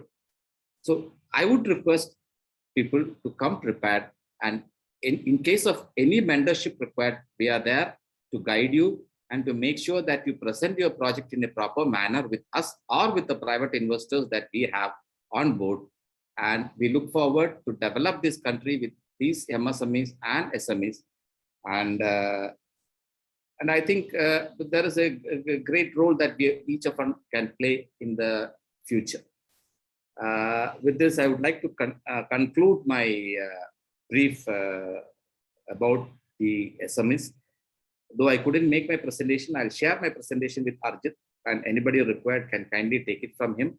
And my contact details are also available with Arjit, and anybody who can feel free to contact me either by mail or by WhatsApp. And we look forward to support you from this beautiful country of Dubai. Thank you so much. Beautiful presentation, my friend. And frankly speaking, we have been dealing with a lot of startups and investors. As you know, that we run a accelerator as a program, and of course deal with multiple private investors. Is the same pain point, like people don't know how to pitch. And that's true, that you can't actually present for 30 minutes in front of the investors in an investment buy and sell deal. It's really, really challenging.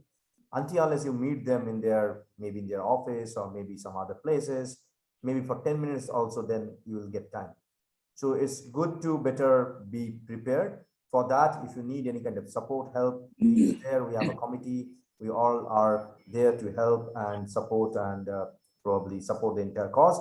And he's a great friend and a supporting human being. So if there is any kind of need that is there, please feel free to write to us. We'll be happy to connect directly with him, and we can explore the opportunity to expand your business into the land of Dubai. I personally traveled to Dubai a couple of times. It's a great city to live in and great city to expand your business in. Probably in next year, we'll be trying to do the physical meetup. This year, due to COVID, we skipped all those kind of physical meeting. So looking forward, I'll skip the Q&A round for now. Okay, so Zelda, you're saying something. I'll take that question. Please hold it for a few minutes. Like I'd like to actually ask our next speaker to have the stage on board. We are running behind time, honestly speaking. Dustin, thank you so much. Could you please turn off your microphone? It'll be great. And please stay back with us. And please smile to the camera. I need to take a picture of yours. Yeah. Yes. I think I'm done. Yes. Okay, so we have our next speaker. I'm so sorry we wake you up in the early morning. Like this is, what time is in your country at the moment? In my country is 5:45. Oh my God, this is really, really early. Like you probably joined us around 4:50 a.m. And I can see that your eyes are now itching because you're feeling sleepy. Anyway, without taking any sort of time, the stage is yours, Sandris, and please enlighten us with your speech. Welcome to World Leader Summit 2021, second day, 6th of November, first half, please. So,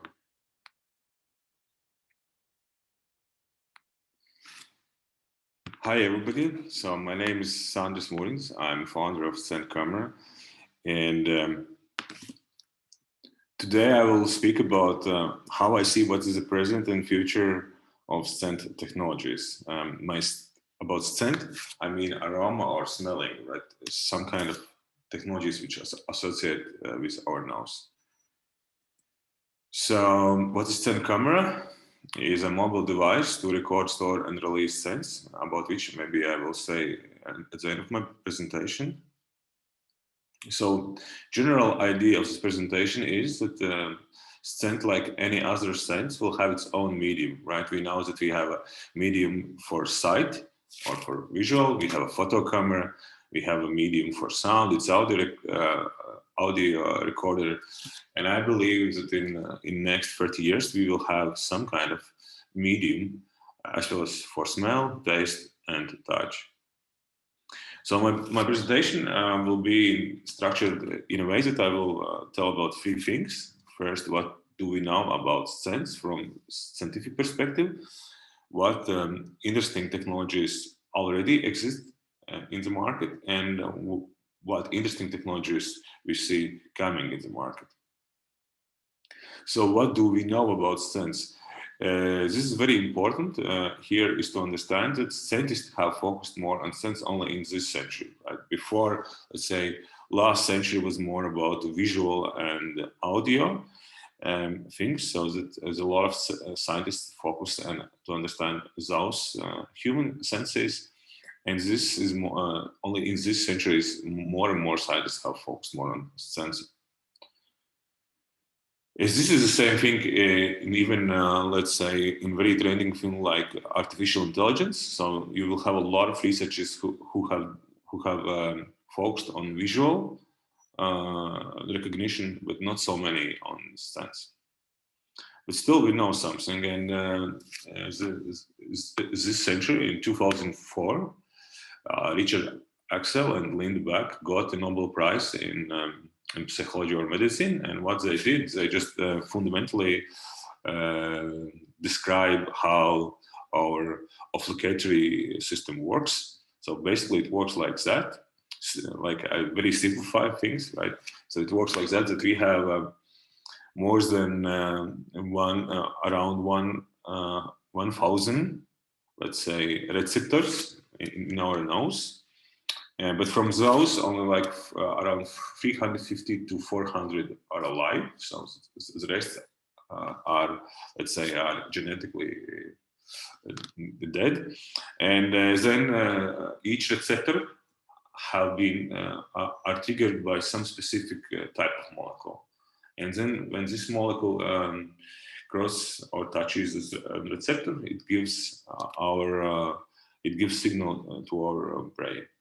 And what it means is that from these 350 molecules, right, we compose different kind of scent sensations.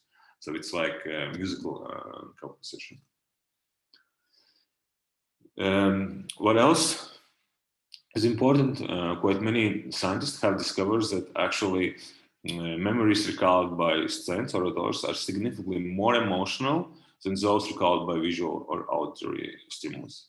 This means that scents are more directly trigger our like memories. And second, regarding memories as well, scientists have discovered that memories caused by personally important scents amplify feeling and comfort of or emotional well-being and reduce feeling of unease. Right? This is like where maybe our scent is more special than all other senses.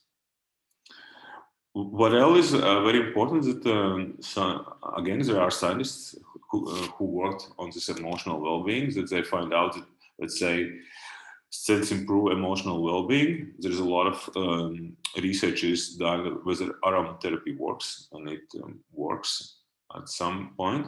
And there are as well as research which is done that how scents increase different kind of emotions.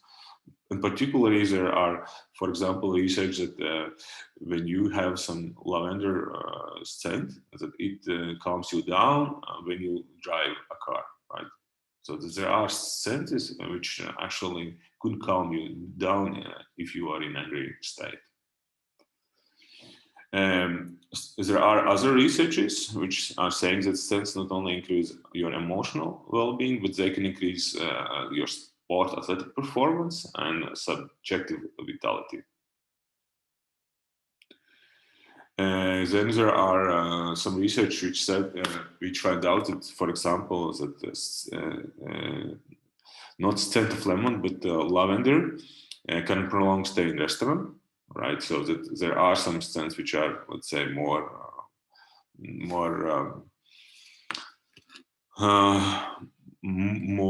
emotional well-being, and you would like to, and people would like to stay more, right, in those spaces. And of course, like if you can see, there are of course a lot of research which says that scents trigger different emotions.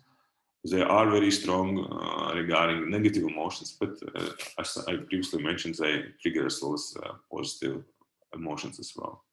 So basically, what scents can trigger from what we know from science, scents could trigger our memories, emotions, emotional well-being, and our performance and vitality. So the next, of course, question: what are current scent technologies? So there is some industry which is called the digital scent technologies, And so basically, it's all about two things. One is electric nose. This is technologies which try to understand what kind of gases or what kind of scents are present in environment. You usually use these, for example, in food production, so that you are saying whether foods are good or not, are in good quality, or there are the same technologies used in defense industry to find some kind of ammunition, or in health. There are researchers which said that you can find out whether there are cancer just by breath, by analyzing the human breath.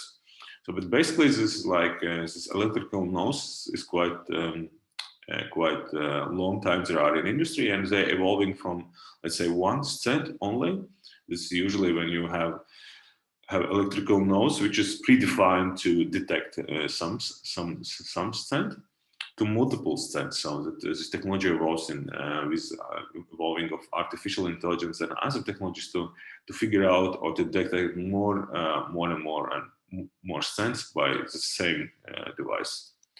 The second, which is as well as a much lesser degree, are popular and but still they exist in the market. It's digital synthesizer, something which emits scents, but basically they are used in multi-sensorial experiences. So there are some attempts for VR, so just amplify your feelings when you are using virtual reality headsets or in cinemas. And what are future scent technologies? Which is most interesting to my mind is several. One is there is, for example, a project in Europe which tries to, from the pictures and all other materials, to recreate historical scents. For example, you go into museums, find some pictures, and from the pictures, you can recreate how could it smell, right? I don't know, some centuries ago. And they're using artificial intelligence. Why it's interesting? Because it's interesting not only because of technology and promise, but there is some kind of trend nowadays that scents we are step by step looking as cultural heritage as well. Before it was more, let's say, we collected visuals, we collected people memories in writings, right? We have collected some artifacts, but now there is some kind of trend and start looking that we can collect and preserve scents as well. Second interesting thing is, of course, using artificial intelligence for understanding and creating scents. Google, for example, they are engaging in project what tries to analyze what kind of chemical properties, what kind of chemical properties induce some kind of chemical sensations. And from that, of course, if this would be lucky, if they would find something, it's huge material to build a new kind of new sense, and which maybe better triggers some kind of emotions or sensations. Very interesting regarding hardware is attempts, which is from Andrian Chenok. He is a scientist from Japan / Malaysia, and he works as well as in Belgrade, in Serbia. And he tries to understand how can we get rid of chemicals as triggers, and he experiments with he and his group of scientists experiments with stimulating scent with electricity, right? So it's like here you see some electrode, and from electrodes you put in the nose, and then they're just giving the signals in order directly trigger those our receptors. And here is a picture from their first test in Malaysia. And I think as well as we are doing something, trying to do something as well as maybe unique and for unique what could be used for people. So we building scent camera, which is the first scent recorder or mobile device to record, store, and release scents. Basically, what it does, it just captures scent molecules, stores them into a chemical environment, and after that you can release it. So it gives you two things. So you can go and capture and go and release. So what we did with this proof of concept, we developed together with sites from two universities of Latvia, University of Latvia and Riga Technical University. Nowadays it's quite huge. It looks like quite huge proof of concept prototype. It's in that suitcase, but we are nowadays trying to minimize it into handheld device. It's how it works. So it would work like that. So you can go to, let's say, to South America, find some incredible scent of some flower. You push button record. It captures scent molecules and pumps them into a specific storage cartridge. This storage cartridge is filled with specific chemical which absorbs those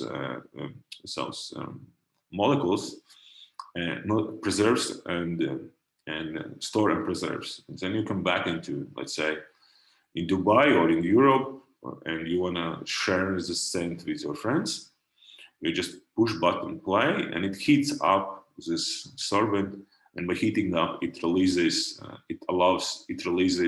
these molecules, and you can resend them again or resmell them again. There, of course, there is some drawbacks from these technologies. For example, one is that you can only resmell the quantity which you capture. That's very important stuff. And so, what kind of scents you could record with that scent camera, and what kind of people would like? So we have made some surveys, and we find out that the people would like to record flowers, different scent of flowers, and food of cooking, nature, and some special places like places of your home, bakery, and etc. Where could be used? It could be used for collecting your personal memories. As I said, this sense triggers very much your memories, much better than visuals and sounds. It could be used for collecting sense of cultural heritage. Just go and collect them, capture, and then go to laboratory and analyze. You could go and with that device, you could go and share, let's say, collect scents from one geographical place and share with some other place, so that it allows you better to understand what is, and better understand and comprehend the scent world of scent and smells. And of course, it could be used in arts and education, right? So that there could be built, so that people could build from those technologies, as well as some way and exhibit scent as art objects. And scientists as well could go and just capture some scents and go and analyze them later on. So thank you very much. This is shortly it. So if you would like to join us, in any role, more than welcome. Here is my WhatsApp, and I will drop my LinkedIn profile in chat. So thank you very much. Yes, Andreas, we have a mechanism to actually connect with each other. It's basically an internal network that we usually communicate. Please feel free to send your pitch deck and your presentation in the email that you have received. We'll be happy to put you in front of our investors pool. And before that, we usually go for, of course, a one-to-one conversation with you with a couple of our internal people, so that we can understand the entire sector, how you can actually raise fund. I believe that you're looking for funding mainly for market expansion, or you're looking for the the project is already ready, right? It's there. No, we need still to do with R&D, so we need to meet to smaller it down. Right? Okay. So we This still is more in the prototype stage at the moment. It's not done. Okay, done. So you're looking for seed round at the moment. Yes, we're looking for seed round. Yes. Seed round. Yes, that should be the way. So why didn't you probably connect with few bit of grants? I believe that is there, and you can probably apply for the same if you have. Have you ever applied for the patent, or is it the technology is patented? We have applied. Yes, we have applied for patent. Super. We'll talk for sure. So this is the time for Q&A round, honestly speaking. So we had three speakers who actually didn't get their entire question, to be very honest. Thank you, Marco, for all those comments. And let me check. Okay, Zelda is asking to Dunstan. A few years ago, I was involved with coaching on Dubai 100 program for digital health via global startup. Is there any follow-up on startups that have participated in such initiatives? A question to you. Yes, see, all the startups are monitored, and there is a constant follow-up. As I told you in the beginning, there is a hand-holding process with all startups till they establish themselves. So there is a follow-up, and they will be getting the feedbacks online itself, because it's all online. We don't have anything to speak across the table. Everything is visible, transparent, and there is a follow-up. Yeah. Super. Okay. If anybody have any question, please feel free to unmute yourself and ask directly. If not, I will take the questions from the social media. I'll give 30 seconds for to all of you to settle down and ask question. You can unmute and you can ask question to anyone. Just address the person, he or she will give the answer. So sorry, I had to skip this Q&A round after all the speakers are done because of timing. Like it was required. It's my fault that we actually overshooted the time. 30 seconds. You can unmute yourself, ask the question specific to a speaker. Anybody can raise and speak, please.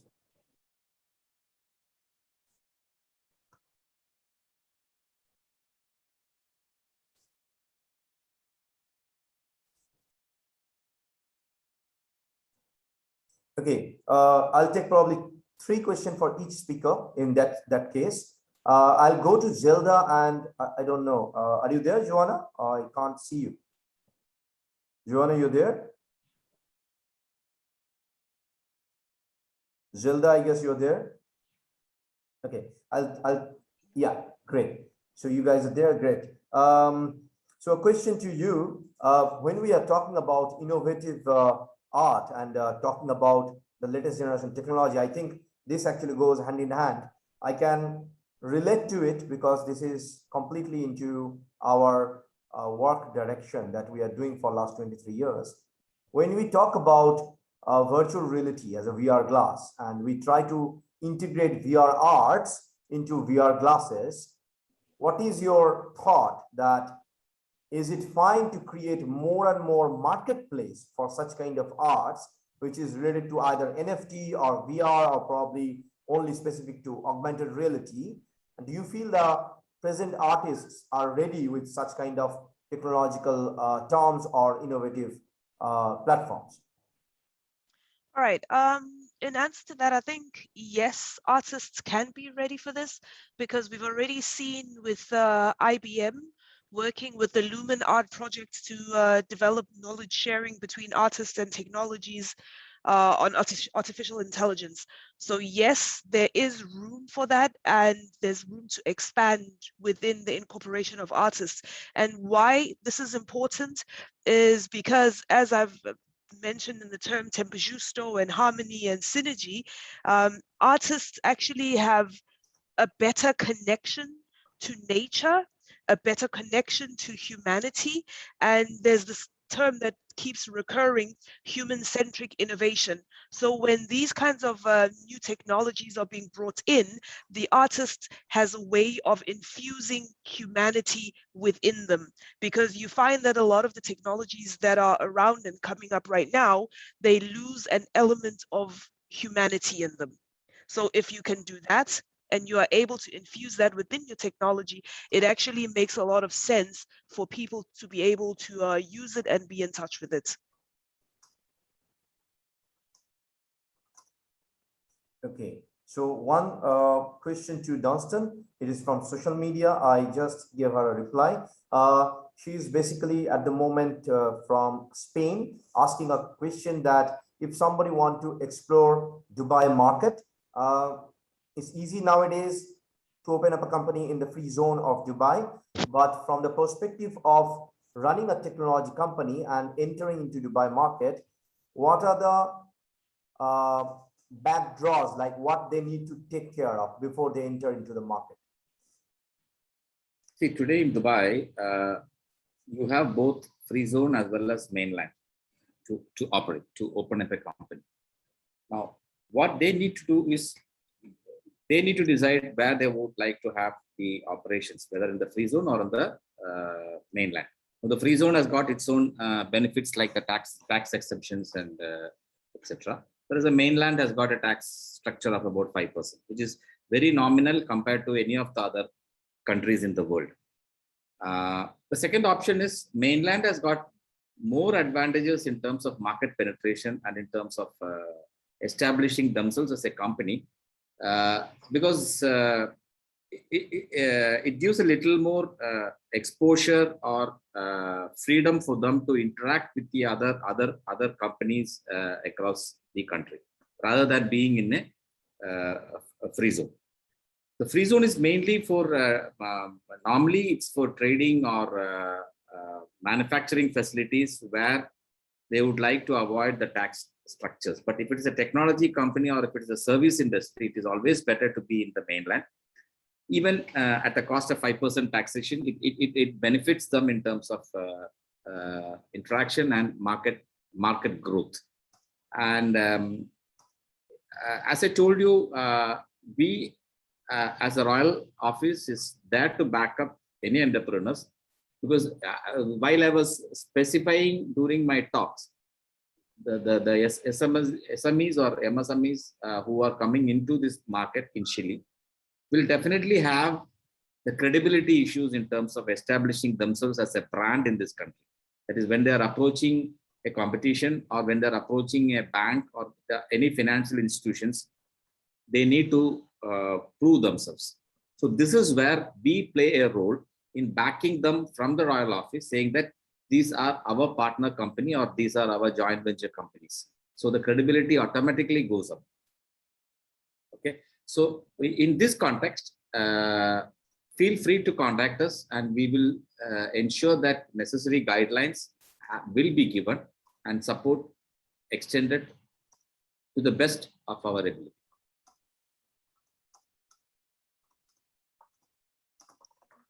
Okay, so feel free to contact him. I just send you his credentials over the email, and thank you for sharing your email ID in social media. Last question to our last presenter.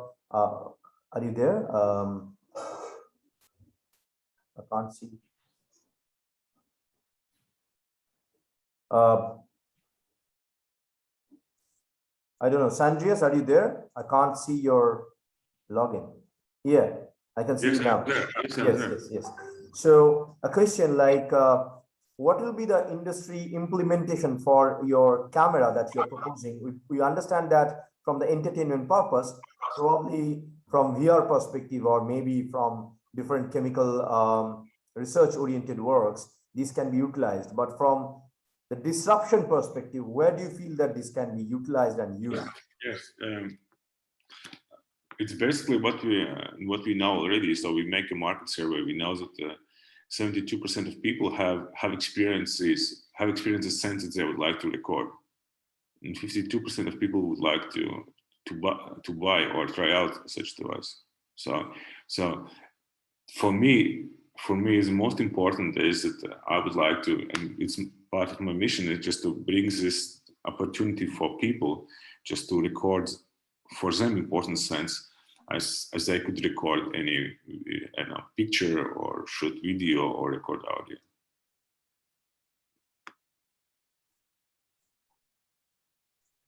But you know what, Sandrius, I think from the perspective of World Leader Summit, we have a monthly program called Business Symposium, openly in front of everyone. Would love to have all the dignified speakers who actually spoke. You guys are doing amazing work. Would love to have all of you in the business matchmaking session. Maybe that will be more helpful for all of you to grow your business and move to the next layer and next level. And we run a quarterly program, which we are planning to do physically. I'm not sure how much we can do during COVID, which is investor investee meetup. We'll be doing it, running it very soon. And probably we will have a great input from our friends. We're planning something good with a couple of our friends from Dubai itself. And if everything goes fine, probably we can have a platform so that you all can come and pitch in front of amazing celebrity investors and LPs and GPs of VC funds. Okay, with this note, I will call this as a day end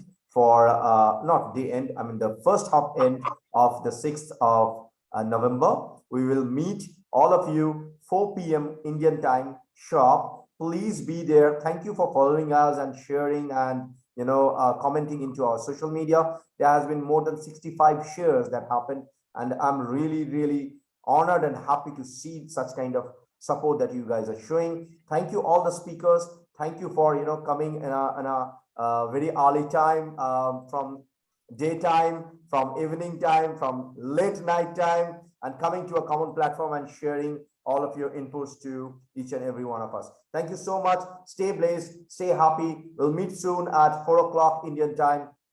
Until then, stay happy. Thank you so much.